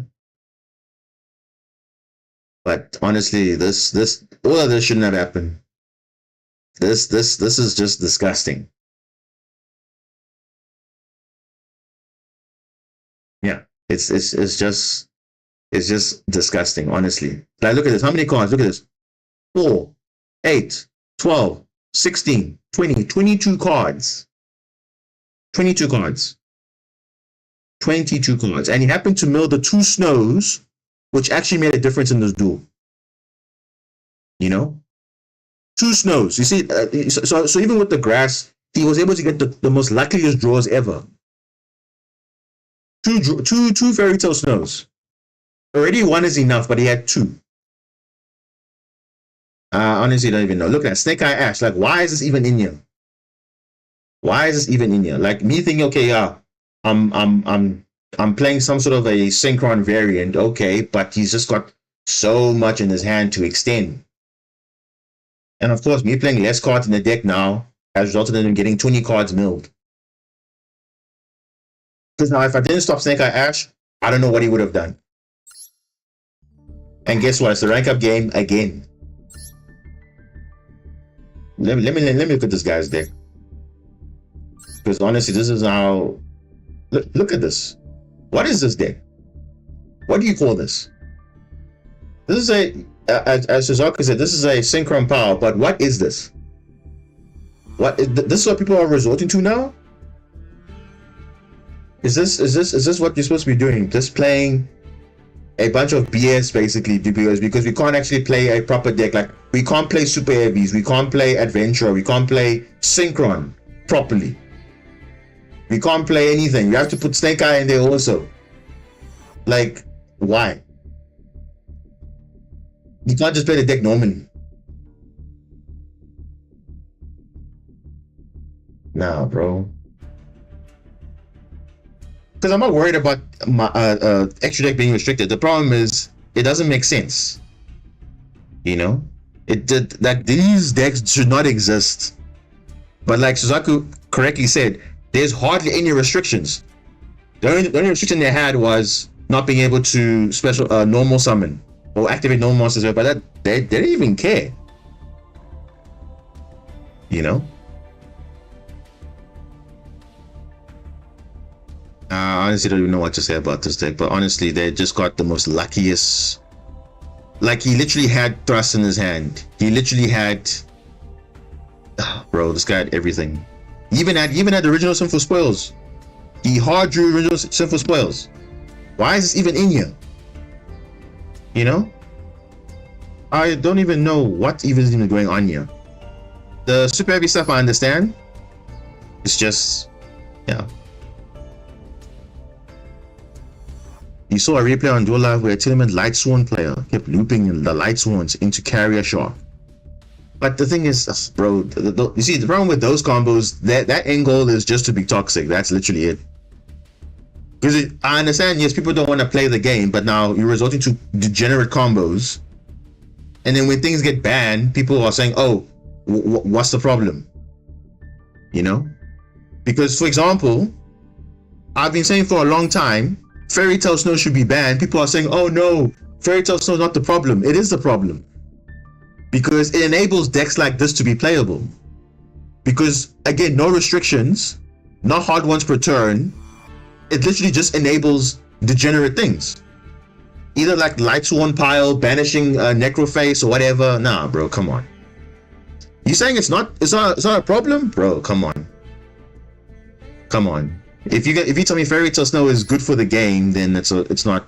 Then you're not looking at it in the right way. I have to say that now, but I've been saying it for a long time. 99% of my games that Fairy Tail Snow is involved in, I've had to worry about dealing with that card first because that's going to be a problem. You know? Yeah, some decks abuse it. Yes. For example, why was Necroface semi-limited? Because of Fairy Tail Snow. Because Fairy Tail Snow was the one abusing Necroface, banishing 3 copies of it so you can banish your entire deck for a degenerate combo. You know? Nah, Fairy Tail Snow should be banned. Because the reason why Fairy Tail Snow is banned in the TCG because they knew is the exact same thing. It creates like not a healthy way of playing the deck. Yes, in some decks it's not abused, but the problem is it just becomes too degenerate to the point where now, like, what are you supposed to do? Because let's be honest, the reason why this guy even won the duel is because of Fairy Tail Snow being milled, and the fact of not being once per turn also makes it hard now to wonder, okay, how do you actually beat it? Because you try and call by it, no, I can just dodge it.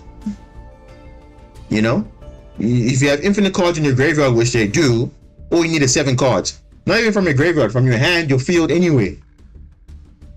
So how do you actually deal with it? You have to deal with it early, but then the chance of them doing that is unlikely. You know? Like, wow.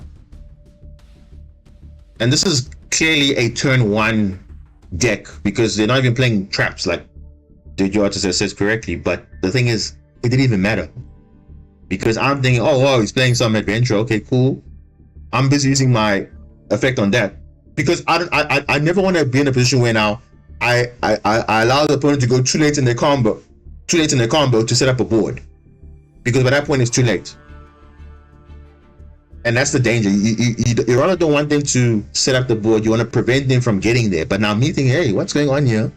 This guy's playing this, playing that. Okay, like, bro, come on. These decks are an example of why, you know, some decks are becoming toxic, and it's not fun because, and you saw he even summoned Omega just for fun. But if it was turn 1, what would have happened?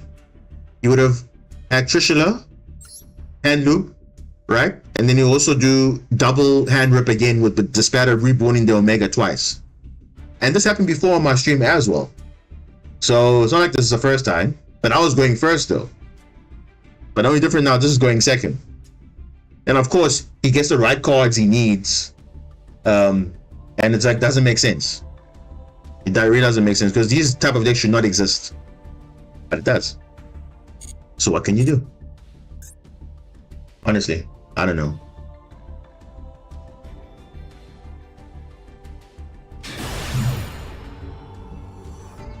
It really is just a problem.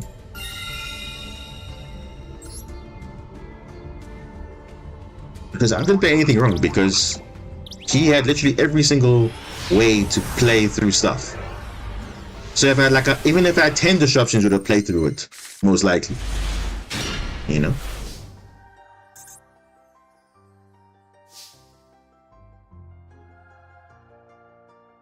Yeah. Yeah. That's it. Yeah, I'm a strong believer of Fairy Tail Snow being banned in Master Duel specifically, because it's just boosting a lot of decks also to be just good for no reason. For example, imagine Tillermans without Fairy Tail Snow. They'll be doing nothing. Fairy Tail Snow will be doing absolutely zero things. You know? Most decks rely on Fairy Tail Snow to exist. If Fairy Tail Snow is banned, there's no degeneracy anymore. Then people are actually playing proper decks, not piles like that depend on, oh, if I mill Snow, I'm hoping that. No. No.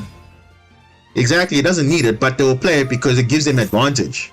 You know it because you play Tier Jades or Tillerman Marincess, or yeah. You play it yourself, so you know how good Fairy Tail Snow is. You don't need it, but you play it because you can play it. That's the difference. You see, the difference is you can play it. You don't need to play it, but you want to play it because it's a powerful card. You know?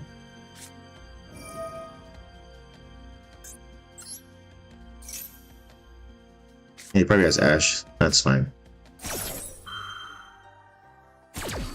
Yeah.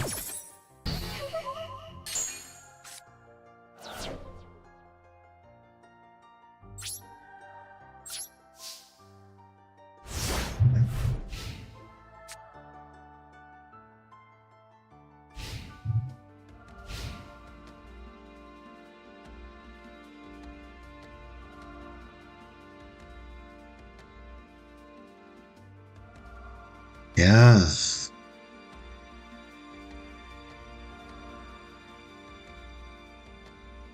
I don't know, guys. I mean, honestly, that is just an example of, you know, your deck doesn't really matter because your deck is severely power creep. Because obviously, yes, it is. Huh? What?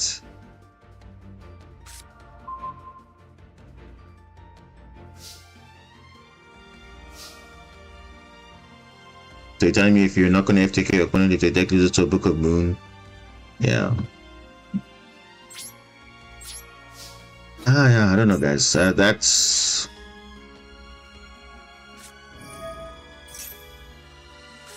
What? You playing Duel? Just stop it. You playing Duel, bro? What?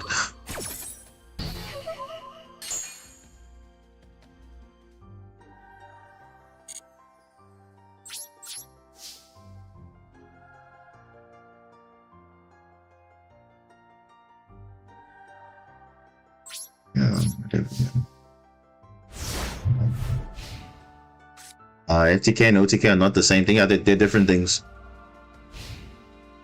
They're different things. The strategies are different.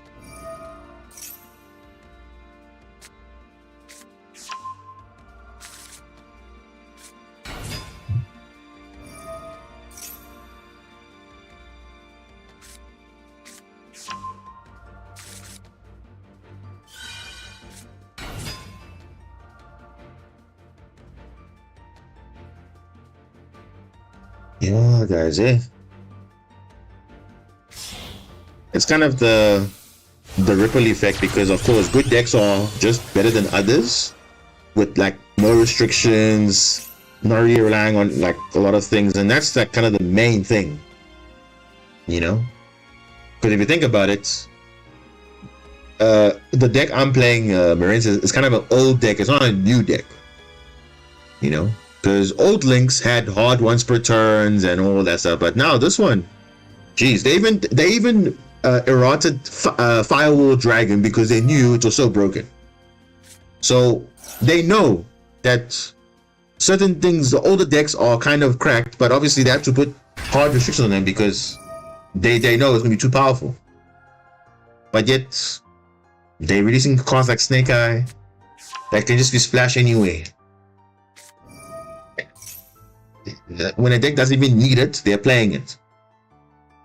You know?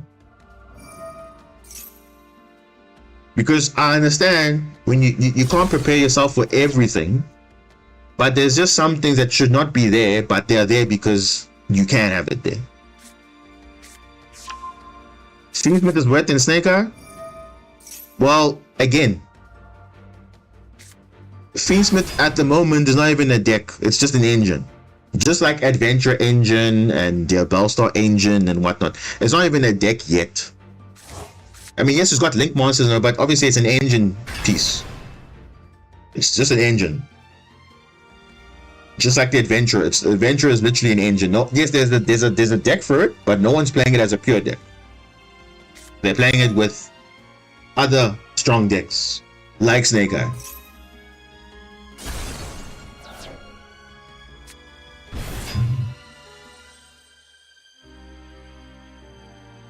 So yeah, I don't know. Honestly, we don't even know what's good anymore.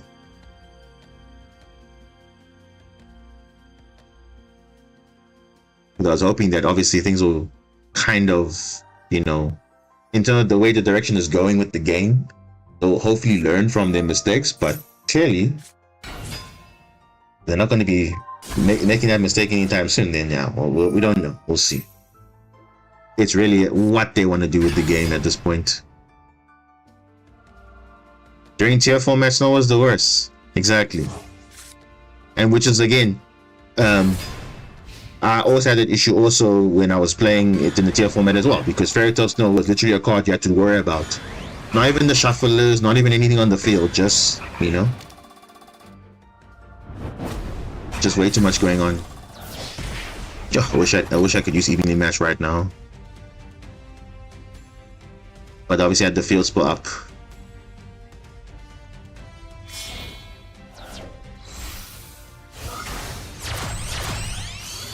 Oh, yeah. How many do I have to play through now? Infinite.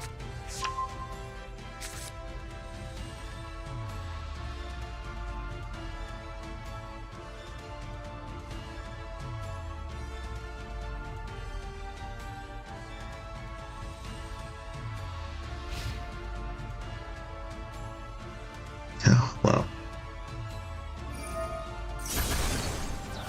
What?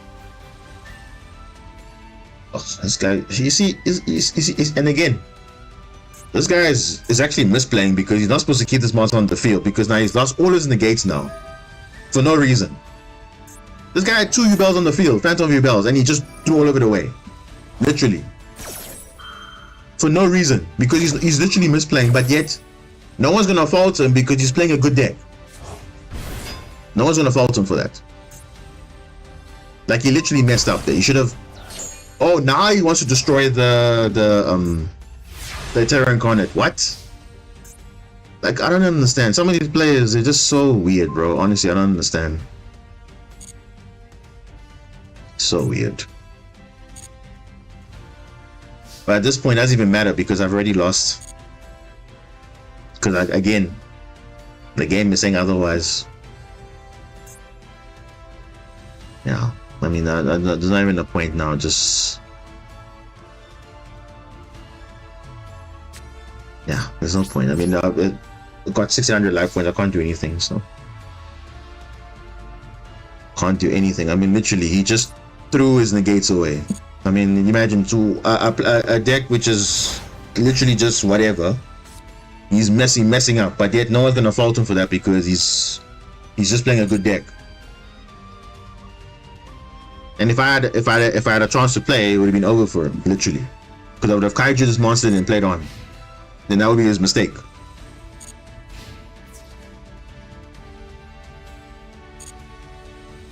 Now.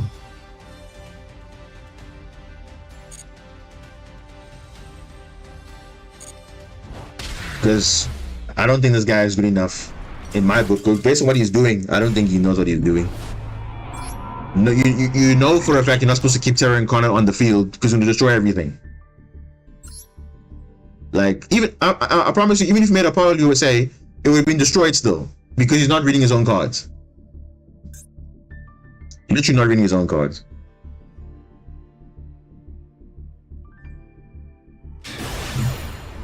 But again, he's not going to be faulted because he's playing a good deck. So you just say, okay, no, the deck is fine, just small mess up. But obviously the player itself is piloting it, doesn't know what's going on. But he's still playing the game, I guess, because he won the game, so it doesn't really matter, right?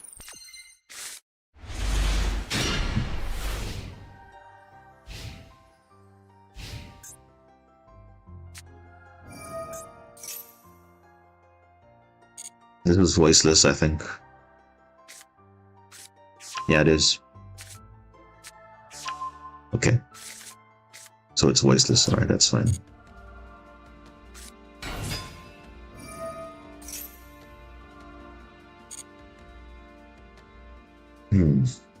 Okay.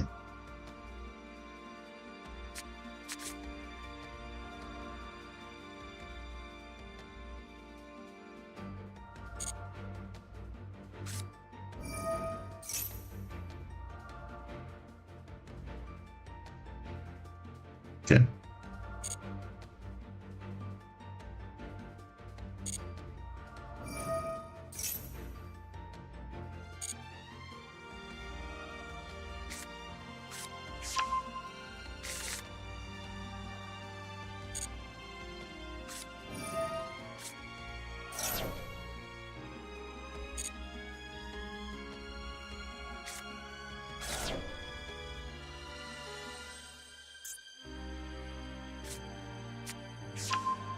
Double.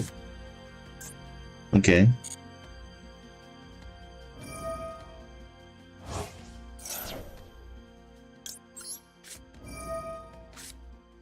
He probably has Ash for this anyway, so it's fine. No, he doesn't. Okay.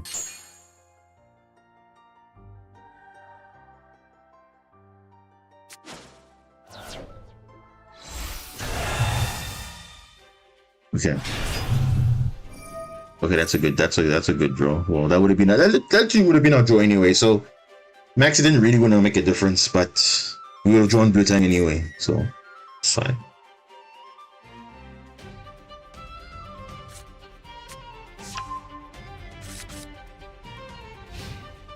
Yeah.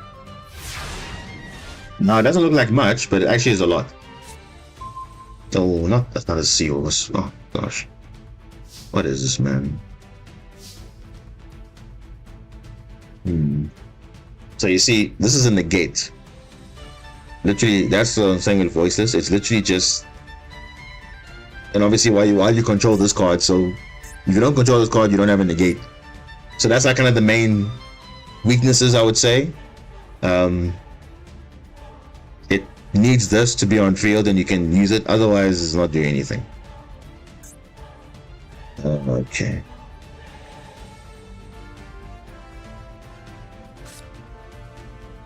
Yeah, it does. The trap is also so you can target cards with a number of light ritual monsters or dragon monsters you control destroy destroy the targets and this card you control. Yeah. Okay.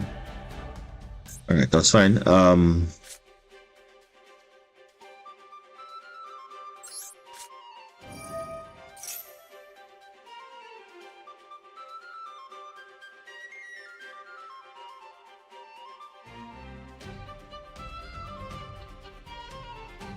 Yeah, I know I can't attack low because of the barrier. So again, just think of voiceless voice like you, Bell. Is basically the same thing. You just deal with the back rows that prevent people from attacking or whatever, and you obviously you have Zelantis in your toolbox, so you banish them, then that's it. You know, then you can attack normally. So let's see. I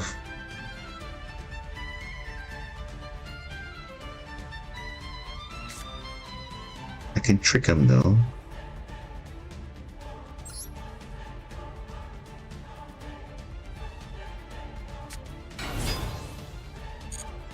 Don't use the effect yet.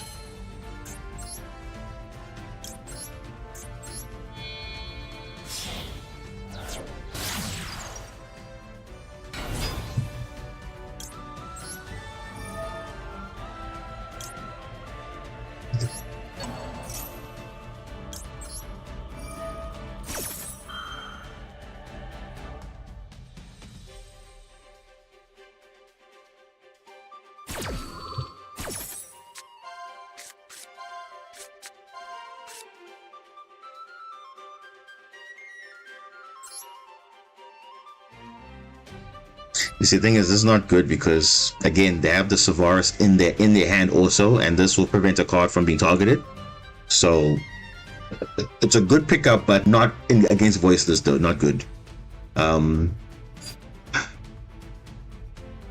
So Basilima should be in the graveyard because then we can at least kind of still do something. Because this is the only thing that they have plus this. So I need Basilima actually, but okay, let's see what we can do here.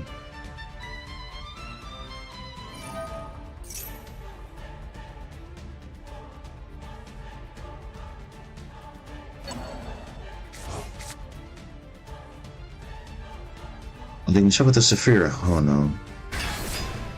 Yeah, this can do something on the opponent's turn. You see, yeah? So when you activate a card or effect, you can return that card and then summon a light ritual monster, warrior, or dragonfly maniac. So literally, it can summon a Savaris that can basically. Where is this card? Where is the card? Where is it? The one it basically prevents it from. You can negate the summon. That's what you can do. So yeah. Yeah. So it's the summon. You have to summon Savaris to prevent a summon, basically negate the summon. So what you need to do is use this first.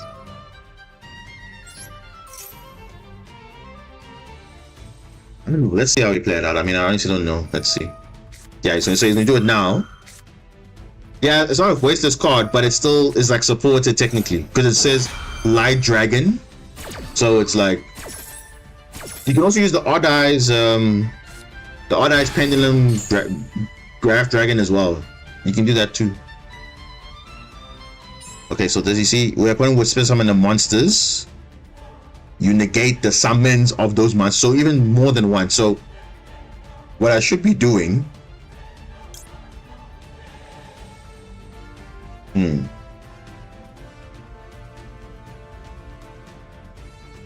Because if I negate that, it will destroy. So let me do this. Let me see if it's gonna bait it.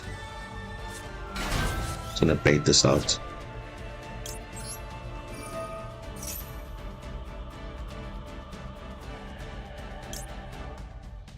We'll just negate the summon, right? Please negate the summon. What? What is he waiting for? For me to use something?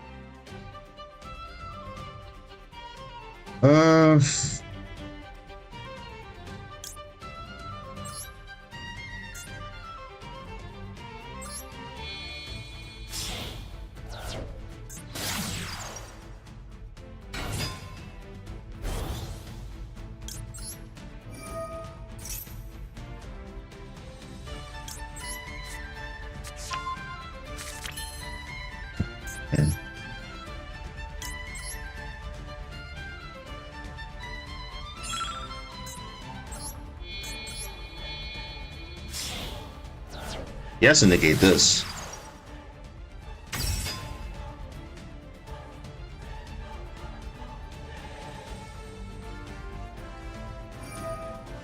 Okay, there we go. Yeah. Is this taking so long just to wait? What am I gonna negate? It was either that or core an enemy, one of the two.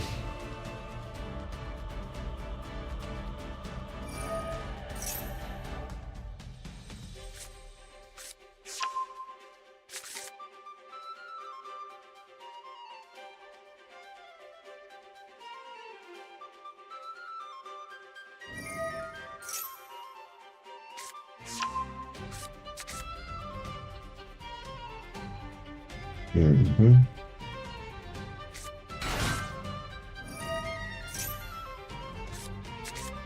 That's why I'm missing my extra extenders, because right now I'm just relying on pure Marincess engine to break boards, but that's kind of impossible.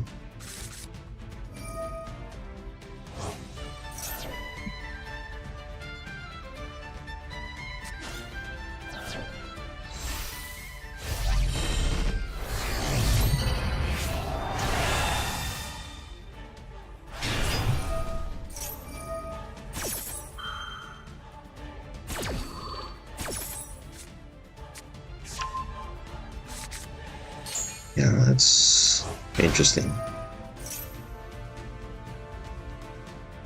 Very, very interesting.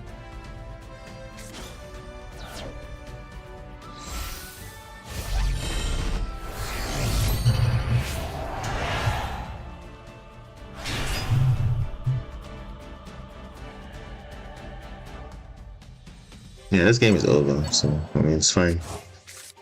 He obviously had the cards he needed, so it's fine.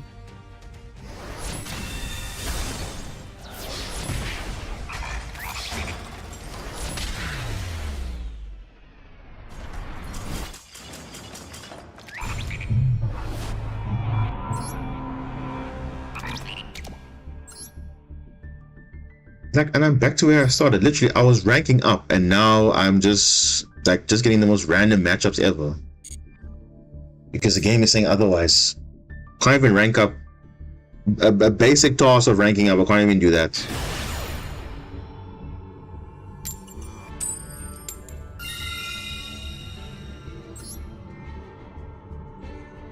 Okay, if it's not shifter, it's some power deck. If it's not a power deck, it's something else. I don't even know. On the rank up games, that is.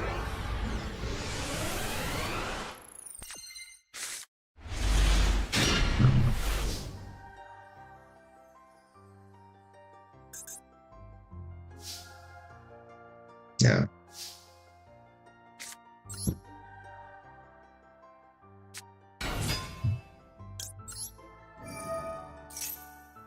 Marincess needs a lot of things. A lot of things. A lot of things. We need support of Blue Eyes level. We need that kind of support, not one-off things. We need like proper cards that actually do something. That keep up with the game. Because right now, we can keep up, but I mean, we can't even do much. But I understand, yes, it's an old deck, but still. If you're gonna make Blue Eyes somewhat relevant, you can kind of do the same with I think I should take I don't care if Blue Eyes is Konami's favorite. You think Snake Eyes is Konami's favorite? Hell no. But they'll do it anyway.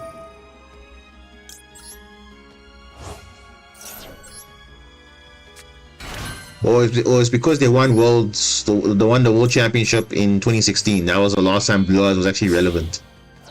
So yeah, it's the face of the game because it's an iconic anime deck. You must remember that. Same with Dark Magician. If they release another Dark Magician structure deck with the similar level of support, everyone's like, okay, I'm gonna get back into the game now. Because it's that kind of support, you know?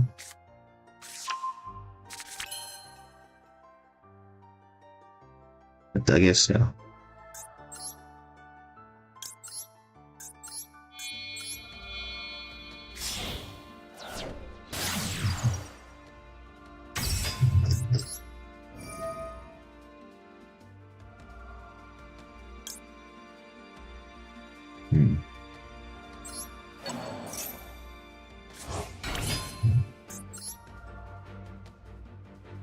Well, we know who's gonna win Worlds definitely this year. For Master Duel, that is. Looks like it's either looking at now maybe Duel. Looking like they're gonna win Worlds. Voiceless is there. Snake Eye, but not Snake Eye. Snake Eye is kind of dropping in popularity per se. In terms of the competitive setting, I don't see it as much, but it's there.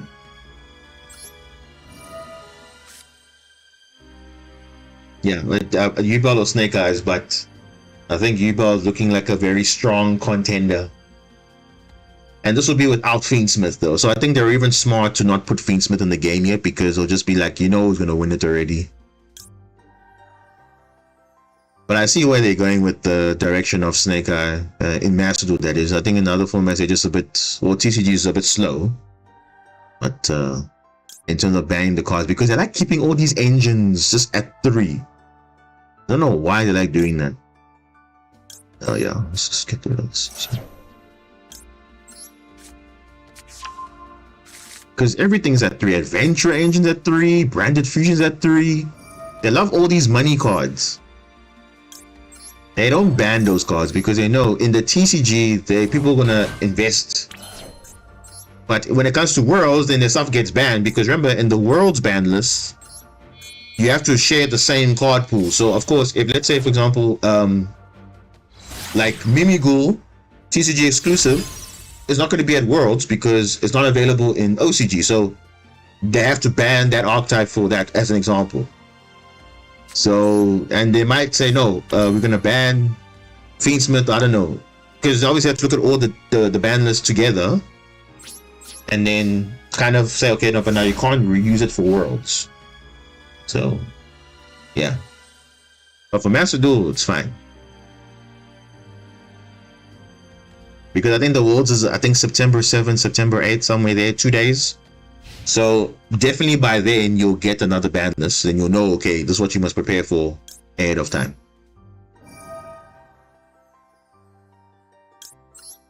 But yeah, we'll see what happens. Because nowadays, ban lists have been a joke, so... Oh, we heard consistency cards. Oh, but they'll just play something else. You know? Yeah, I think after this will be the last matchup, because honestly, if we keep going, I don't even know. We might just even be... Wait, what? Nightmare Throne? Oh, this is going to be a good cross... Oh man, come on. What are you doing? Let's put that Spirit of Ebel in there.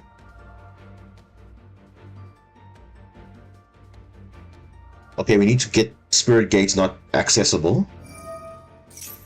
So we need to obviously target that.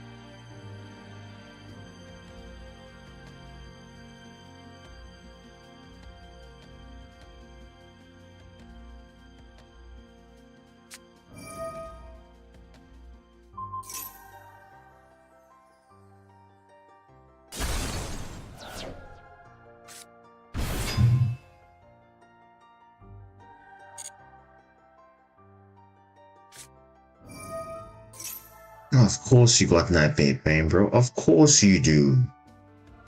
Wow. Wow.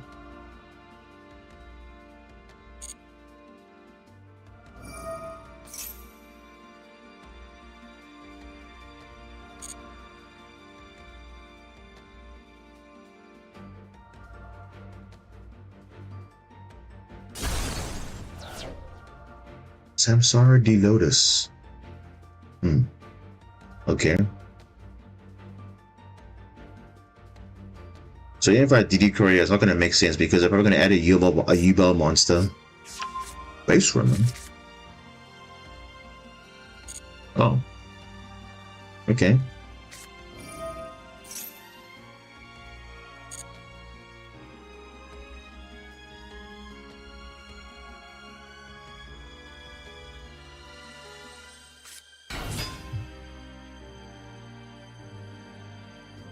Like, so they have 0 U-Bells? Is that what you're telling me?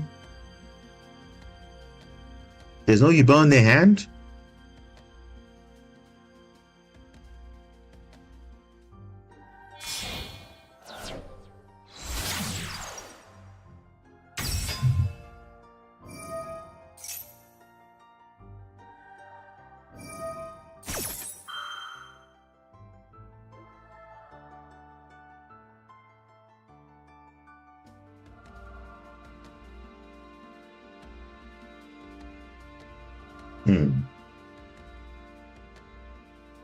There's too many good targets. Yeah, I think I'm gonna G-Crow now. And D-Lotus is not in my picture. Unless he call buys, yeah. There we go. So he knows. He knows. Okay. Okay. Okay, so at least callback grave is wasted on that. So you're going to be very shocked now. Oh, what is this? Escape done? Okay, that's fine.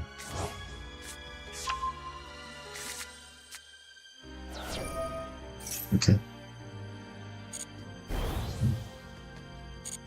He's going to use the effect of D-Lotus. I call by the grave, and then that's it. Same thing.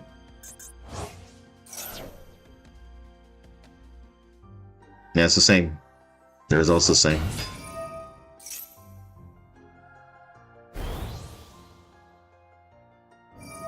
Yeah.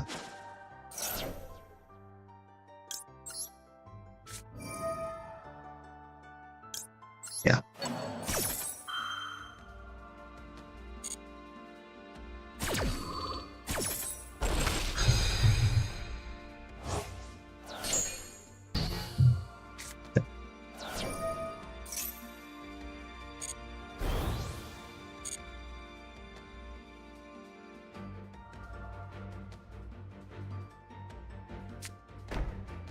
What is that?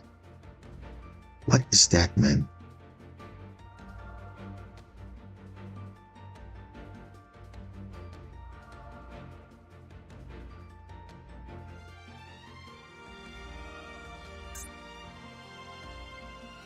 Like, if he had Phantom U-Bell, he would have summoned it by now.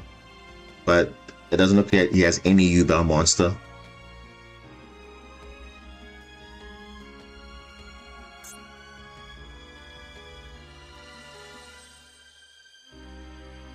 Or maybe he has it, just not doing it. I don't know. Maybe he has it. Is he trying to go for Typhon? Are you serious?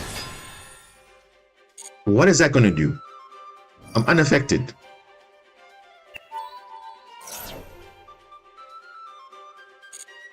No, don't negate that. You're unaffected already. Okay, now you can't summon for the rest of the turn. So that better be a good card. So Battle phase? Okay.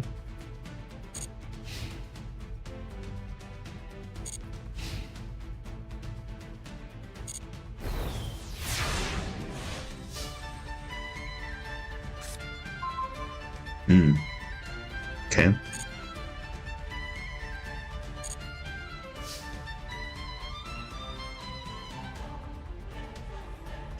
What is this? I don't know what this is. I don't know. I know what this is.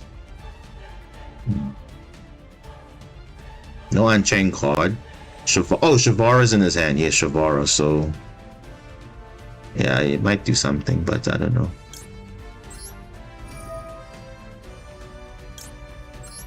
Banish itself.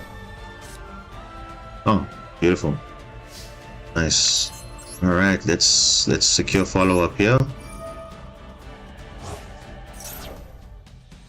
What is this though? That's what I want to know.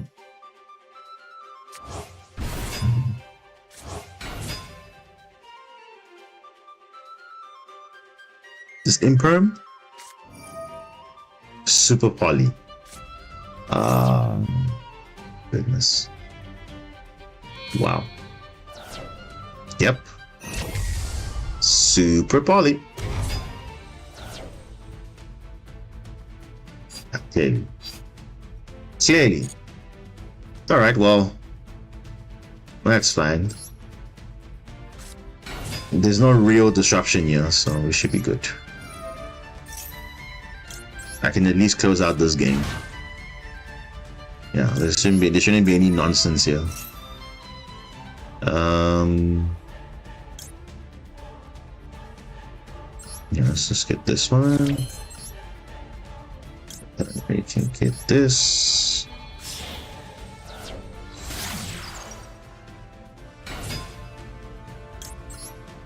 Did I use Koro's effect? No, I didn't. Okay, that's fine. Yeah, so you see, when you don't get the Duel engine online, then they're not doing anything. They just rely on Unchained, but Unchained also is only like a very small package. So if the whole Duel engine is shut down, they're not doing anything. And then they go to Typhon, which doesn't do much also. Yeah, no, this game is pretty much done. Because I'm gonna banish the field and go for game. And that's it. So through Super Poly. That's why I said Core Triangle is such a good follow-up, because it does initially bait out stuff. Because you already have follow-up in the hand already. And you're good to go.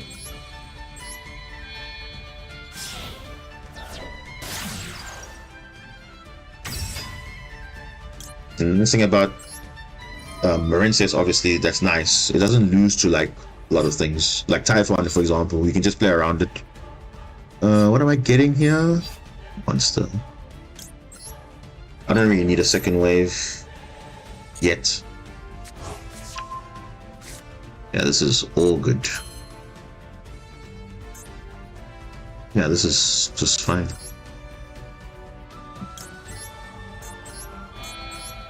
If I needed to, I could have put back Bubble Reef while I was playing 1, but not needed.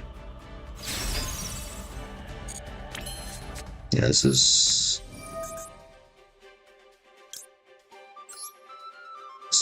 pretty much there, so.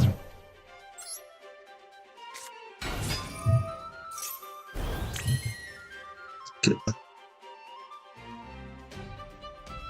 Wait, did I use the effect already? What the? What's going on here?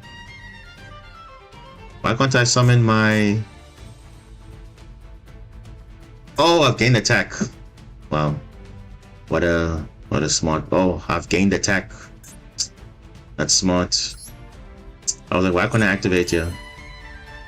Well, no, I have to use this now. I have to use this. Because now it negates the effect, so now I can do it. I'm like, hey, what's going on here? Like, what? Okay. What's going on here?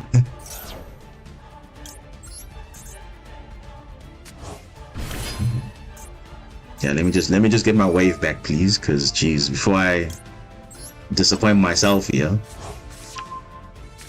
Yeah, this is okay. Yeah, we're fine now. We are more than fine. We're good.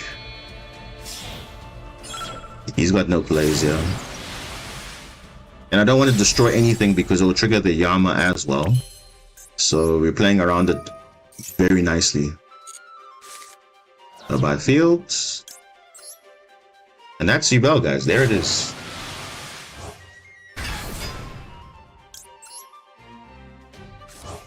So you can already see what the choke points are. You can already see. But obviously it was backed up by hand traps, like, or not, yeah, Judy Crow, bait out the core buy, the core buy we had already. So there was a lot of things that we had. And 2 waves. Well, we only used 1, but it was a good one. Because Spirit Gates is just going to be annoying. So, yeah. And I don't think they open any Duel monster, which also is a bit risky. But yeah, we fine.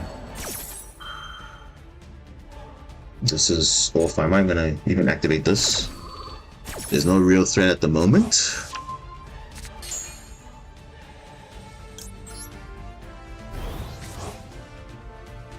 Oh, there you go. Just wrap this up and then we can call it a day for the next few hours, that is. Okay, do not activate Zelantis here. Do not. Because you're going to be triggering the Yama and then it's going to be a problem for you to close out the game. There it is. So you see, every matchup is dependent on how good you draw. So obviously in their case, they didn't have a Yubel opener, so they couldn't go Phantom Yubel first before making plays. But in any case, we were fine because we had a second wave just when we needed it. So, and we played around Super Poly, so it would have been a problem, but okay, it wasn't. So okay, yeah, I think this deck is fine. It's fine, but I think we can obviously I don't know what else to improve because we've tried it to make it the most consistent way possible. 40 cards, you know, people like the clean 40 cards, so I've tried it that way. But as you can see, no real issue. The only issue is breaking boards is kind of tricky because now you're relying on the Marincess engine only, where I like to have, you know, a bit of Cash, maybe a bit of Horus, a bit of this, you know, just to spice it up a bit. But yeah, maybe we can try the ice barrier stuff, that small package there also. We can do that too. But yeah, we can do a lot of things. Ultimately, it doesn't matter what you have as long as you get the results. So yeah, the results are what matters. And we're here. So where do we go from here? So you'll see I'll post something in a few hours. I haven't mentioned it on stream yet, but there's going to be some changes in terms of where the direction is going for my content going forward. So I actually spoke to some people and they said, no, that should maybe expand my audience out apart from YouTube and whatnot. I wasn't really thinking about it too much, but basically what's going to happen is I'll be streaming on both YouTube and Twitch, basically. I'm just getting my Twitch set up there. But what I will do, I will look out for a community post. I'll also leave a link in the description when the stream is done for my Twitch link. Then you can follow so long. If you want to watch me on that side, you can watch it, or you can watch it also. That's also fine. But my main stuff is on YouTube. It's not changing. Just that now I'm able to stream on both, so I have the setup that I need to. So yeah, that'll just be the way going forward. Now when I do stream, it will be streamed both on YouTube and Twitch. So if you prefer Twitch, you can watch there now also, or if you want to be on YouTube, that's also fine. I do have the integrated chat here, so right now it's just YouTube, but if Twitch chat also is here, I can see all the chat here. Obviously you guys can't see the chat on both sides, but obviously I'll be able to respond to everybody that's in here. So yeah, that's just a direction going forward. So on the next stream when that is, we're gonna go at it again. And yeah, just for those who are not here, I will put a link in the description, and I'll also make a post later to say, okay guys, I'm also going to be streaming on Twitch as well. I know people prefer Twitch, or some people do. Maybe most of my viewers do that, but that's also fine. So I'll be doing it on both. So you can catch me there or here. It'll be exactly the same stream, nothing different. But yeah, that is the way forward. And yeah, there won't be any cutout stuff or anything like that. It literally, the full stream as you see it here will also be on there. So yeah, I'll leave a link for those in the description for this stream, and I'll also make a community post about it later saying, okay, I'll be streaming on both platforms in the next stream. and going forward. So yeah, if you're gonna support me on Twitch, I appreciate that. If otherwise, it's gonna be here either way, there or there, just to expand my audience, just to, you know, look at other discovery somewhere, just to, you know, have some little growth there and there, just to grow the community a bit. So that's where my head is at the moment. And yeah, so be on the lookout for that. And until then, yeah. So obviously we didn't feature any new support per se, but yeah, maybe on the next stream I'll probably, maybe in the casual match, I might just do some warm-up decks just to try out the new stuff, just to showcase possible deck testing for the upcoming event. So we can just do that, and then we can just dedicate the casual match just for that, and then we just focus on ranked with Marincess. So that's cool. Okay. All right, guys. Thanks so much for everyone being here in the stream. I like the interaction. Always nice. And yeah, hopefully on the next streams coming up, we'll have that same interaction. So please keep it up. And please do leave a like if you have not done so already. Even for those that have, you know, gonna watch the stream back, please leave a like. I don't really ask for it, but obviously you have to make sure I gain your viewership more often.